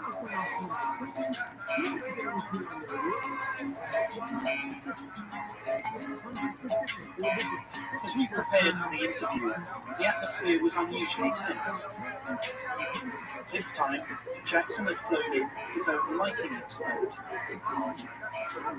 Maybe there was a reason for that. Cosmetic surgery was to be the focus of some difficult questions. When I talking some time ago, you talked about how when you went through adolescence, you had a terrible time. And in fact, I had a look at some pictures of you during that period. And you did have a lot of spots. Yeah. One of the things that you've clearly used to overcome this is changing your appearance.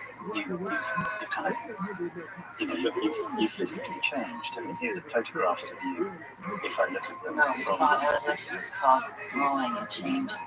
Yeah, but even the shape of your face has changed. I've had no plastic surgery on my face, just my nose. It helped me breathe better so I can get higher notes. But are you honestly saying that you've only ever had one operation? Two? You've had two? It's like, yeah, just two. But if I look at some of the photographs of you or adolescents, Yeah, I changed. People change. but even after, when you did the Thriller album, your lips are very different now to what they were then. But they do look different. Sorry. You don't think so? But you honestly, it's almost I can understand it because I'm happy with my lips. no, but I forget the lips, but specifically. But everybody in Hollywood did plastic surgery. Plastic surgery wasn't invented for Michael Jackson. no, I'm not suggesting it was invented for Michael Jackson. But what I'm saying is, sometimes people go too far.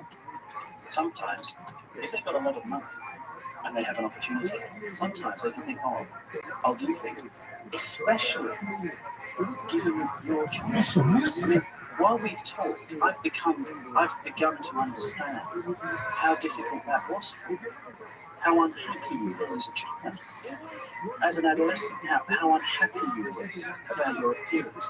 You told me in Neverland that your father used to insult you. You told me in Las Vegas your father used to talk about your nose. So I can understand why he wanted to change your appearance. It makes sense.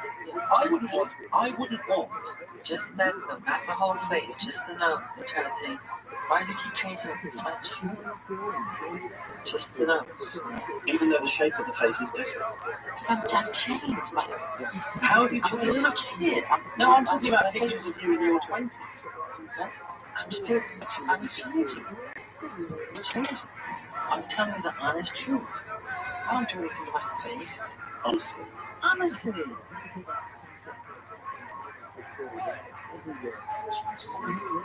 We broke off, but not for long. Next up, well, my one is children.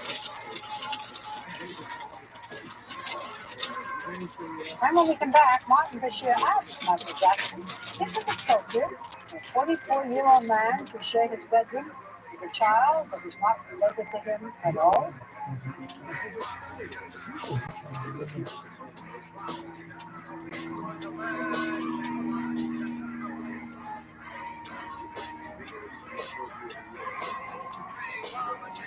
What is Michael Jackson's fascination with children? That's the question that has troubled many people since Jackson was accused of molesting a young boy back in 1993. As we continue, Martin Bashir confronts Jackson about his own children and about his unusual relationship with other people's children. When I was talking to Prince one day, he said to me that he didn't have a mother. I said, you have a mother? Yeah, I said, Prince, where's your mother? And he said, I haven't got a mother. Did you tell him to say that? What do you think he means when he said I haven't got a mother? He said he didn't have a mother. Do you not think, though, that your children will benefit from contact with their mother? No, because she doesn't. It's private information. She doesn't. She can't handle that. She can't handle her own children. She preferred them to be with me. Did you know that she didn't want to have relationships with the children when you married her? Yeah. She did it for me. She did it for me. So just so that I understand this correctly, she's a wonderful person too. She knew that Michael Jackson loves children. Yeah. And she knew that Michael Jackson wanted children. That's why. And she said, you need to be a dad. She said you needed to be a dad. More than she needed to be a mom. You are president. As a president? Yeah. What do you mean? It's a gift. I used to walk around holding baby dolls. Yeah. So I wanted children so bad. What you've just said is that your wife gave you 2 children as a present because she knew you wanted to be a father. It's a lovely gesture. Well, it's an incredible gesture. Yeah, there are surrogate mothers who do that every day. It happens every day in the world. It's happening right now. Is that how blanket was born? I used a surrogate mother, my own sperm cells. I had my own sperm cells and my other 2 children. They're all my children, but I used a surrogate mother. And she doesn't know me, I don't know her. And so I was born. How did you select the mother out of interest? It didn't matter, as long as she was healthy.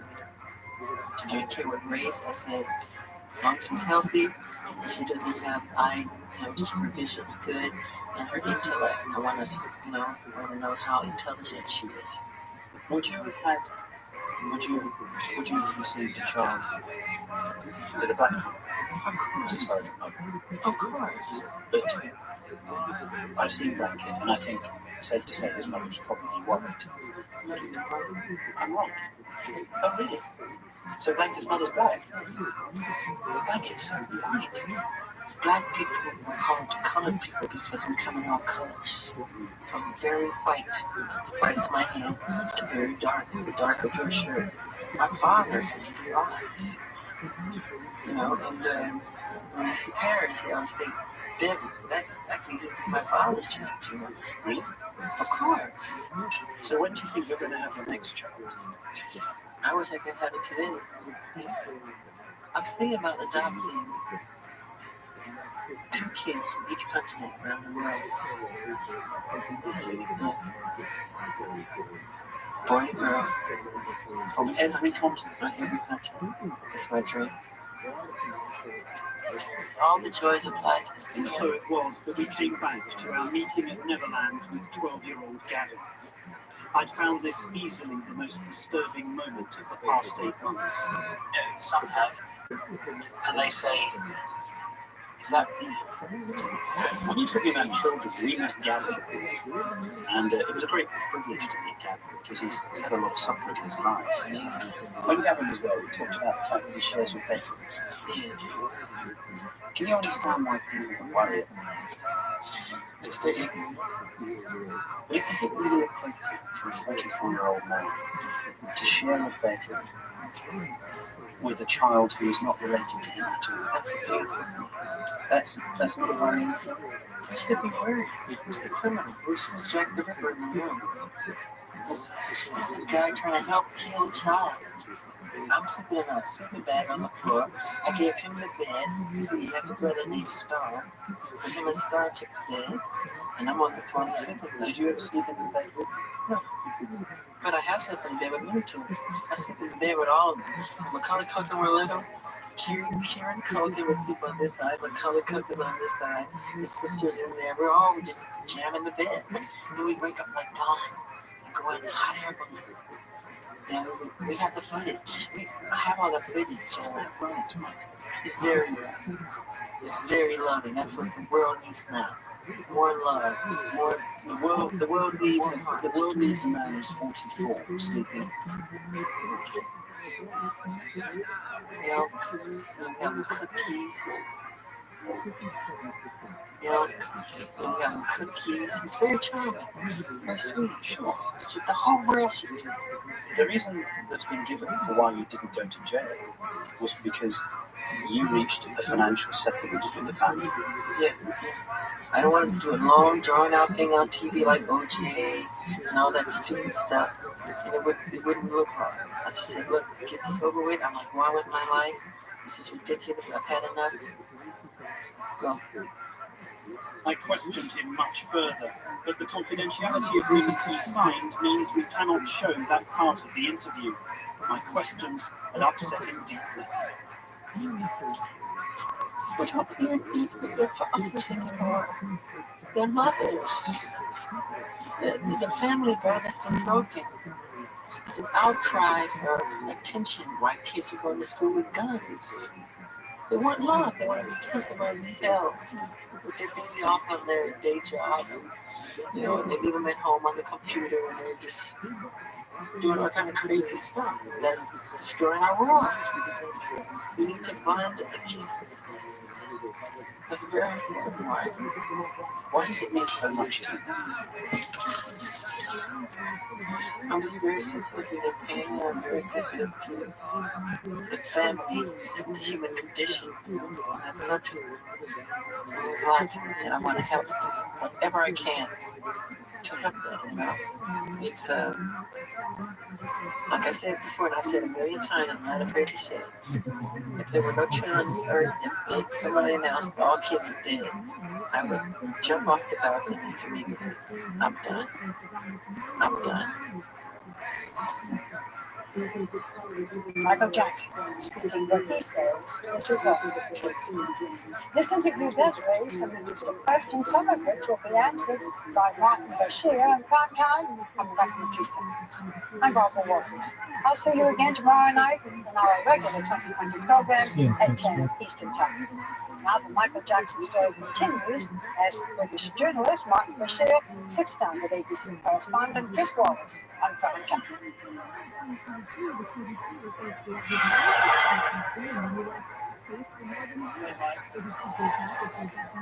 I never saw him once hit his children. I never saw him scream at his children. But I think my concern about the way he behaves in relation to his children is the way they're being brought out. They are restricted. They are over-limited. I was angry at the way his children are made to suffer, the way they're dragged around the world. I gotta sign autographs sometime. And I was disturbed about the life of Michael Jackson now leads. Yesterday, we spoke with journalist Martin Bashir from London, a day after more than half the TV viewers in England had tuned into his documentary. The biggest firestorm, not surprisingly, over Michael Jackson and children, starting with his own. There was that extraordinary scene at the Berlin Cinema. I was actually holding his son's hand as we came out of the gorilla enclosure, and I kept saying to him, "It's okay, Prince, I've got your hand." I was trying to reassure him. Michael Jackson was encompassed by a number of bodyguards and hundreds of fans and photographers, and he was almost giddy with excitement. And I think that's because it's a kind of recall, it's a memory of what it used to be like for him. And he suddenly loves the excitement. And the sadness from my point of view is he didn't seem to be aware that his primary responsibility in a situation like that was to his children, not to himself. And there was also that scene in the Berlin hotel room and the rather agitated way in which he fed his baby a muffin.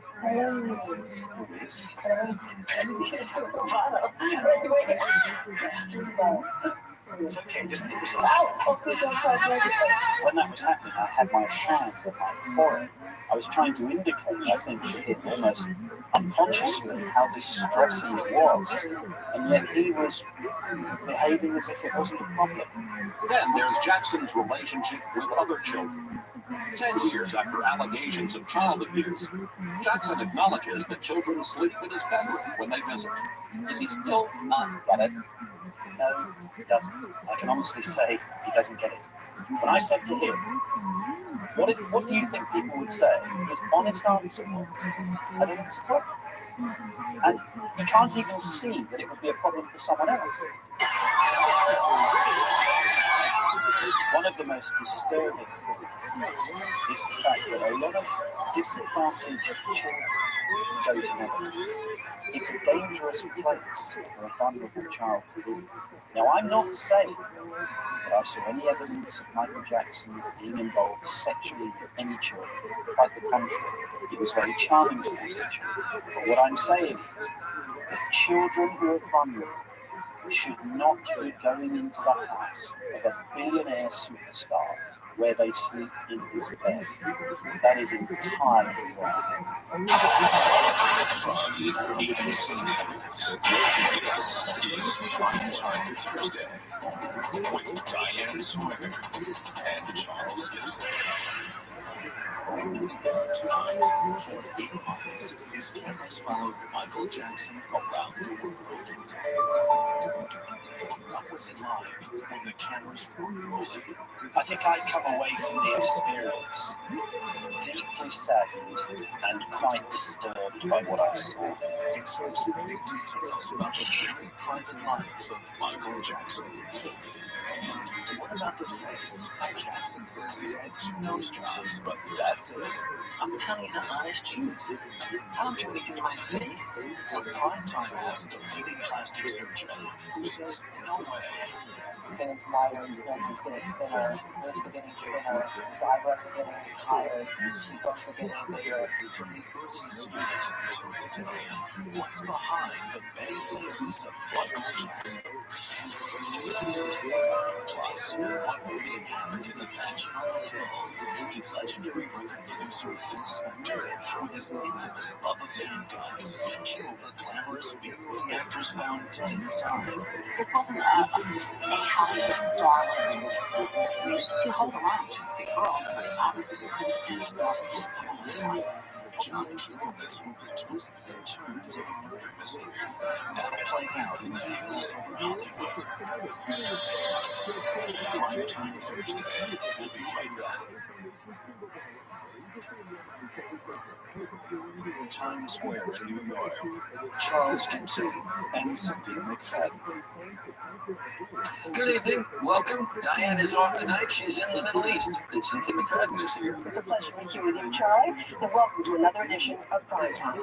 Well, if you were watching the documentary on Michael Jackson tonight, you are probably left with as many questions as we are. For instance, what happened when the cameras weren't rolling? Primetime's senior correspondent Chris Wallace continues now with the man who made the documentary, British journalist Martin Bashir. We couldn't help but wonder what it was like to sit across from Jackson as he talked openly about overnight visits with children, how actor Macaulay Culkin with his brother and sister slept in the same bed with him when they were young, and how a boy named Gavin, who has been treated for cancer, stays in Jackson's bedroom. But Michael, you're a 44-year-old man now. What do you get out of this? What do you get out of it? It's for we talked about the parents, this young man, Gavin. Where were his parents? And were they okay with his relationship with Michael? Yes, they were very happy with his relationship with Michael, and indeed have always encouraged him to come along to Neverland. But when he comes, the parents are in guest suites, are in little houses on the actual estate itself, but they're not in the house. I think it's sexual. They think that's sexual. It's not sexual. But honestly, You come away from your experience thinking that authorities should look into how he is treating children at Neverland? I think I come away from the experience deeply saddened and quite disturbed by what I saw. Michael Jackson has sufficient financial power to be able to protect himself so well that you cannot get into his house, whether you're a member of the FBI or anybody, unless you have an appointment. And that means that he's a law unto himself in his house. Now, I repeat, I never saw him do anything offensive to a child, ever. But goodness knows what happens in the boundaries of Neverland that nobody else is there. I love private treats. I think it's my favorite thing. Don't you prefer making love or going to a concert? Or you really mean that you prefer climbing trees and having a balloon fight? Another subject, sex. What did you get the feeling was his attitude towards sex? I think he's very, very frightened of sexual intimacy, and I think also he isn't a particularly sexual person. The background to that may be something to do with the things that his parents taught him from their religious beliefs as Jehovah's Witnesses. I think he grew up to see sex almost as a kind of suffering, as something you had to go through, but not something that one could enjoy. Plastic surgery. You expressed the skepticism that I think a lot of people would when Jackson said that all he's ever had is 2 operations on his nose to help breathe better. Does he really believe that? I think he relies on the fact that his medical records will never be revealed to anyone. There's a confidentiality involving doctors, And therefore, none of us would ever be able to say categorically that he's had more than the number of operations he says he's had. Is there an onstage Jackson that we saw and a different Michael Jackson when the cameras are off? I don't think there is. I think when you saw him, you saw how isolated, how on some occasions how bored he is. Across the hallway late at night sometimes. You are joking. How he looks to games and gadgets to fill his time. Whoa! It's very difficult for him. He has been at the very heights of the musical business.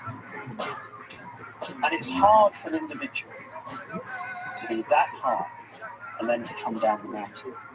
And I'm really quite worried about how the next few years will play out for Mr. Jackson, because I think he finds the whole idea of a declining career impossible to cope with. One of the memorable moments in the broadcast is that multi-million-dollar shopping spree in Las Vegas. But this one, this one. I tell you, this man is the king of retail. We went shopping, and he spent $6 million in one visit, in one shop. Martin, there's always a kind of arrangement in these interviews. We get the story, and the subject gets to make his point. After watching your broadcast, what did Michael Jackson think he stood to gain by showing you all this? I think that he's had so much negative publicity that he felt that by opening up, he might be able to tell the truth about his life. The real problem with the film is that on some occasions he's telling the truth, and on other occasions I'm not entirely convinced that he is. I'm not sure that it'll be anything like as good as he hopes. You got quite tough with Jackson in your final interview. Was he unhappy with your report? He was very distressed. In fact, in the film that we've shown, it only has about 20% of the final interview in it. He was both angry and heartbroken and started to cry. The first time I saw him cry was when he talked about the violence of his father. The second time was when I talked to him about the allegations of sexual misconduct dating back to 1993. He was very, very upset. Did Michael Jackson do anything to try to stop your broadcast? Yes, he instructed some lawyers to see if they could prevent the broadcast, and in fact, they didn't have a leg to stand on, and it wasn't possible for them to do so. But as he began to realise quite what we captured on tape, I think he became more and more worried about it. Let's end this, if we can, with a little armchair psychology. When you hear what Michael had to say about his allegedly abusive relationship with his father, when you see his relationship now with children, his own and other people's, and his continued desire to be a child himself, what do you make of Michael Jackson? I think Michael Jackson is a broken, childish, underdeveloped individual. It's not just a house near LA. It's actually wherever Michael Jackson is. Because Neverland is the place that Michael Jackson creates, using his money to sustain the idea that he is still the king on the throne. I just wish he could confront the reality of his own life and realise that he's never going to be the pop star that he once was, that he's done great things in his life, that he should enjoy that, and that he should basically grow up and act and behave like an adult. You don't climb trees? No, I do not. But I don't put a lot of money on the fact that you do that. I'll give it to you. If you had a sense the documentary, which was first broadcast on Monday in Great Britain, would not be the last word, well, you're right. In a statement released today, Michael Jackson said, "Martin Bashir persuaded me to trust him. Today, I feel more betrayed than perhaps ever before. Everyone who knows me will know the truth, which is that my children come first in my life and that I would never harm any child." Granada Television, the company behind the documentary, also issued a statement today saying, "We stand by our program.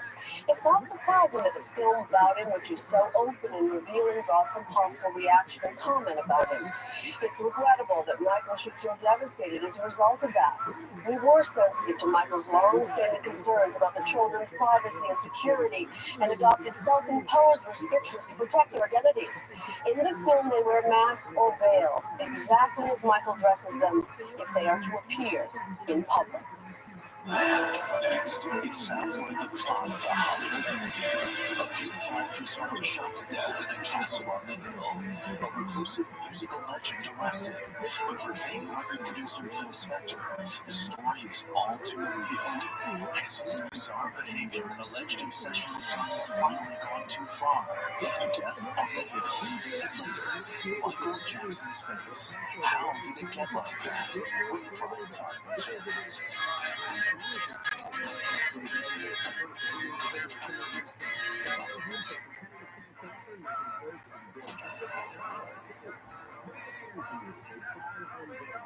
Now back to Michael Jackson.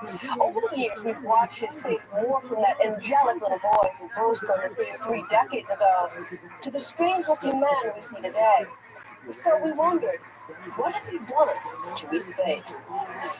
Michael Jackson has always been much more than just a face in the crowd. But how did his face undergo such a radical transformation in just 3 decades? And just as much of a mystery, why? Why did a young, enormously talented megastar who had it all transform into a 44-year-old who looks like this? A man whose behavior can be described as bizarre. He didn't want to be Michael Joseph Jackson. He just wanted to do something else, and he went about the business of doing that. It turns out that Michael Jackson has long been fascinated by metamorphosis.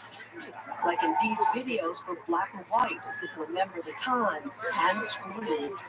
In 1983, he gave us his groundbreaking Thriller video, which, looking back, seems like the start of his own transformation. But we'll get back to that in a moment. To really examine the changes, we need to go back to the beginning. It was 1968. Michael Jackson and his 4 older brothers recorded this audition tape for Motown Records and its founder, Berry Gordy. It didn't take a genius to realize that they had, talent, and Michael was extremely special. Gordy, the legendary 1960s hitmaker, soon found his hit from Michael. I walked around singing a melody that just came into my head while thinking about this phenomenal kid. Oh, baby, I would say, oh, baby, da, da, dee, da, dee, da, da, da, da. That's all I had. Oh, baby, you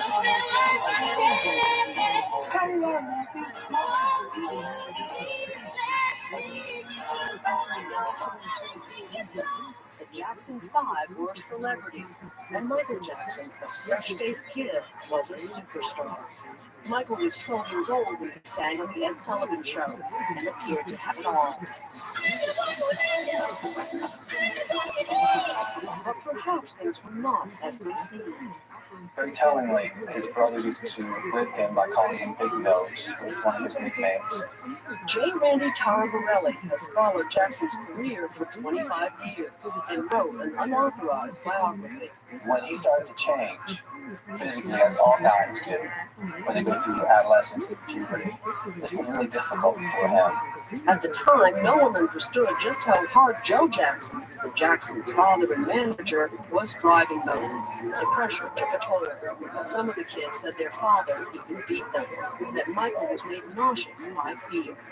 I would love to hit about him and say it, but regurgitating, but if you did regurgitate, We've got Jesse Jackson, Joe Jackson. The Jackson family, like brother Jermaine Jackson, say they were driven, but not abused. My father, maybe certain family members are more sensitive as to the way he was, but he was not a child abuser.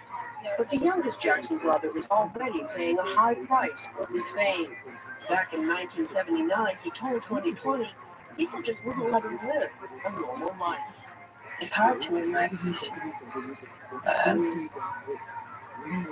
I try to sometimes, and but people won't deal with me in that way because they see me differently. They won't talk to me like they will a next door neighbor.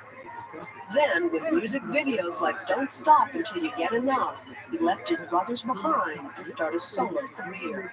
And I said, oh, well, Michael, you know, when I see this world, he's right. I was still 20 million records on his hair. Around the same time, an accident occurred that would change him forever. He fell dancing and broke his nose.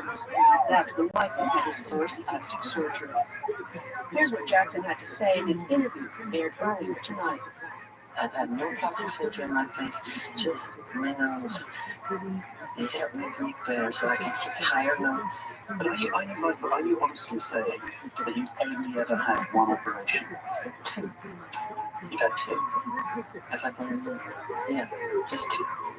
Which nose do you think would breathe better? A normal nose, such as this, that has normal structures, all which are designed to help breathe, or something like this that's totally devoid of any natural structure? Dr. Pamela Lipkin has been a plastic surgeon for 20 years, now one of the most prominent in New York City. She specializes in noses. We chronicle Jackson's cosmetic evolution with her, starting at the beginning. At that point, Michael Jackson was a very normal, very, very cute Afro-American child with actually very good features. Good lips, high cheekbones, even skin tone, I might add.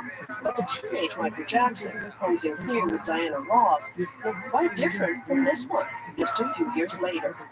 Now it's starting to get a little bit more interesting. Obviously, he's had some nasal surgery. Why obviously? Well, the withered nostrils is dramatically reduced. The bridge is much thinner. And you know something? That's a great result. Having started with that nose is still believable. Still, the early 1980s belonged to Michael Jackson. Who could forget his electrifying moonwalk and his music? And nothing could top Thriller. It sold 50 million records. The music video is considered one of the best ever. But Jackson wrote himself a strange role, a young man who transforms into something horrible.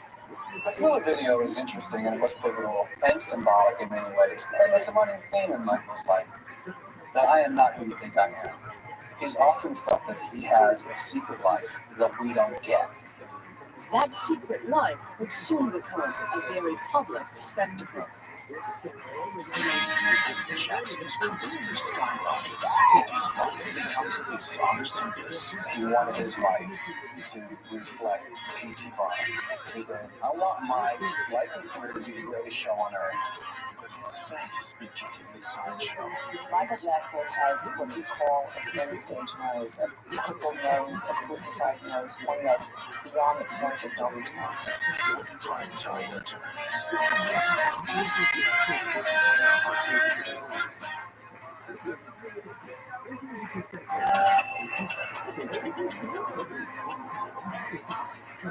Cynthia McFadden continues now with the ever-changing face of Michael Jackson.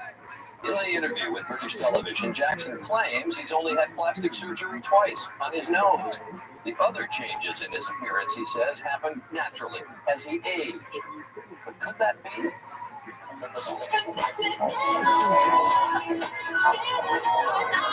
It was after the unprecedented success of Thriller that the metamorphosis of Michael Jackson became far more than just an artistic statement. It's as if it became his personal reality.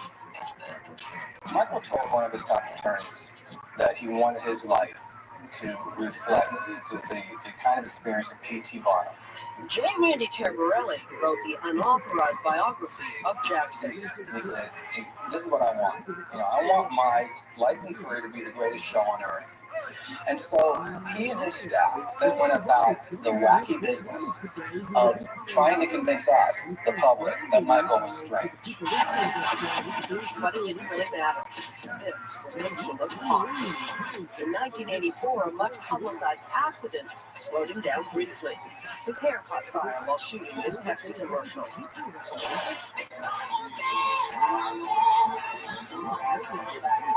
But 3 years later, his next album, Bad, hit big. More than 20 million copies and another new look. A look that would evolve to this. How much surgery had to take place to go from this to this? Dr. Pamela Lipkin is a plastic surgeon in New York. His eyebrows are very, very high, so he probably had sort of forehead after a brow lift. The eyes, I'm not sure. He probably did have some fat removed around his eyes. It was particularly naked looking. His lips have been thinned out. They look like they might be tattooed. His nose speaks for itself. Now, what about the cleft chin? There's a way of creating a cleft in his chin, but the reason why the operation isn't popular is it never looks real. Look, he didn't have that. His face just sort of evolved into that shape. No, that's not much. As the changes became more extreme, the public seemed to become even more fascinated. Jackson seemed to tease his audience about the color of his skin in the music video, Black or White. That was good. First time I ever saw that Confirmation he was changing his skin color? I'm gonna spend my life being that color. Not according to Jackson, who in 1993 told Oprah Winfrey his color was changing, but it was the result of a skin disease called vitiligo. I have a skin disorder that destroys the pigmentation of the skin. Is something that I cannot help. Okay, but when people make up stories that I don't want to be who I am, it hurts me. It's the most unusual case of vitiligo I've ever seen. I think he's bleached his skin, possibly to blend in what might have been a vitiligo, but I have to wonder what came first, the vitiligo or the desire for lightness. By 1995, a 36-year-old Jackson released his music video, Childhood. His appearance is strangely wide-eyed, square-jawed, narrow-cheeked, his skin like porcelain. What's the look that he would like to have as a result? Well, it's obvious he's trying to look Caucasian. His skin is wider, his nose is getting thinner by every 6 months, his lips are getting thinner. His eyebrows are getting higher, his eyes are getting defatted every time, his cheekbones are getting bigger. But as we heard earlier tonight, Jackson says that just isn't so. I'm telling you the honest truth. I don't do anything to my face. Honestly. Honestly. He says, I've had no plastic surgery on my face, just my nose. It helped me breathe better so I could hit higher notes. End quote. It's a shock value statement. He's had plenty of plastic surgery on his face. His nose has had lots and lots of surgery. Dr. Stephen Hoffman performed plastic surgery on Michael Jackson until the late 1990s. 4 years ago, he told ABC's 2020 he only did what Jackson asked him to do. I think he wanted a feature that bothered him to be made smaller, more sculptured. He's very happy with his job. Okay, I think he's done more than I recommended in terms of the changes. Yes. Dr. Lipton says she wouldn't perform the surgeries, but criticize others who do.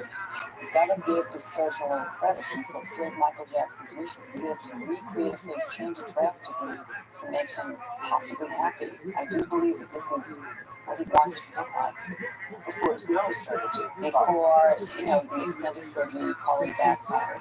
Is there such a thing as becoming addicted to plastic surgery? And do you think Michael Jackson has gotten to that? Yes, I think Michael Jackson is addicted to plastic surgery doesn't mean he's had 10 operations or 12. It means that no matter how much surgery you have, you're still not happy with the way you look.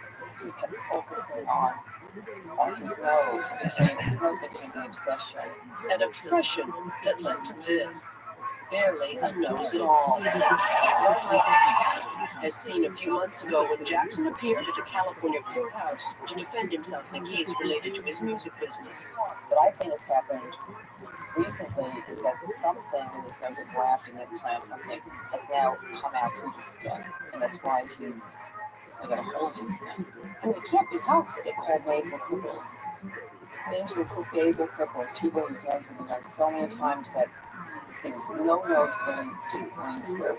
Michael Jackson has what we call an end-stage nose, a crucified nose, one that's beyond the point of no return. So what is next for Michael Jackson?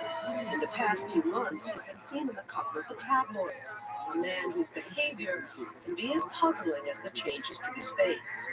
But what if we could rewind the tape and go back to the beginning?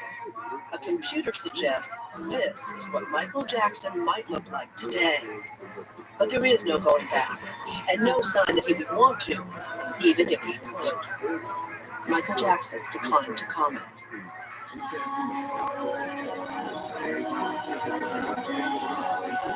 And a postscript to all of this. Since Monday, when the Michael Jackson documentary was first broadcast in Britain, record stores there report a surge in sales of his albums. Some stores have even sold out. That's it for us. I'm Cynthia McFadden. And I'm Charles Gibson. Don't forget Good Morning America when Diane Sawyer will be reporting from Kuwait. From all of us at Prime Time Thursday, have a good night and stay tuned for your local news. A Shawshank Redemption, ABC Saturday at 7 Central. Ahead tonight, meet Texas troops in Kuwait ready to shoot Saddam studs out of the sky. And a man who says he was wounded by Houston police over a big misunderstanding. Next.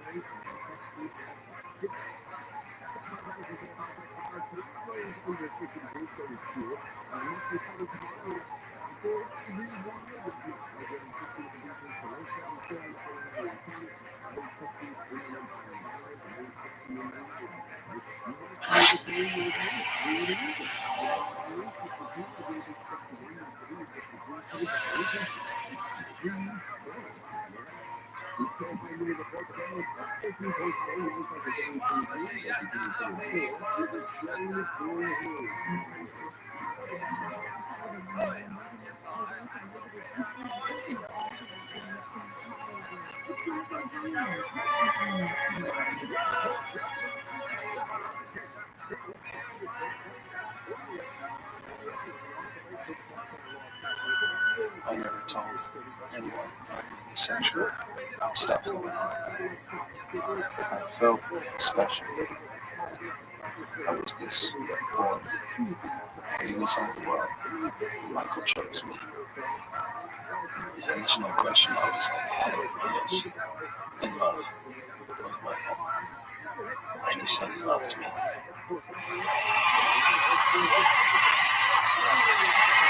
What's your name?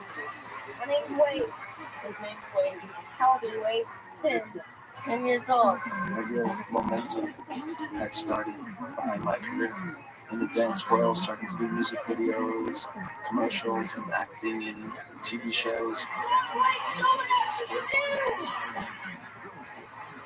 A lot of it became about impressing Michael. Hopefully make him happy and make him impressed. Get that stamp of approval.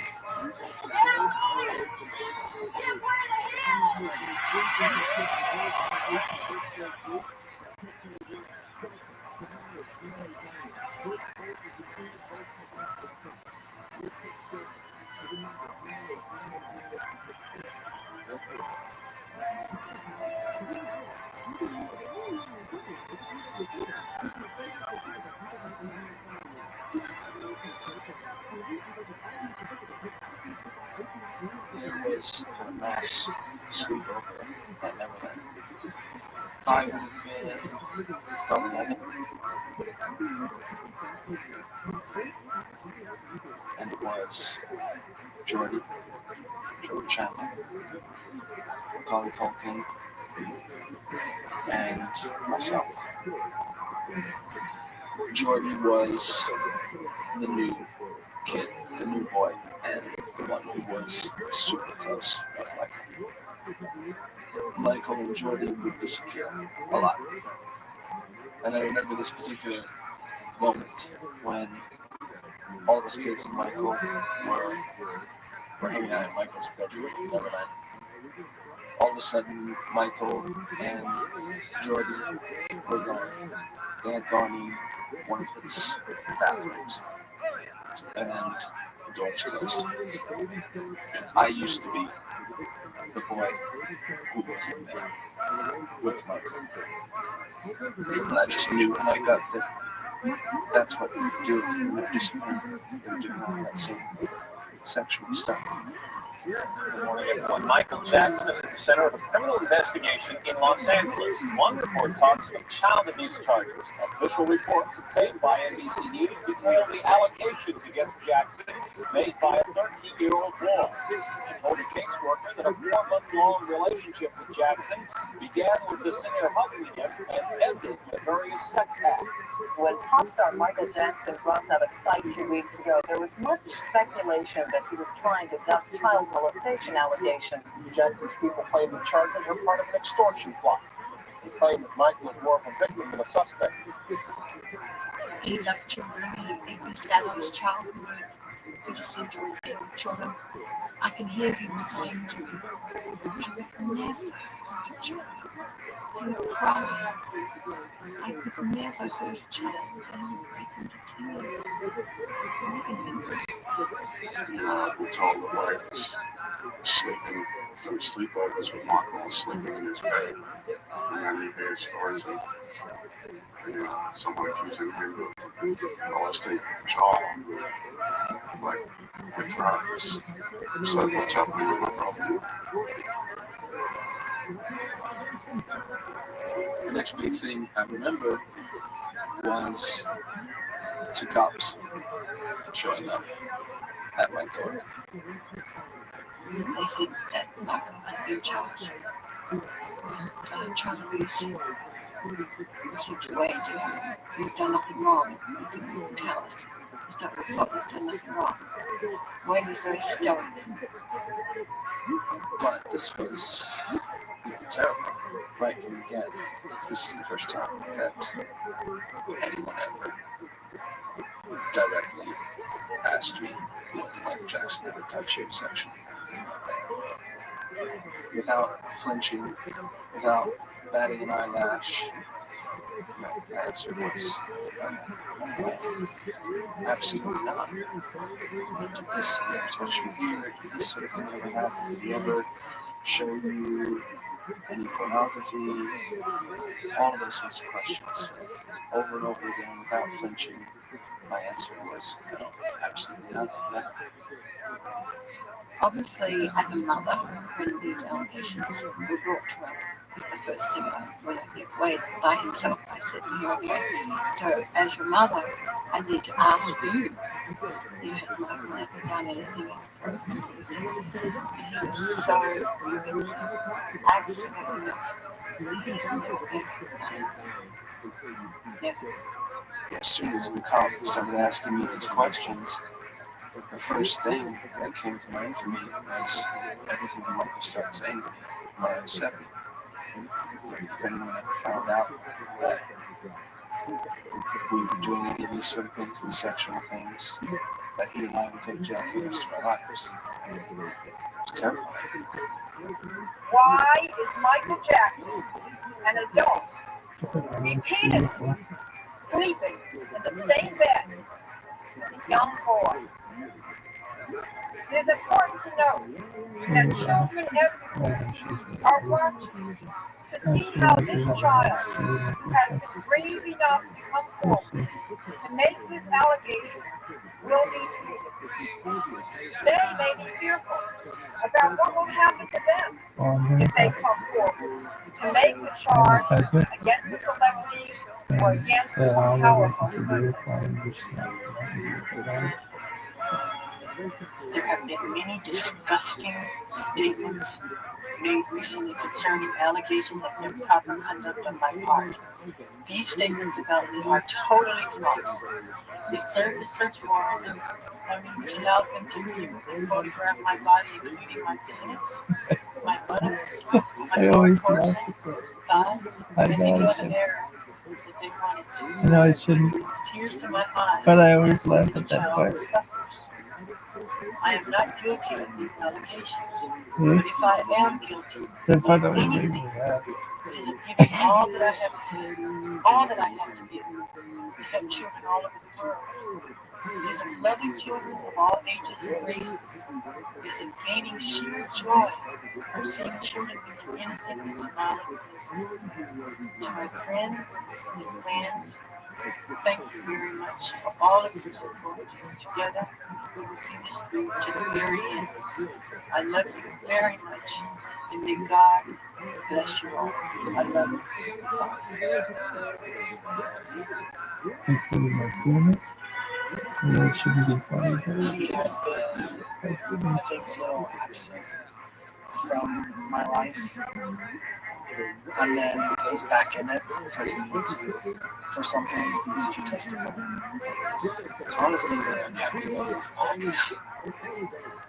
and excited that he's talking to you again. yeah. First heard it on the news. Totally shocked. I told my husband, we need to talk to Jimmy. He said Michael did not touch me. But in your life, it happened. No more. No more like that. We go for months without talking, seeing each other. Now all of a sudden, once this Jordan case kind of exploded in the press, we call.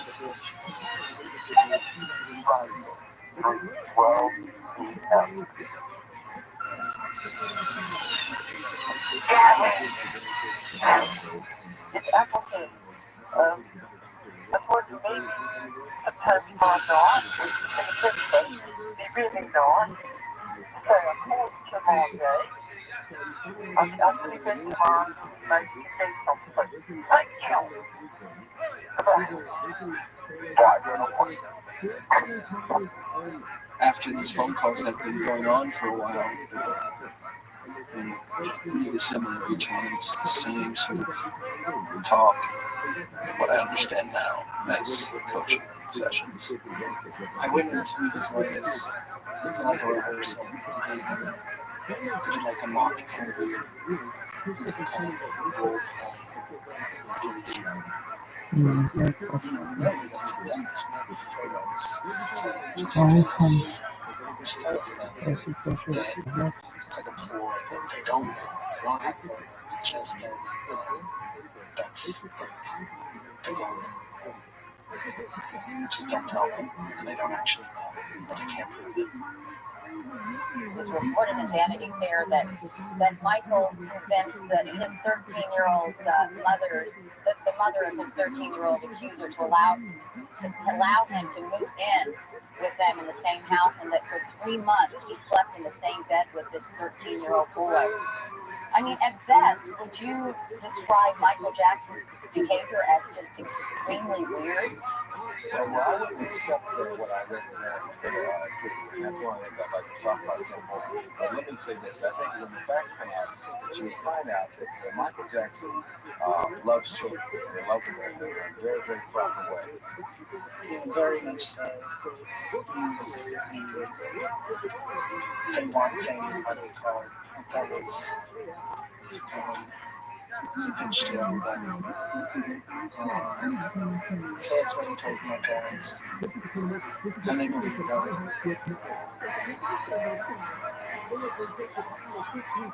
And I said to Michael, why is this boy doing this to you? And he said, oh, it's not him, it's his father.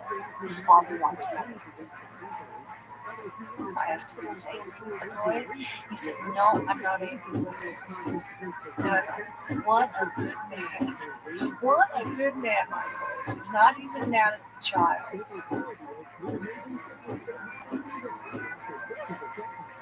Jackson likes to surround himself with young children, some of them have been speaking out on his behalf. Last night, this girl, who says she and her brother have spent lots of time with Jackson, talked to station KNBC in Los Angeles, denouncing the allegations of child molestation. I think it's sick personally because Michael loves little kids. You know, I've known Michael since I was 10. He's never done anything to me. He's never done anything to my brother.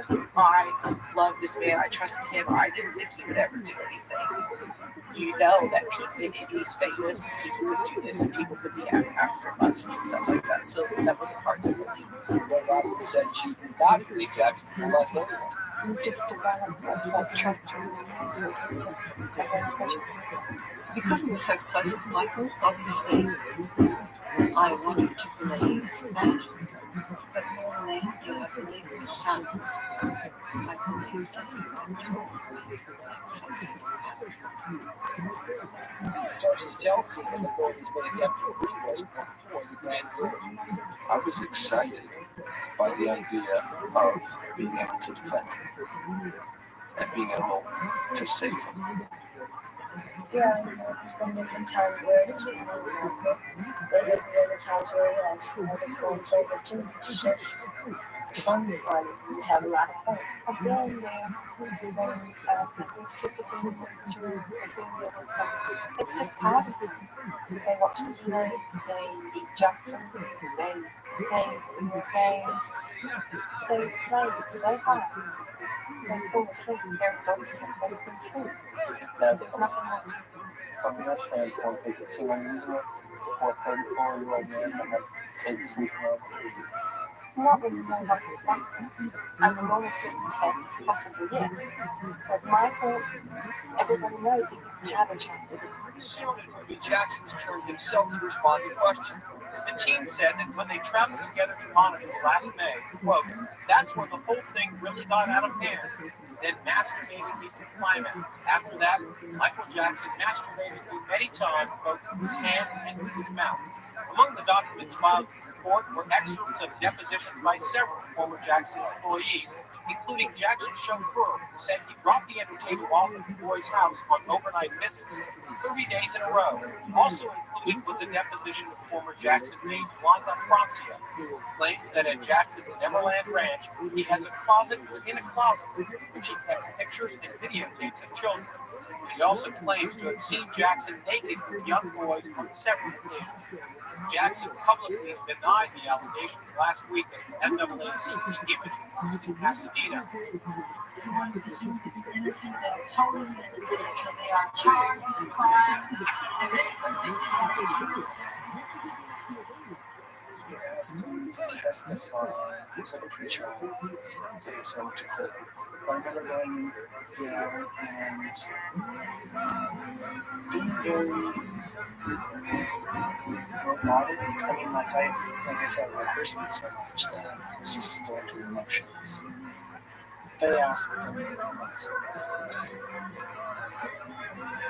Just like part of my job to do it for Michael. He's a very, very nice, kind person. He wouldn't hurt anybody. He doesn't have a mean bone in his body. Like I knew it was true. But I couldn't let myself go there. And it was just like Jordy was the enemy. Michael told me that I had to lie. And that's what I did. I lied. I know Michael very well. I know him intimately. Has he ever tried to do anything with you that would even be considered questionable? No, nothing. Nothing at all. Never touched you. Have you ever seen Michael? No. So stunning development in a Michael Jackson story. NBC News has confirmed the Warriors entertainer accused of sexually molesting a 14-year-old boy are now seeking an out-of-court settlement in that case, and that lawyers for both sides are actively negotiating an agreement which could be announced as soon as tomorrow. Jackson reportedly is prepared to pay at least $10 million to settle this case. I don't have any guilt about not being able to tell the truth. I had no choice but to say what I did in that deposition. So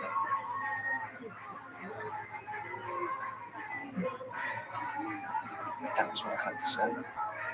We wish to jointly announce the mutual resolution of this lawsuit. The resolution of this case is in no way an admission of guilt by Michael Jackson. Then when they settled that court, I asked him why he did that. And he said, my attorney said it would cost me more money to fight it. So it was better for me to settle it. The accuser settled the civil lawsuit against Jackson reportedly for between $5 and $25 million. And they took that money.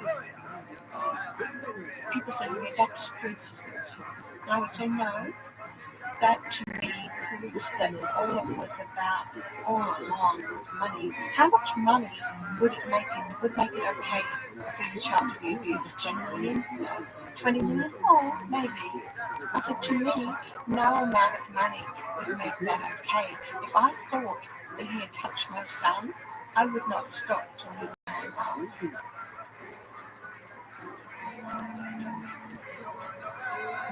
We wanted to buy another house, and Michael gave us the loan at very low percentage rate. My husband had already had a deposition. We were on Michael's camp. My son also for Michael. And after that was all said and done is when Michael forgave the debt. Michael said, no, I don't want you to pay me anymore. It's a gift. So he did buy us a house. It's just coincidental. He wasn't buying us off, but the timing's right there. Just sounds bad.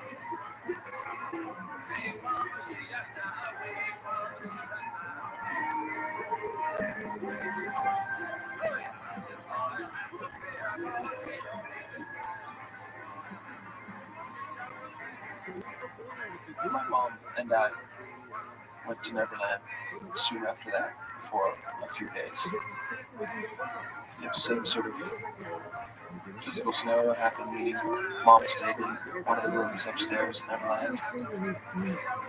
And I went into Michael's room, into Michael's bed, and the same sexual stuff all happened again. First, he knew that he wanted to see me. He wanted me to come there. I was so good. Come back together.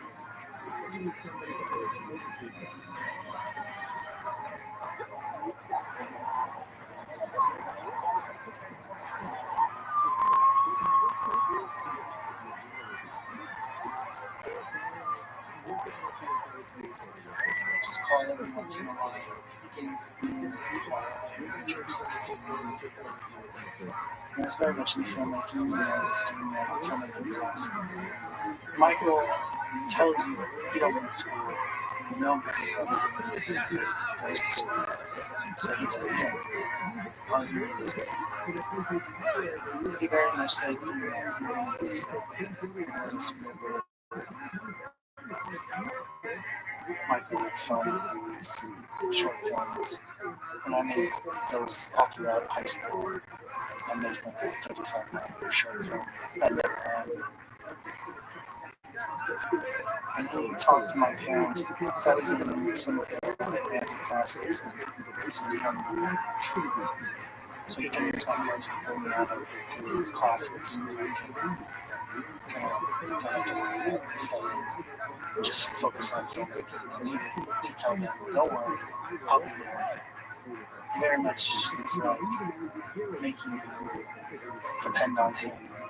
Like, don't go get an education. Just, I'll take care of it. And then when he went away, it just kind of derailed, and I was pretty lost.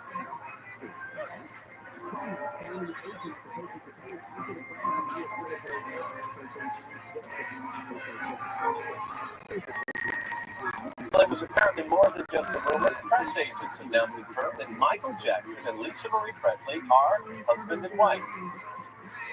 Tuesday, they denied their marriage for months in an attempt to avoid the glare of the media. Presley Jackson issued a statement saying she's very much in love with Michael and looks forward to raising a family. I remember Michael saying to me that he's gonna have to have these public relationships with women so people don't think anything. He would always say he's gonna get married. He said he'd have to go get married at some point, but that So one day I got a phone call from Michael. He said, Stephanie, I'm not going to be able to come over as often. It was a short phone call. Hung up, went to my husband and said, we've just been dumped. Yeah, it was an emptiness. I loved him. He was one of my children.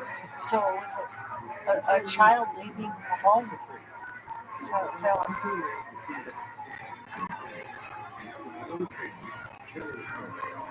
I was seeing less of Michael. Still talking to him, but less. 2 or 3 times a year. Still, every time that I was physically with him and stayed the night with him anywhere, the same sexual stuff happened.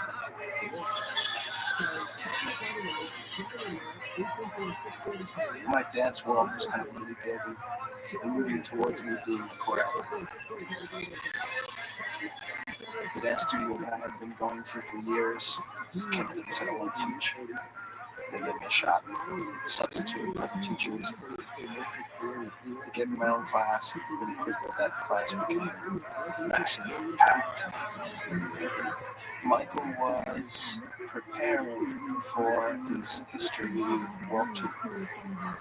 I was brought by Michael's driver to the dance studio where Michael was rehearsing for me to go to watch rehearsal a little bit and hang out.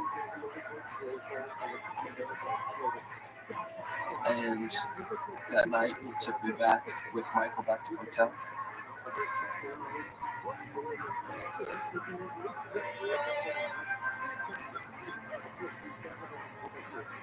And so I'm 14 at this point, and I've had a major growth spurt. I'm probably 5'11", so the same or taller than Michael.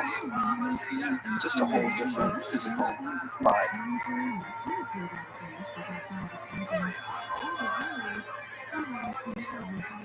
And at some point in the night, we slip back into the routine, the same sort of sexual stuff. And I don't remember how exactly it evolved to this, how it moved to this next stage. But what ended up happening is Michael tried to penetrate me in my anus with his penis.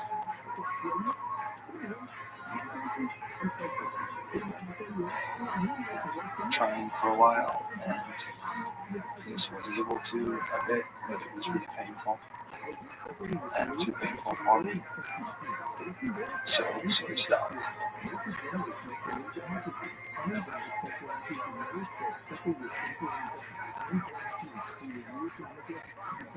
I don't remember us talking about it or anything like that, or acting like anything particularly different had happened. I think after that, after it wasn't working, after it was too painful for me, we kind of went back to our regular sexual routine.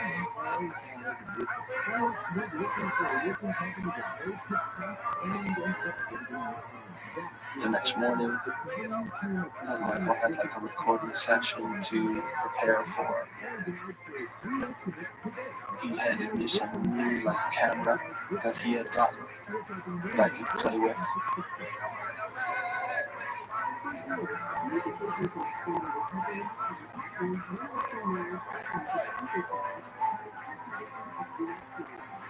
I was dropped off by his driver back to my condo in Hollywood.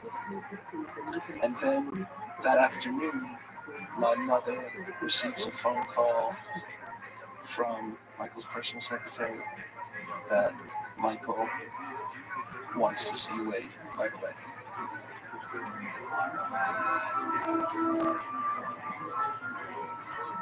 I think I was picked up again by Michael's driver, brought to the dance studio where he was back rehearsals.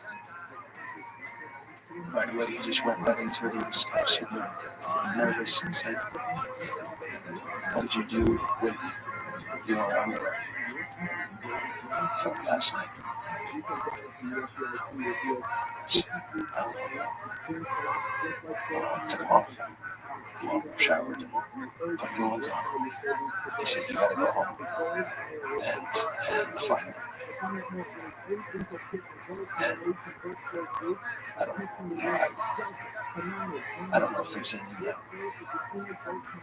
There might be some blood on them. Definitely, you gotta get rid of them.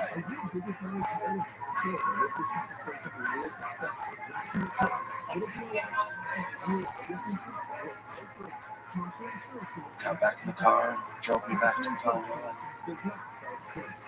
And luckily, not luckily, like my mother hadn't found them, hadn't tried to clean them or anything yet. Found them underwear, and there was some drops of blood on the inside.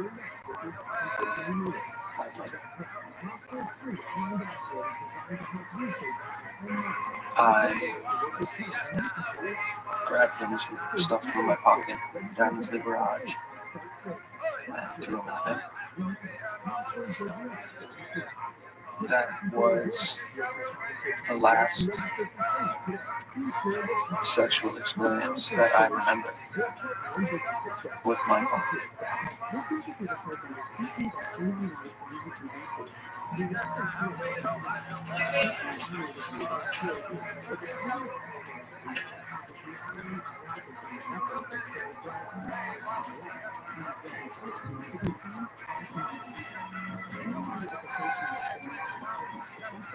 Wedding bells have rung again for Michael Jackson. The superstar is on a working honeymoon this morning with his new bride in Australia. It's the first leg of his History World Tour, and Michael Jackson is mixing music with marriage in Sydney, Australia. The loved one giving his hand to longtime friend Debbie Rowe, who also happens to be 6 months pregnant with his baby.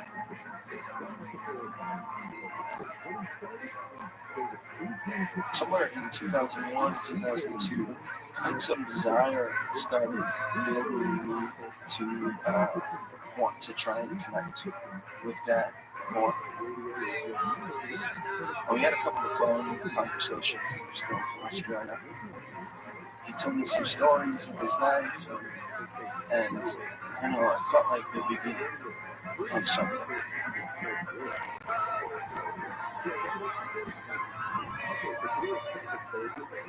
I'd moved from Brisbane to the Gold Coast.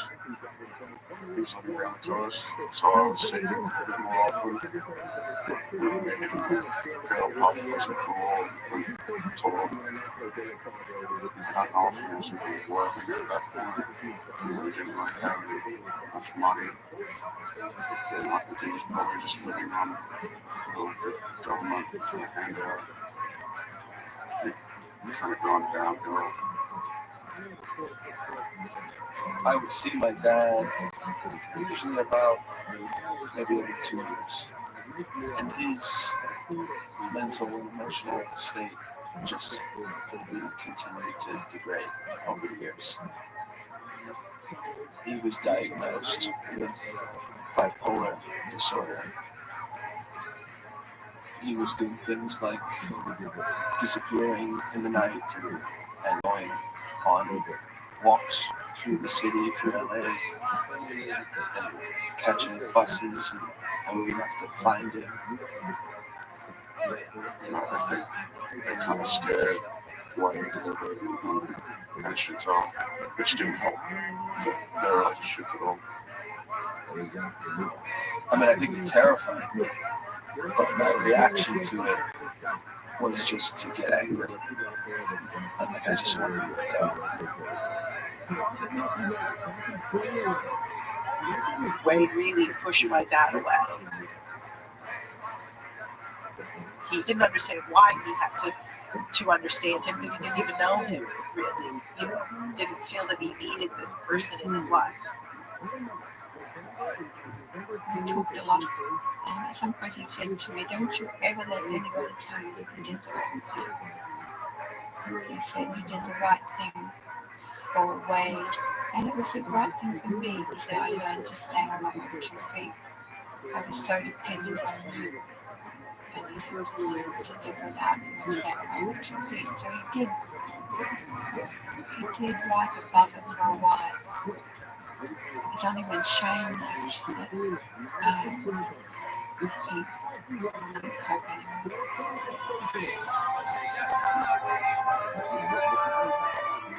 At that point, I didn't know if I was leaving for good. I said, I'm taking 6 months off to go and hang out with family. The day that I left, my grandparents, his mum and dad came over to say goodbye before I headed to the airport. And I remember Dad didn't say a word, just nothing at all. He was just kind of like a statue, just staring there from the distance. And I remember like saying goodbye and giving him a hug. And I don't even think he hugged me. He just stood there while I hugged him. He was just the lights were on and no one was home.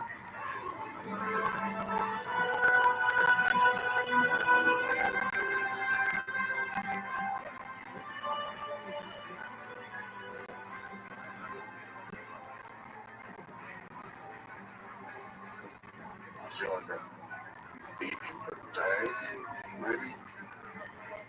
Mom was driving around in the car. We get a phone call, and it was my girlfriend at the time from Australia. And she was a police officer as well. And she called me and said, sorry, Shane, your brother's dead. The day that he left, his father hung himself. I think my response was just anger at first. I saw basically that was kind of pissed off. He hung himself in his apartment. His mom and dad found him.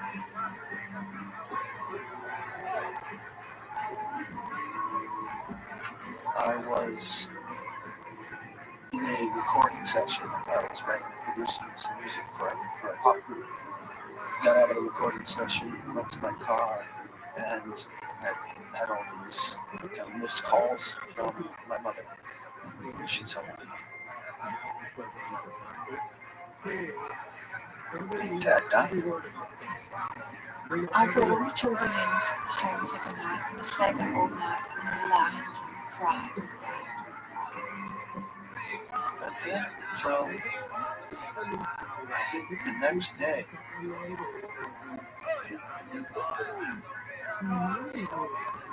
don't know, I feel like I just started stitching myself up again already. 1, 2, 3, 4.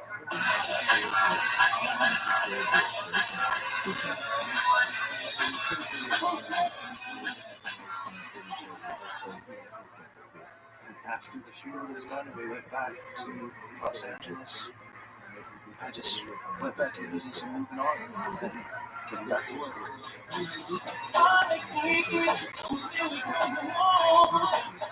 At 17, with sync, I directed what I think at the time was considered the largest tour Magician scale size that had ever happened.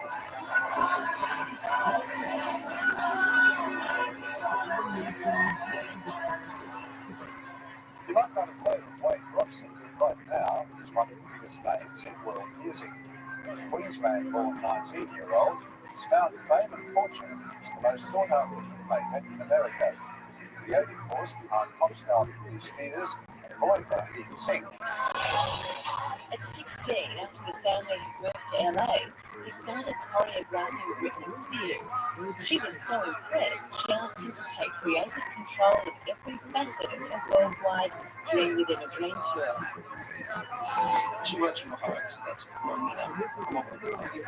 I'm a slave driver, So, but she's really cool, so that always helps. You're probably every guy's hero, you know that.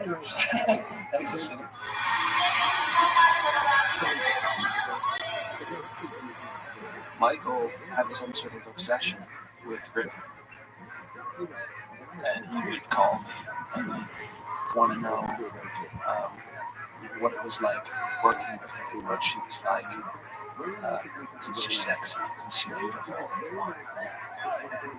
Wondering if I can set up like a way for them to meet. And in those conversations as well, Michael was really interested in my sexual life with girls. I remember that being just really weird, considering Michael and I's whole sexual history. There's a weird pull as well at the same time, and I still loved her deeply. Maybe one day I was going to be the friend for him that he could have a real, honest, vulnerable conversation with, the one person he could really be real with.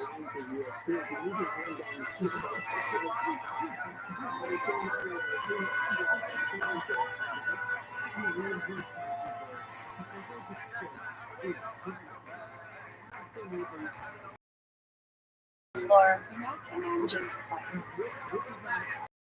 In the suburbs outside of Chicago. I went to college on the East Coast. I went to an art school. And afterwards, I thought before I settled back home, I should try the other coast. There was a dive bar very close to my apartment in Hollywood. And I would go there on almost a nightly basis. experiences. And that's how.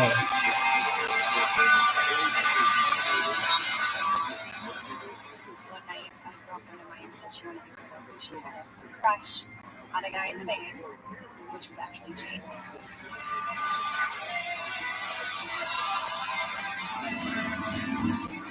He was in a band called Skyrock. The singer was British, and the music was kind of like Smashing Pumpkins. They were really fun to watch. They were really good performers.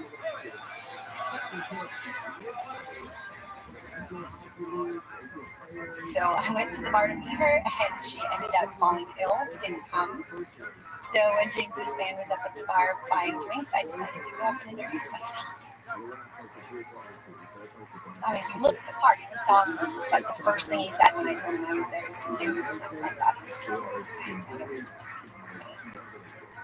He seems so wholeheartedly modest and humble, and it just caught me off guard because that's not what I'd experienced in St. so far.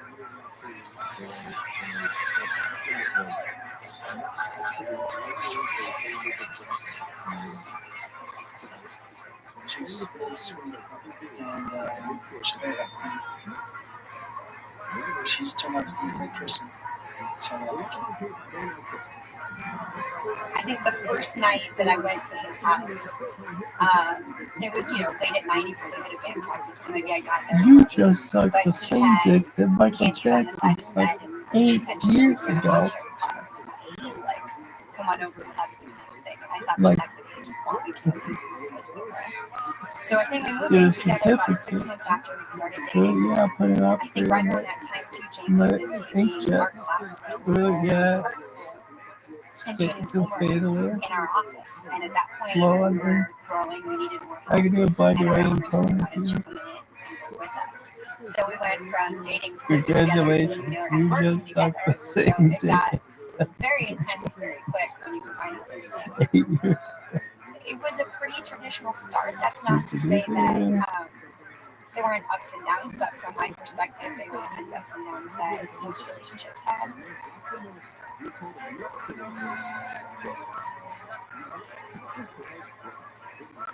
Second to a deep luck. It sucks the life out of you. Just deteriorates you from the inside. Like a part of you is dead. It kind of took everything I had to function during the day to let other people say you're a functioning person. It took a lot of effort to keep it together. And then I would go home and be around. And it was hard. I'm sure it was hard.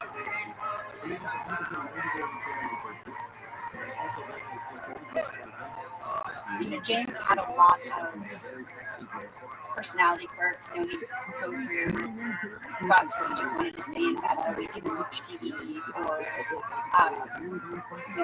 be a little bit more antisocial. But for me, especially because I know that I am a people person, a lot of these things I just assume. And it's like, you're not a people person.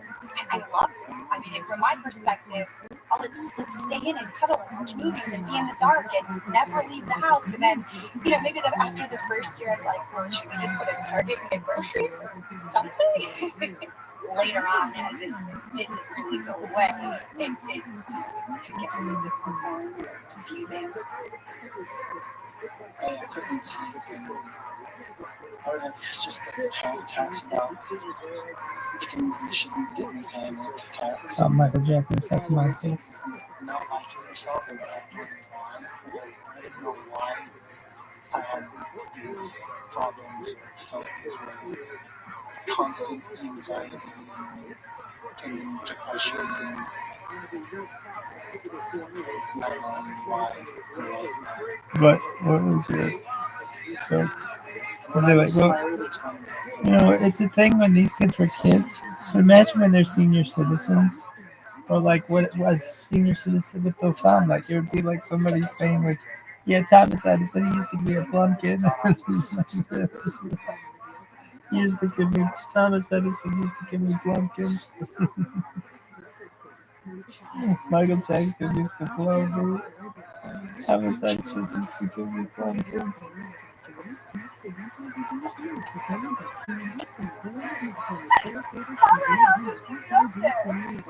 Oh, baby. Alexander My name Graham is Bell, Amanda Jimmy Dobson. Dog, my grandma. Wade's wife. Wade and I met at a nightclub, and I was working as a promoter there. My girlfriend and I were just like totally playing around on the dance floor, dancing, very goofy. And Wade and his friends kind of like jokingly called us out to do like a little battle, which I didn't know who Wade was at the time. This huge crowd began to form around us, and then Wade and his friends went into this full-on choreographed routine and made us look really ridiculous.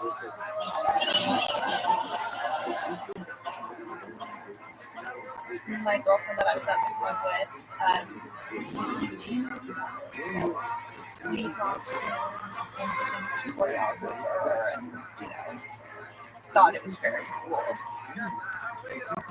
And I thought he was a total asshole. He was 19, and I was 22.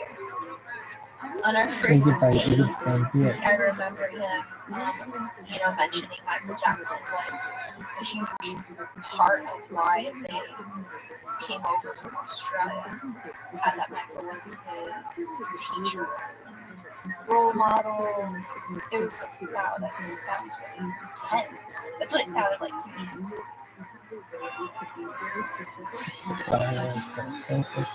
I had started a whole new aspect of my adult life with Amanda.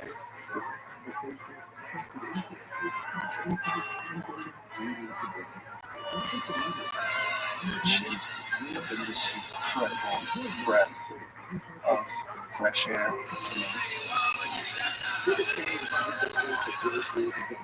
And her perspective on life, what life meant to her, what relationships meant to her, was just so clear.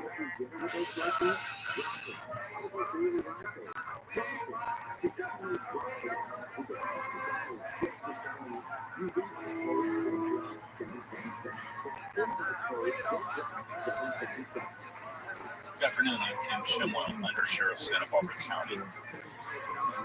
In June of 2003, the Santa Barbara County Sheriff's Department received information that a 13-year-old boy was a possible victim of lewd acts.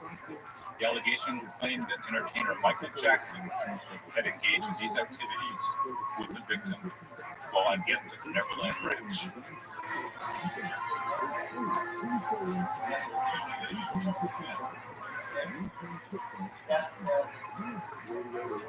This morning, investigators conducted the service of a search warrant as a part of an investigation.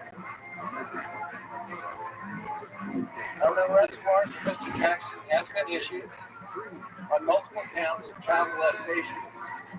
Oh, there's these new allegations.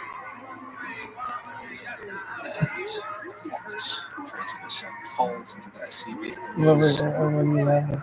I want to show you something. I took Mary Phillips almost hot.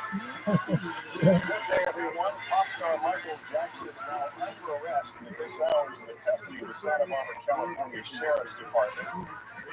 Michael in handcuffs was painful to see. When Michael Jackson was arrested, his mugshot was taken, he was fingerprinted, he gave up his passport, and he was released on $3 million bond. His lawyer called the charges of Michael Jackson away from prison for years a big lie. Anybody doesn't think, based upon what's happened so far, that the true motivation of these charges and these allegations is anything but money and the seeking of money, then they're living in their own Neverland. Jackson faces 9 charges total, 7 for committing a lewd act on a child under 14, and 2 for giving the child an intoxicating agent for the purpose of molestation. We will land on like a ton of bricks. We will stand on you like a hammer. If you do anything to besmirch this man's reputation, we will unleash a legal force like you've never seen. Michael called, and I hadn't talked to him in a really long time, and had known of the trial, so I kind of saw it happen from before happen again. He called my parents and tried to convince them to testify for him and get involved. And my dad was very much back to let's protect Michael. Michael could do no wrong in my husband's eyes. He felt what Michael did for the world made the world happy. All his songs about peace and love in the world. That's how my husband saw Michael. The songs he sang. And he truly believed it.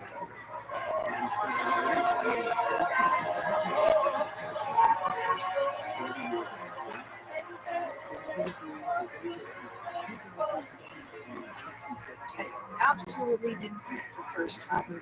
It was wrong. It was the Father's dream. And then the second time, I started to question it in my head. The accuser is reportedly a 12-year-old boy befriended by Jackson. The child is described in reports as having met Jackson through a charity that grants wishes for ill children. We didn't know this boy at all. This is during a period where we sort of like, once again, I thought, this is a kid who was suffering from cancer, and I thought defending Michael, this is just another case where Michael's probably paying for all his medical bills. And these people are taking advantage of that information about Gavin's mother. She had been arrested for shoplifting, and she had blamed superior females. A big thing about that. There's been information against the parents. I believe it.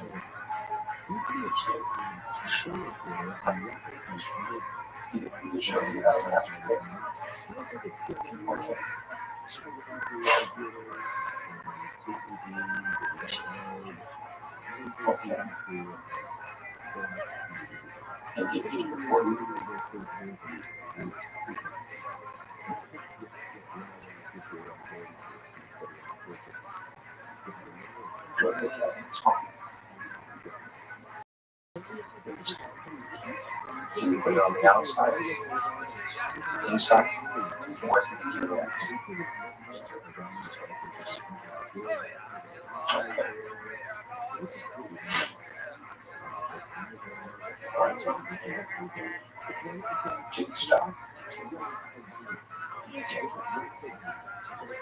In the time that I was with Wade, he didn't hear from Michael a whole lot. Michael, all of a sudden, started to was starting to communicate with Wade a whole bunch and reaching out to him, but it was like every day. The first conversation after he was arrested was like a continuation, picking right back up from the phone conversations when I was 11. The Joy Channel investigation was going on. Here they are again, trying to take me down. These evil people.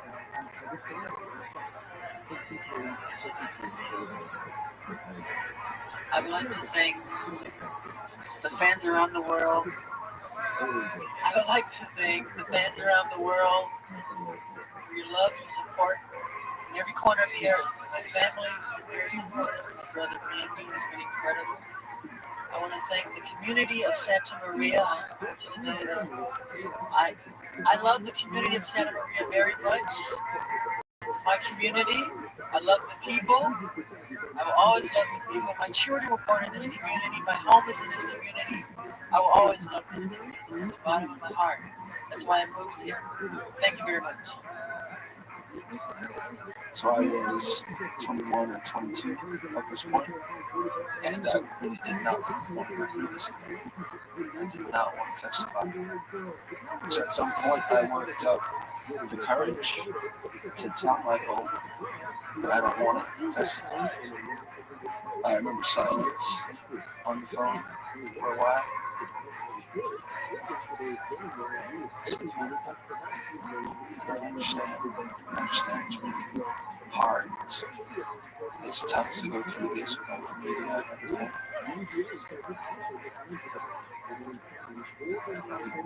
We can't let them do this to us. We can't let them take us down. Us.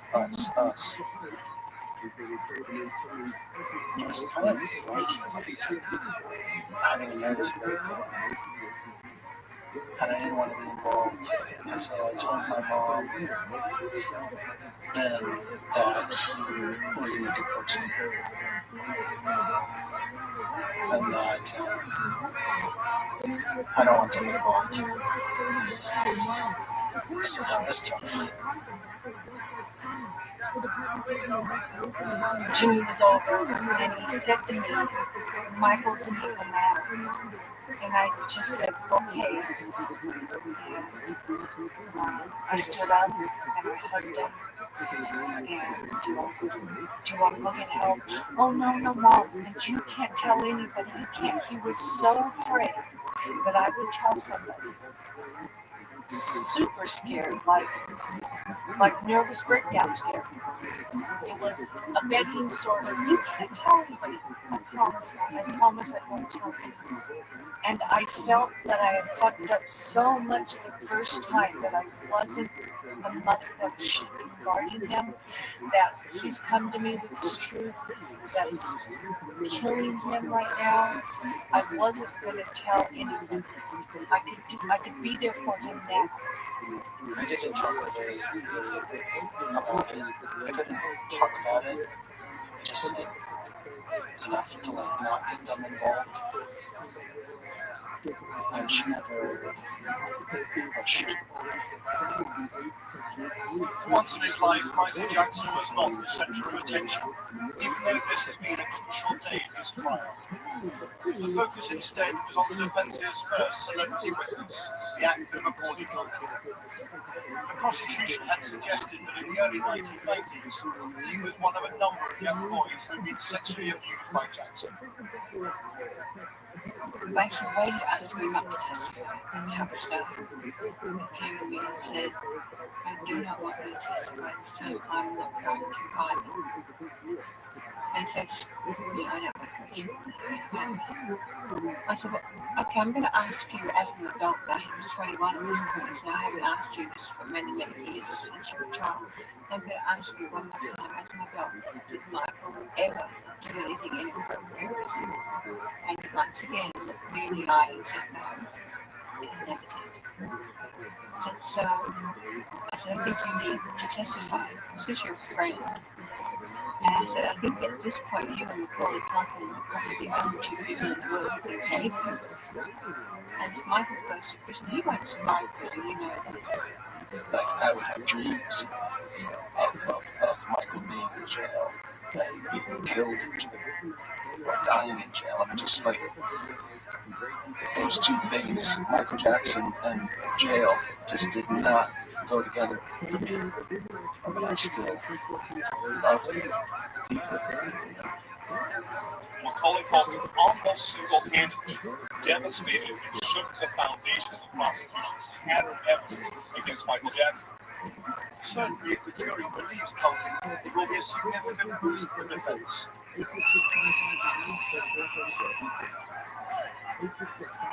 He asked me to testify, and I said no. And he got really angry at me, and he threatened me. I'd never seen him as angry. More like, okay, you're angry now. He threatened me with his lawyers and said that I had perjured myself years ago, that he was the best lawyers in the world. that they were going to get me. And I just said, I don't want any part of it, really, nothing from me. Don't worry, I'm just trying to calm him down to get him off the phone.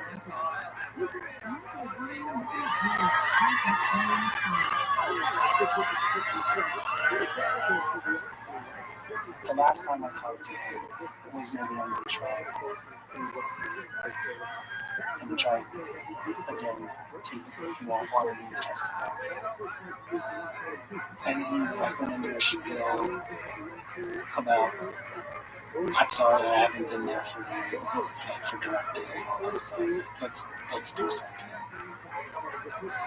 I know I haven't been there. And I cut the conversation short. I just said, still kind of good.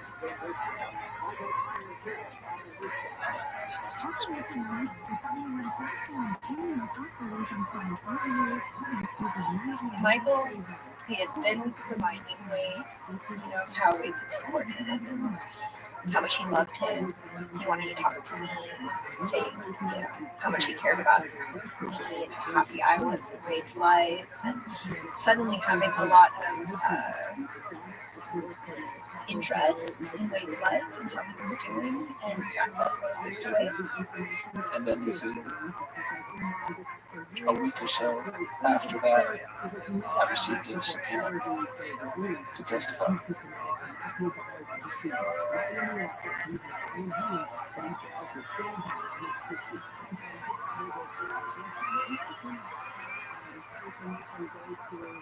The grand jury will hear testimony from Jackson's now 14-year-old accuser. It's also interesting that testimony to be heard in Jackson's 1993 molestation case was settled out of court. I remember asking Wade, nothing happened to you, right? You never did anything to you, did he? I just needed to just put it out there, and he assured me, no, never. And I believed him. The idea of this truth coming out, and Amanda knowing about it, and my family knowing about it, and everybody in the entertainment business, in my career, knowing about it, I mean, was just a ridiculous idea that was never going to happen in my mind, because in my mind, my whole life would be over. If I questioned Michael's perspective that he was telling me about Gavin, then I felt like I would break. I couldn't be as strong as I needed to be.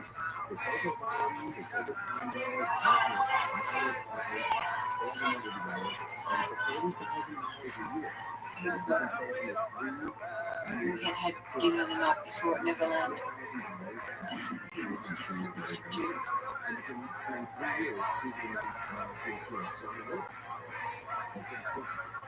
So we were at the ranch with all his family. Michael didn't look well. He was very sick. His kids were there. Everybody was there. His mind was just in a whole other place. I remember all of us sitting at dinner, and Paris, his daughter, just wanting wanting her dad's attention, kind of like pulling on his arm and pulling on his fingers, and daddy, and he wasn't there. I remember that just feeling really sad. What if he loses? What if he goes to jail? These are the last couple of times that they see their daddy, which built my conviction even that much more to save him. I think that definitely helped Wade to go into the, courtroom feeling, that he wanted to support Michael. I'm feeling good about that.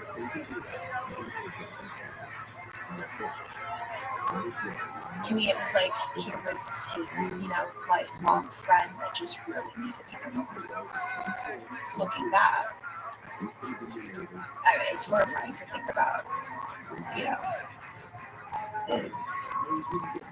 what that experience really represented for Wayne.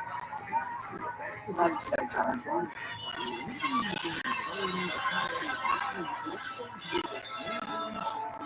And I remember how white he looked, and his face was really thin, drawn out. He looked like a statue. Lifeless.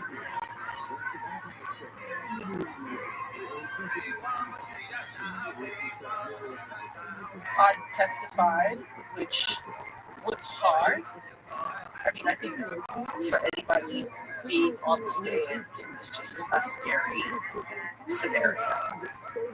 Because you feel like people, lawyers and different people are attacking you and they're saying different things. And, you know, you have this feeling of like, did I just put my friend in jail? I was up there for a couple hours. The whole scenario was intense. Wade was up for a long time. If this didn't go well for him, he was going to go to jail for the rest of his life. I was going to my grave with that truth of the sexual stuff that happened between Michael and I. There was no way in hell I was ever telling anybody in the universe. And that was period. However, Wade Robson acknowledged sharing a bed with the singer many times when he was a child, but he denied ever being molested. Did Mr. Jackson ever molest you at any time? The defense lawyer asked. No, never, Wade Robson replied. That contradicts testimony from a former Michael Jackson maid who said she'd seen the singer shower with the boy. We've seen a parade of witnesses saying Michael Jackson's not a good guy. This is what I saw him do. If you can get one or two, or three people on that stand who said, you were talking about me, it never happened. Very powerful.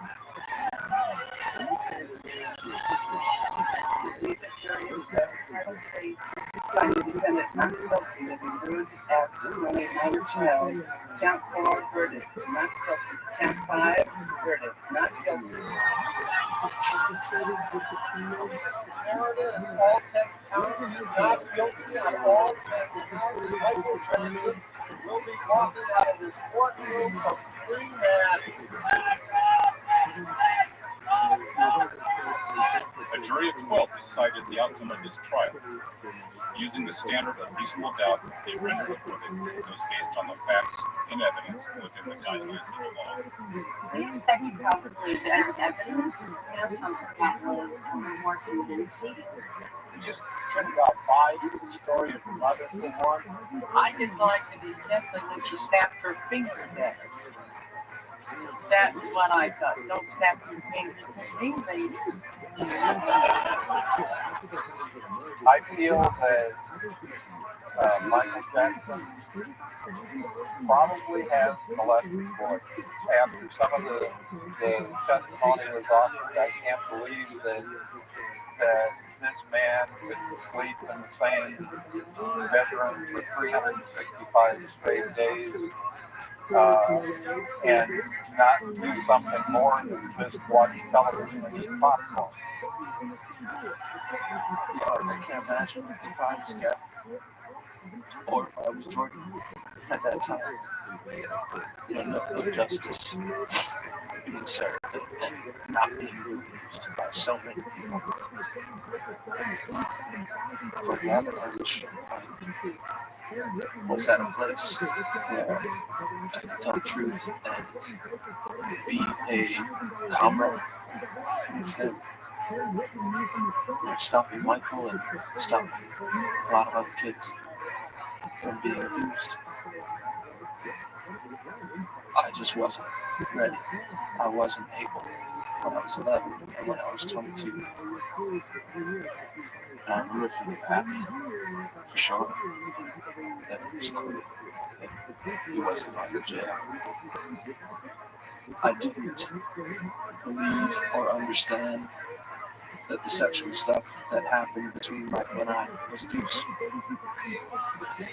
I didn't feel like I was hurt by it, that it was anything bad that happened to me At that point, it was, I loved Michael. Michael loved me. This was something that happened between us. That's it. But I still had absolutely no understanding that I was affected, or any feeling that I was affected negatively.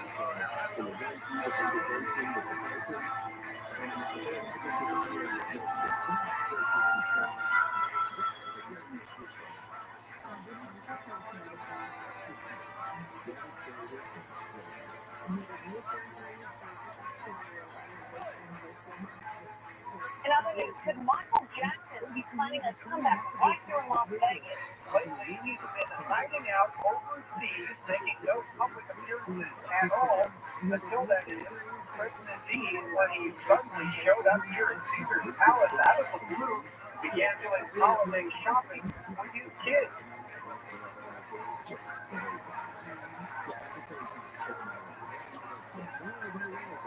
I was in Vegas for about 6 months. I was choreographing on some installation. And at that point, Michael was living in Vegas with his kids. I wanted to come see the show, and I asked him to write some words for the dancers in the show, some words of inspiration that broke the night. And one of the things he kept asking as we were planning getting together was, make sure you name some wine. So this was a new dynamic, which I liked as well, because we're trying to have this kind of normal experience with him. We sit there, Michael, have a glass of wine, talk about real stuff.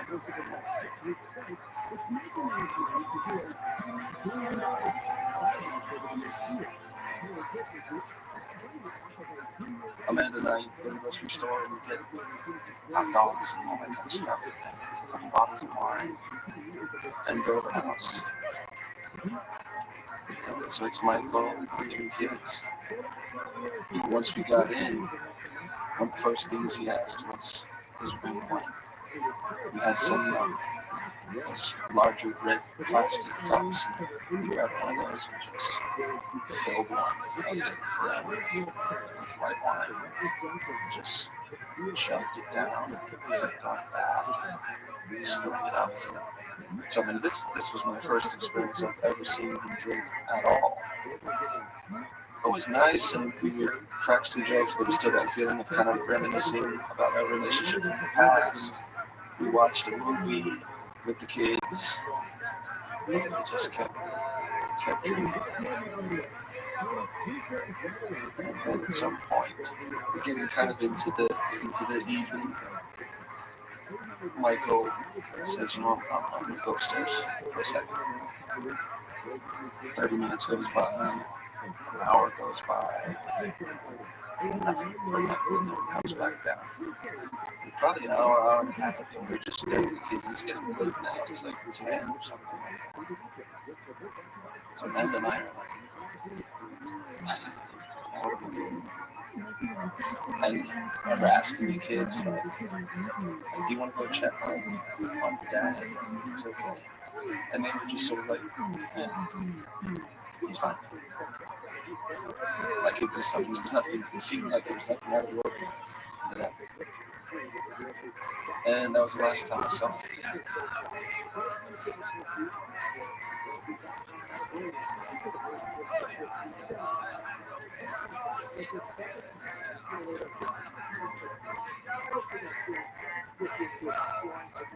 We're getting some breaking news coming into the situation right now. What are we picking up?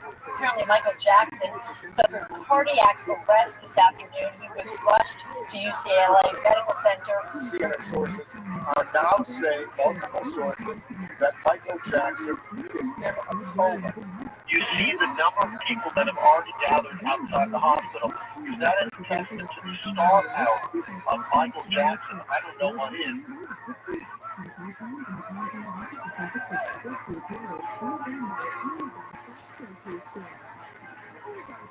I was in my house. I was working on some choreography for a show. And it was a friend of mine who texted me and said, turn on the news. Now, I think the first image I saw was the paramedics that were carrying Michael to the hospital. Michael had some sort of cardiac arrest or something like that. And we're just getting this in right now, and it's very, very sad news for Jim Moran and to all of our viewers. Both the Los Angeles Times and CBS News are both now reporting that Michael Jackson has died. CNN can now confirm from the LA coroner that Michael Jackson is dead. Jackson appeared to have suffered from cardiac arrest. He was 50 years old.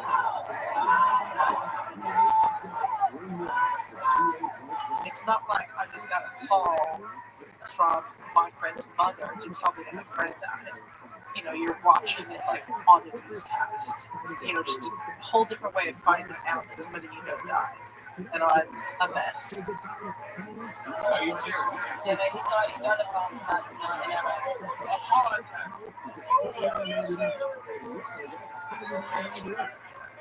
So much of my story, so much of my life has been him. You know, I came to America like everything. He's been such a big part of our life that all of a sudden just gone. I guess you'd call it being in shock and just being numb and not believing.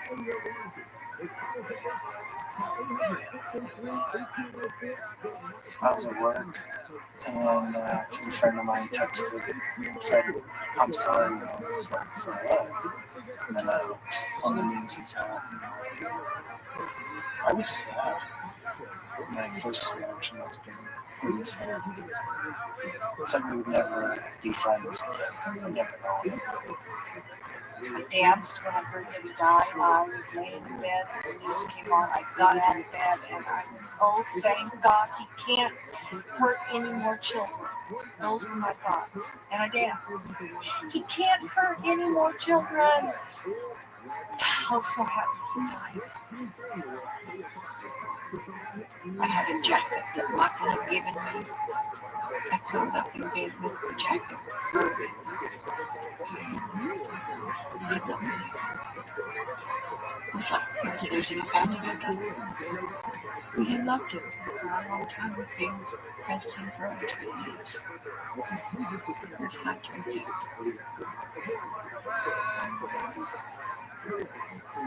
You know, you drive in the car and you hear their music and you cry. It's all around you all the time, so you grieve for multiple days. You know, you have beautiful moments where you remember beautiful memories of being in the ranch and all these great things, and remembering him as a beautiful person, but then also feeling really sad.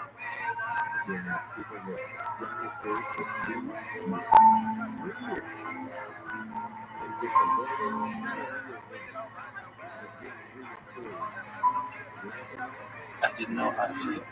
I just kind of started going for walks around the neighborhood. And, you know, people were trying to call me like crazy and get in contact with me, and I don't want to talk to anybody. I don't want to talk to my mother. I don't want to talk to anyone. I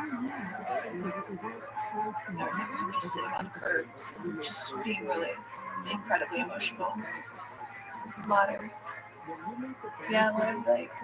curling up and crying. And the press inquiries were kind of coming through my agents, and it got to the point where they finally said to me, like, listen, you got to take a statement. So I remember going to a sort of park in Santa Monica to sit down and try and figure out what I wanted to say. It was extremely loving and grateful for Michael in my life, talking about he's the reason I dance, the reason I make music, and then never stop missing him. But now he's something like now he's blessing the heavens with a melody and a moonwalk, something like that. He tried his hard to please everybody. The sick, he donated so much money to the sick. He helped the blind. He helped everybody that needed help. And he was glad to do it. I've seen Michael help so many people that sometimes he would go and cry about it because he felt sorry for the people that he was helping.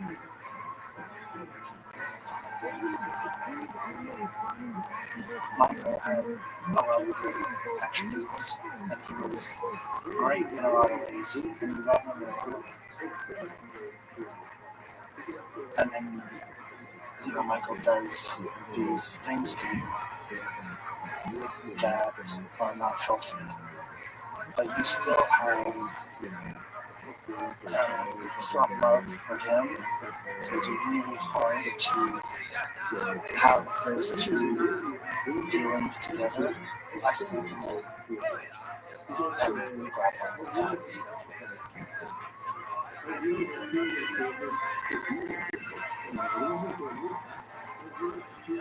It is estimated that before it's over, this will be viewed by between 750 million to 1 billion people around the world.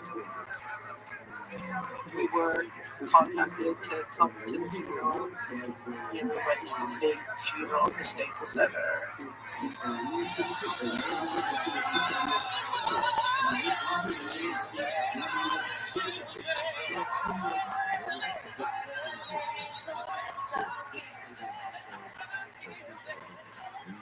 That was a surreal experience, not your average memorial or funeral. Musical performances and Michael's image up on a massive screen.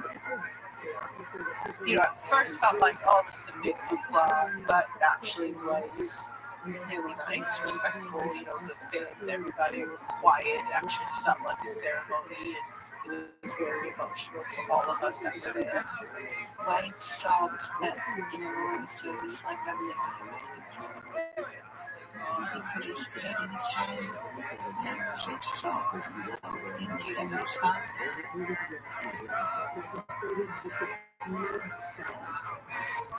It's the last time I remember crying about him being dead.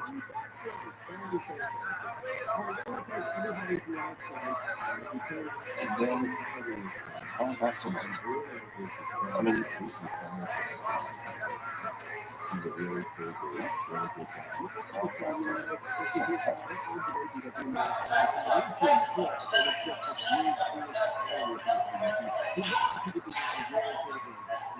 There's a new phase in my career where I became stage director. And then I were married now. We were starting to work together a bit creatively. The phones are ringing, say yes, work begets work, this is time to explode, this is what you've been working for. Then you'd be in the adrenaline of the job, and it's always followed by lulls of depression. I'm just a perfectionist. I just was never really able to enjoy my work. It wasn't fun. The more success I gained, the less fun it became. It was just more about pressure.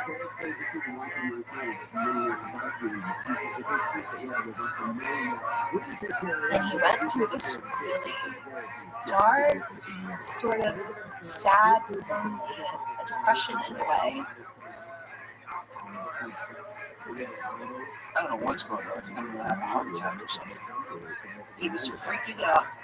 He was so afraid that whatever decision he made was going to be the wrong one. I stopped him, I can't go through this and not figure out what's wrong.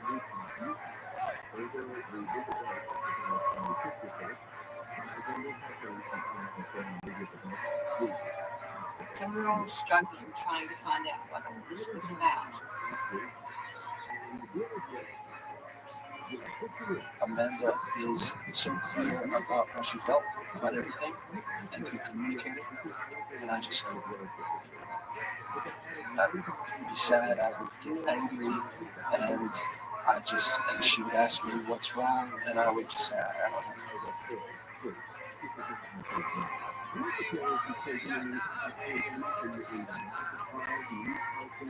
We had been working a ton, traveling a lot, doing lots of exciting work, and I remember telling myself, when I can't think of anything but becoming a mom, that will be the time that, we think about starting a family. And Koa arrived on this earth November 10th, 2010.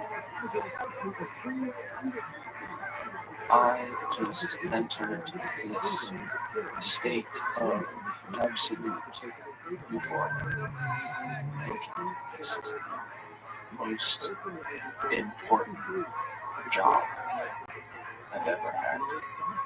Being a father. Koa's birth was directly aligned with Wade receiving his dream job opportunity.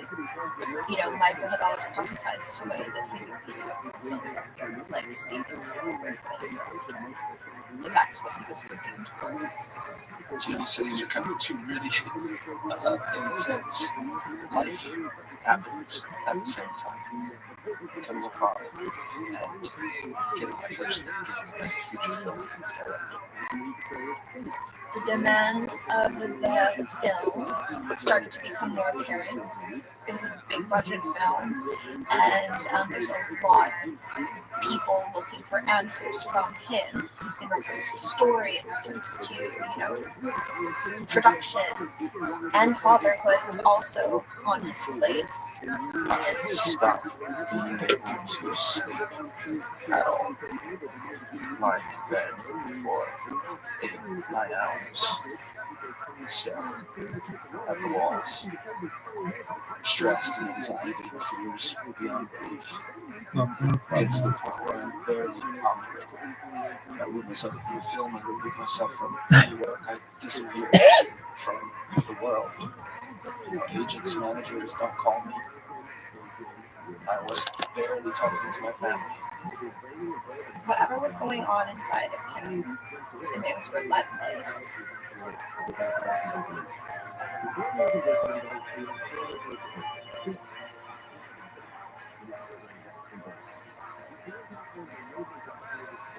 Is a time goes on that I don't think time changes this one, it just gets worse. You can't talk to anybody about it, You don't get advice or perspective. You're stuck keeping a secret. So you don't ever figure it out.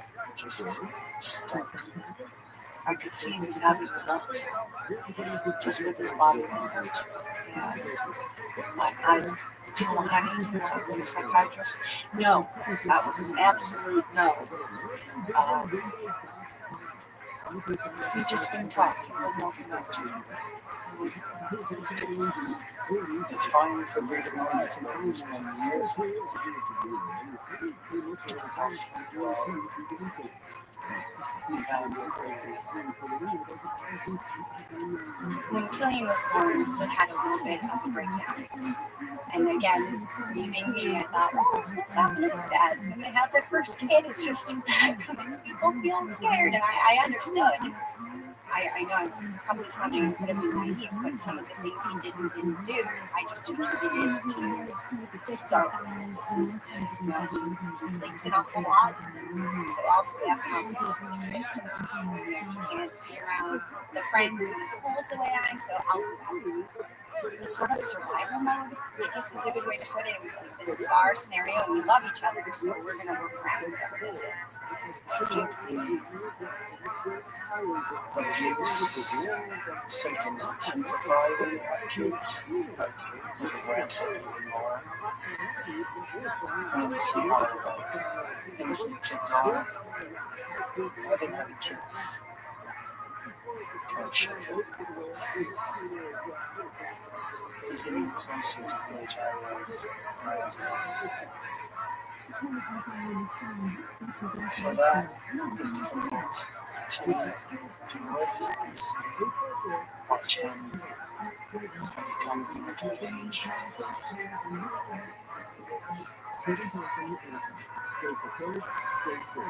I'm a therapist trying to figure out what the hell is wrong with me.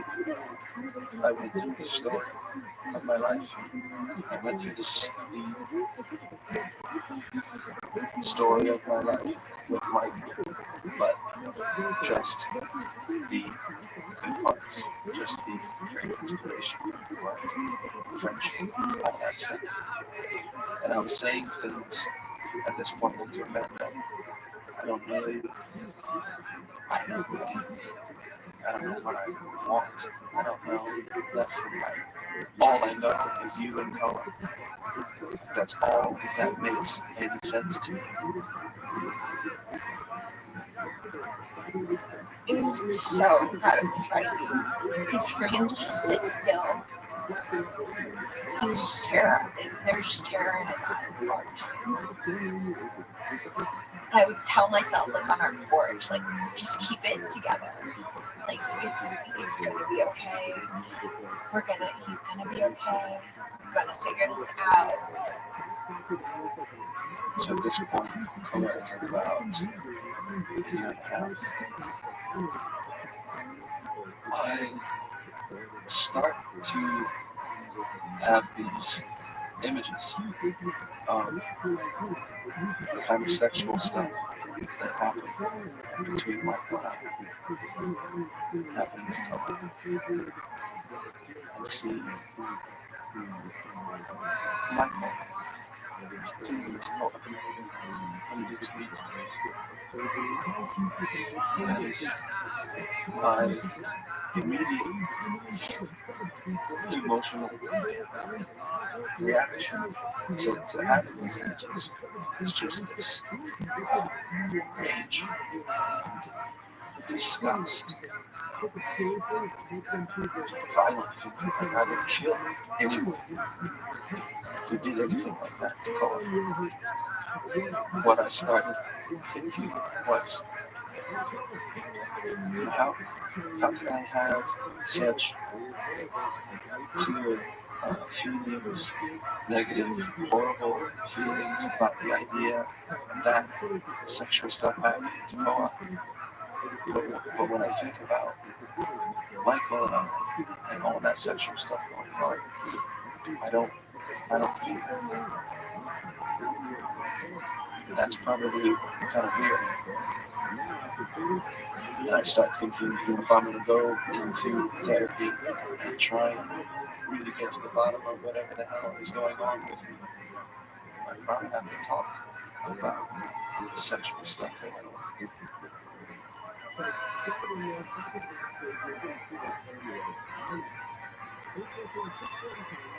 I go in for a session with Dr. Shaw. All the stuff about all the allegations, Michael Jackson, molesting kids, all that stuff.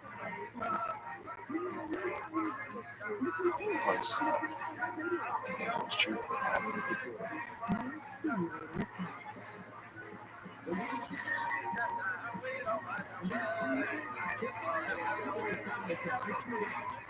There were little things that we would try and do and look forward to, dinners or something, to try and put on a happy face and like look forward to something instead of like the dread fear of our reality. Why even now we're living in San Marco, we had food trucks, like the big thing in LA at the time. When I spoke with Erica, my wife, on the phone as I'm driving, and she says, I'm going to tell you about a crazy dream I had last night. Where I told her that Michael Jackson had abused her. She said it was so real. She woke up from the dream and started crying about it. My brother and Amanda go and walk towards the food trucks, and we're waiting for some food. We're just chatting, and my brother comes out of nowhere and says, my wife had this crazy dream. Like, my first instinct when he said that was to crack a joke. And a joke that had sort of become kind of standard for me, which was, yeah, man, like, I don't know, if it was true, I don't know why I wasn't sexy enough. Like, what was wrong with me? And it was my instinct to kind of go right to that joke. I just couldn't listen. I mean, this was like just an hour and a half ago, and I had told them to show for the first time. So my head just dropped. And I just looked up and said, it's true. You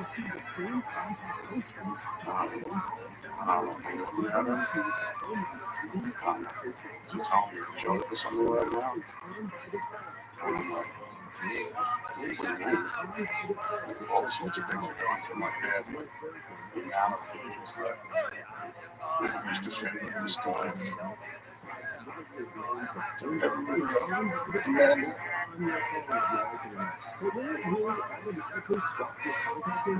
wasn't right left.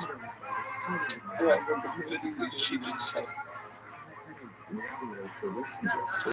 caved in, like someone punched her in the chest.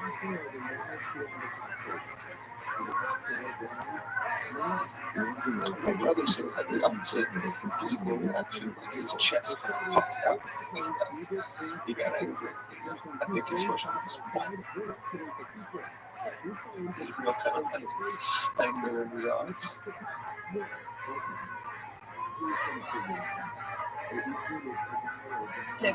It's like the world was kind of like spinning, and all I could see was Chantel was moving. So it's like a blur, and I just like honed in on color, and I like needed to look at him. And then they come over to me, and as soon as they come to the table, Shane turns to me, and he says, wait, tell Chantel what you just told us. My sister's always been one of them who's more emotional, much more directly available. There's her heart on her sleeve. And I remember looking at her eyes, just they're just staring at me, just tears. I was hurt and angry for Wade. I was upset for myself and my relationship that I was scared for my mom.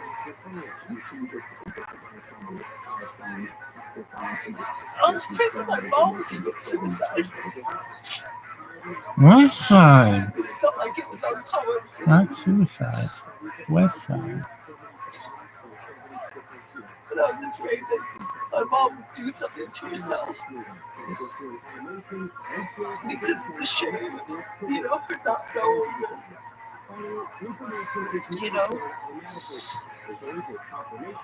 See, this was the story that I had been telling all these years. The lies that I had been telling about none of this sexual stuff ever happened. That story, that version of the story was the whole foundation of my life and my sister's and my brother's life. And like, my whole life with Michael is the reason my family split apart. We moved to America. Like, all wrapped up together. And now it's like this whole foundation of this story is bullshit.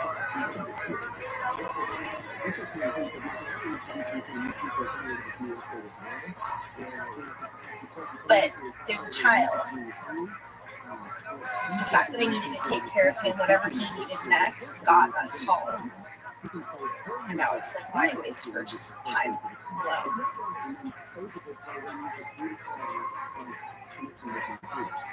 And he's like, "Do you want to ask me?"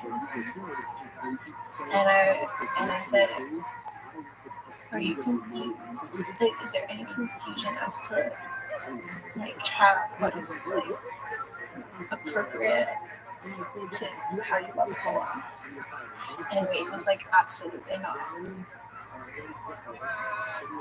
I had no knowledge of child sexual abuse or the psychological way it plays out into adulthood. You know, I was incredibly naive on the subject. So to me, you know, the fact that he had lied about it to me, I thought the repercussions must be something that affected, that he was scared of in relation to me or to us or his, I don't know. It's like I used to be the person that said, you know, oh, that person's after money or they're trying to bring money down. He's famous, and I was the person that said all that.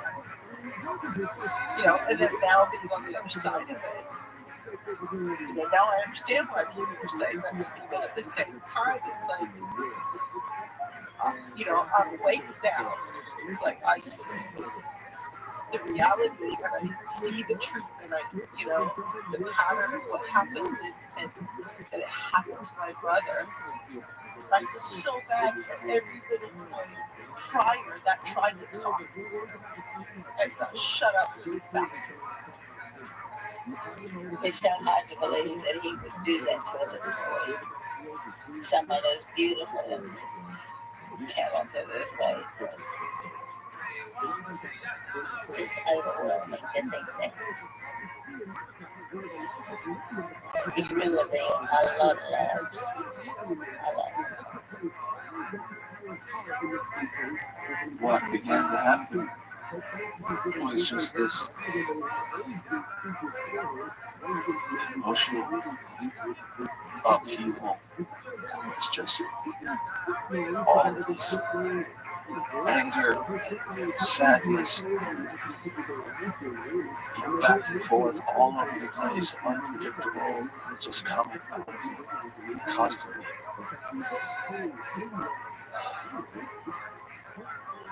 After about 2 weeks after I first told Dr. Shaw, I told Mom I wanted her to come into a therapy session with me. Didn't tell her why. I spent 30 minutes with the therapist first just to have a chat and talk about him. So then, after 30 minutes, Wade joined us, and we sat together on the couch, and he turned to me and said that Michael Jackson had abused him from age 7 to 14.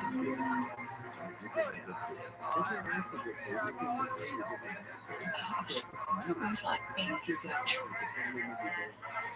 Really didn't. I remember just tears streaming down her face instantly, this kind of collapsing body, and then she just kind of reached out to grab him, and the first thing she said was, how could you not have told me? How could you not have told me?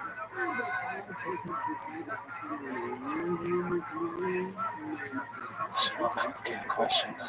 Couldn't answer that question. I held and we sobbed together. And I said, well, I have to take some of the blame for this. I'm your mother and I'm going to protect you. And that's what he wanted to hear, apparently.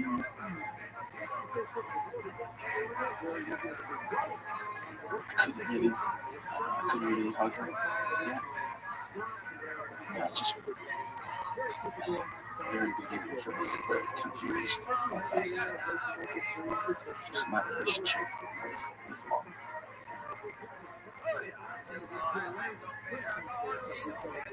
Always angry. My mom.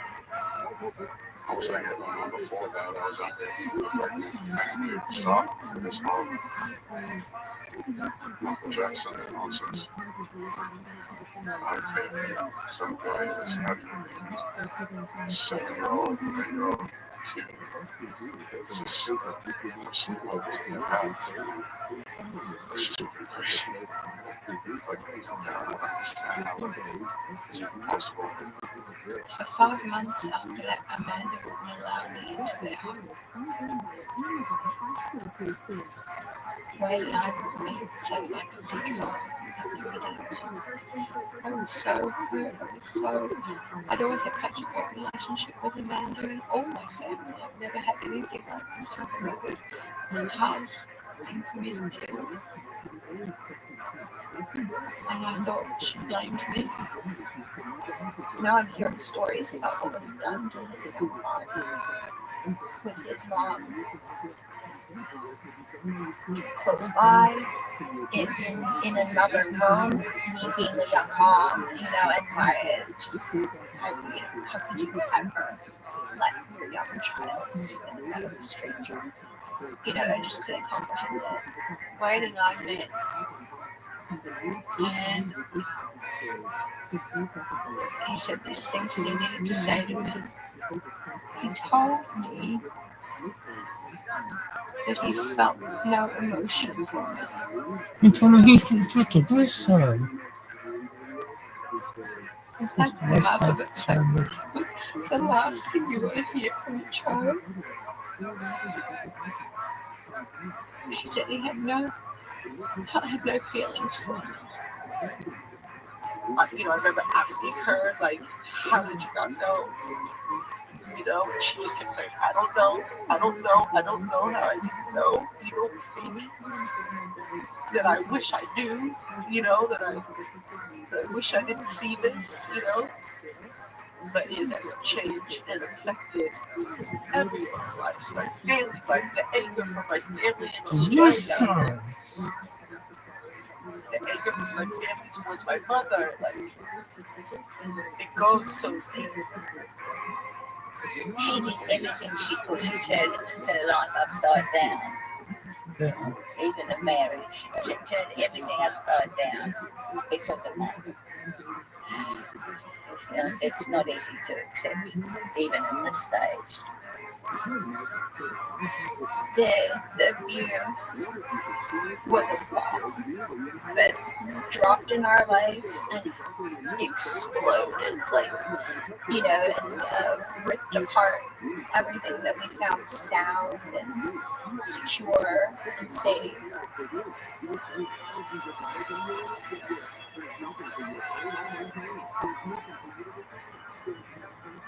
Of course, I want kids to be happy and feel better, but I don't always know how to get them there. A few things had happened that just sort of sent him on a spiral. His father got sick, work got very challenging. All these things were coming together, and he went someplace else. He went to a dark place. He started drinking a lot. He started going out at night. He wouldn't come home. During that time, it was the first time we were really fighting. I didn't understand what's going on at all. Power issue? That was like the first time we ever talked about it. This isn't a relationship right now. Is this heading towards divorce? I mean, that was the first time we ever talked about things like that. I had like a lot of self-hatred, and I didn't know why. And you're not putting it on him, you're putting it on yourself. It's you're doing it. That's part of the manipulation. People that I look at me and see grown up, but you need to see we're mentally little kids who just got no look.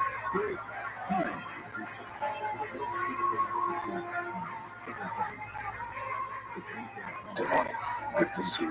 You know that the things you're going to say this morning, and perhaps in a court of law, are going to get a lot of attention, make a lot of headlines. So before I ask you specifics, what's your mindset right now?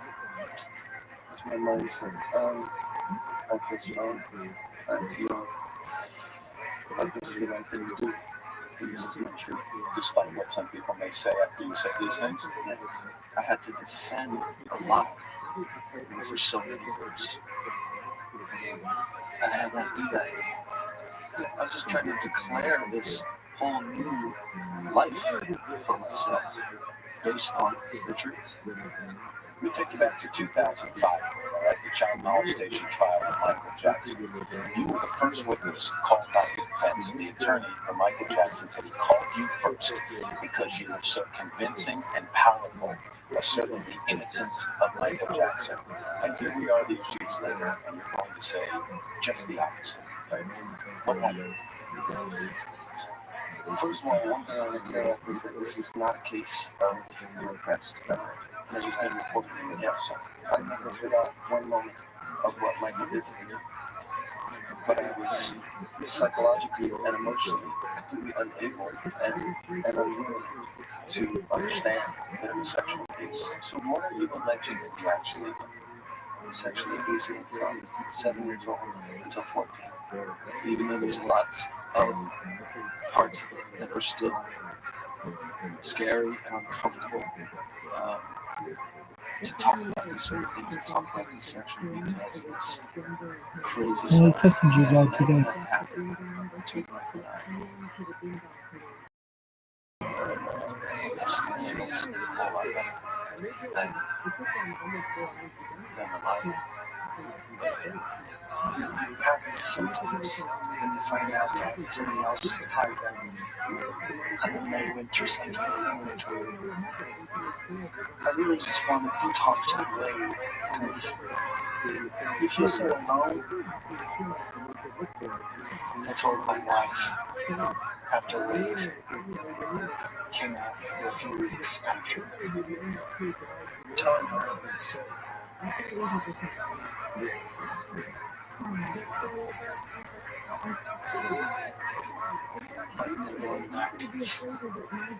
At that point in time, we had a computer in our bedroom, and I was working late at night. He was sitting at the edge of the bed just waiting for me to finish, which was not like him. And I was working, can you please just stop? He sounded so irritated with me. I was like, what the heck? I turned off the computer and I turned around, and that's when I saw how serious and sad his face was. And he said, Laura, I have to tell you something. And he just said, bad things have happened. You know, Michael wasn't a good guy. And he just clearly was a ball of emotions. And I was scared. It was just like a punch in the chest. You're not positive it's the right decision. I've been thinking that action is going to ruin your life. You can't describe how scary it is. It wasn't a heavy, long conversation. It was a cry. He sort of we gave each other a hug, and he showed me Wade's interview, and he just sort of cried. And he didn't go into much detail then. It was just more of this like, oh wow, her life just got heavy. It still feels shameful. I still have feelings that I was but my fault.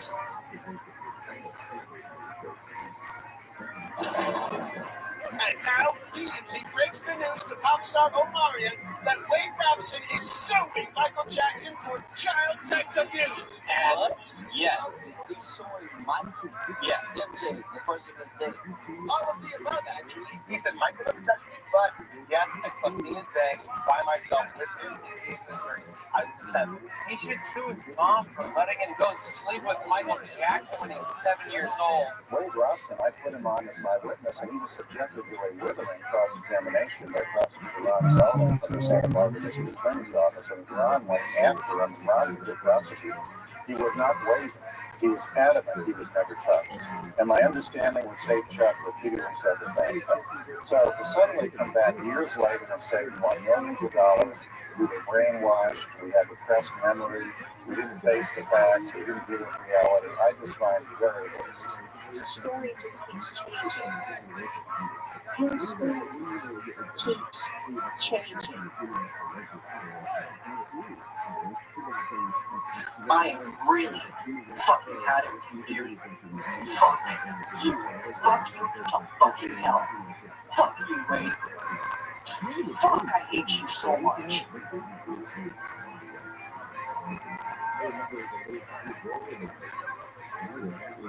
The diehard Michael fans, some of them are very hateful. It's been scary for me as a mom with our child, in regard to the threats that come from that we receive. I'm not going to lie and say that that's not hard to see and to hear, to feel. People not really, and people think that it's all about the money, or nothing about the money. A judge has dismissed a choreographer's claim that Michael Jackson molested him as a child. Los Angeles Superior Court Judge Mitchell Bedlock dismissed Wade Rosen's claim on Tuesday after determining he waited too long to file it in court. He did not go home with credibility of Roxanne's allegations themselves. This is where the officially derailed his case. These people don't even know Michael. They know Michael Jackson, the amazing musician and the amazing superstar. I'm not taking anything away from Michael's talent as a superstar. But as a man, as a human being, he's hurt people. And those people that he's hurt should have a chance to talk about it. And they should be allowed to be okay.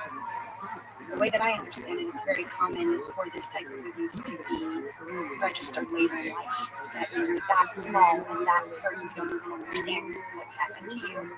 So we can't change it. Michael's gone, but it doesn't change the fact that he destroyed these people and that the world still goes on loving him. He had so many good parts about him. I think his music's great too. He's great. And people grew up with him too. His style was into his own kid. So I think that person is doing the worst possible things to kids.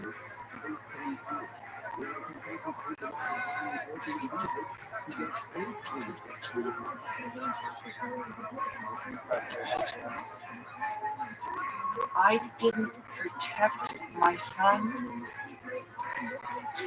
That will always haunt me. I had one job, and I had one job, and I fucked up.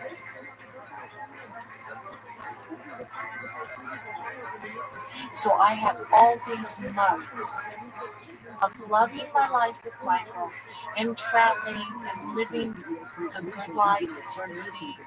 All those wonderful memories. It was all based on the suffering of my son. My son had to suffer for me to have this life. My son is messed up today because of it. And I'm messed up today because of it. So you keep secrets and secrets and secrets kill you. And everything's been a secret. And you finally can say something. I don't want to know too much about what went on. I don't want to have a discussion with things that would be anonymous. I really hate that. So I have not really had a discussion about the sexual side of it. I don't know what else I could have done or whatever it is I wish I had. I don't know if I'll ever really fully forgive it or what happened to the family and what happened to Wade. I still love her. So support as much as I can, but there's some things I don't know if I can forget.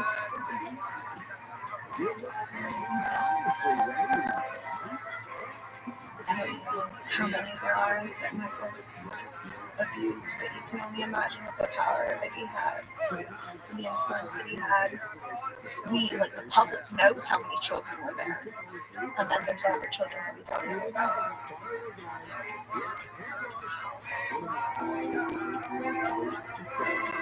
If my story of abuse with Michael and all the ways that it affected me, if speaking that truth, other survivors of child sexual abuse at the hands of anybody could be helped in any way, shape, or form by me coming forward and speaking it.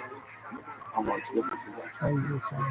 I want to be able to speak the truth as loud as I have to speak a lie for so long.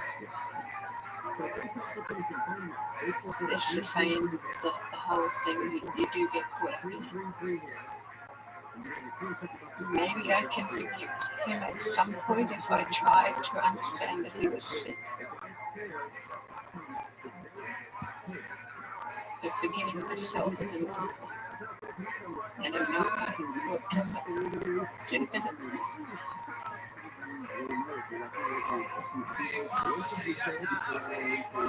What's that? He took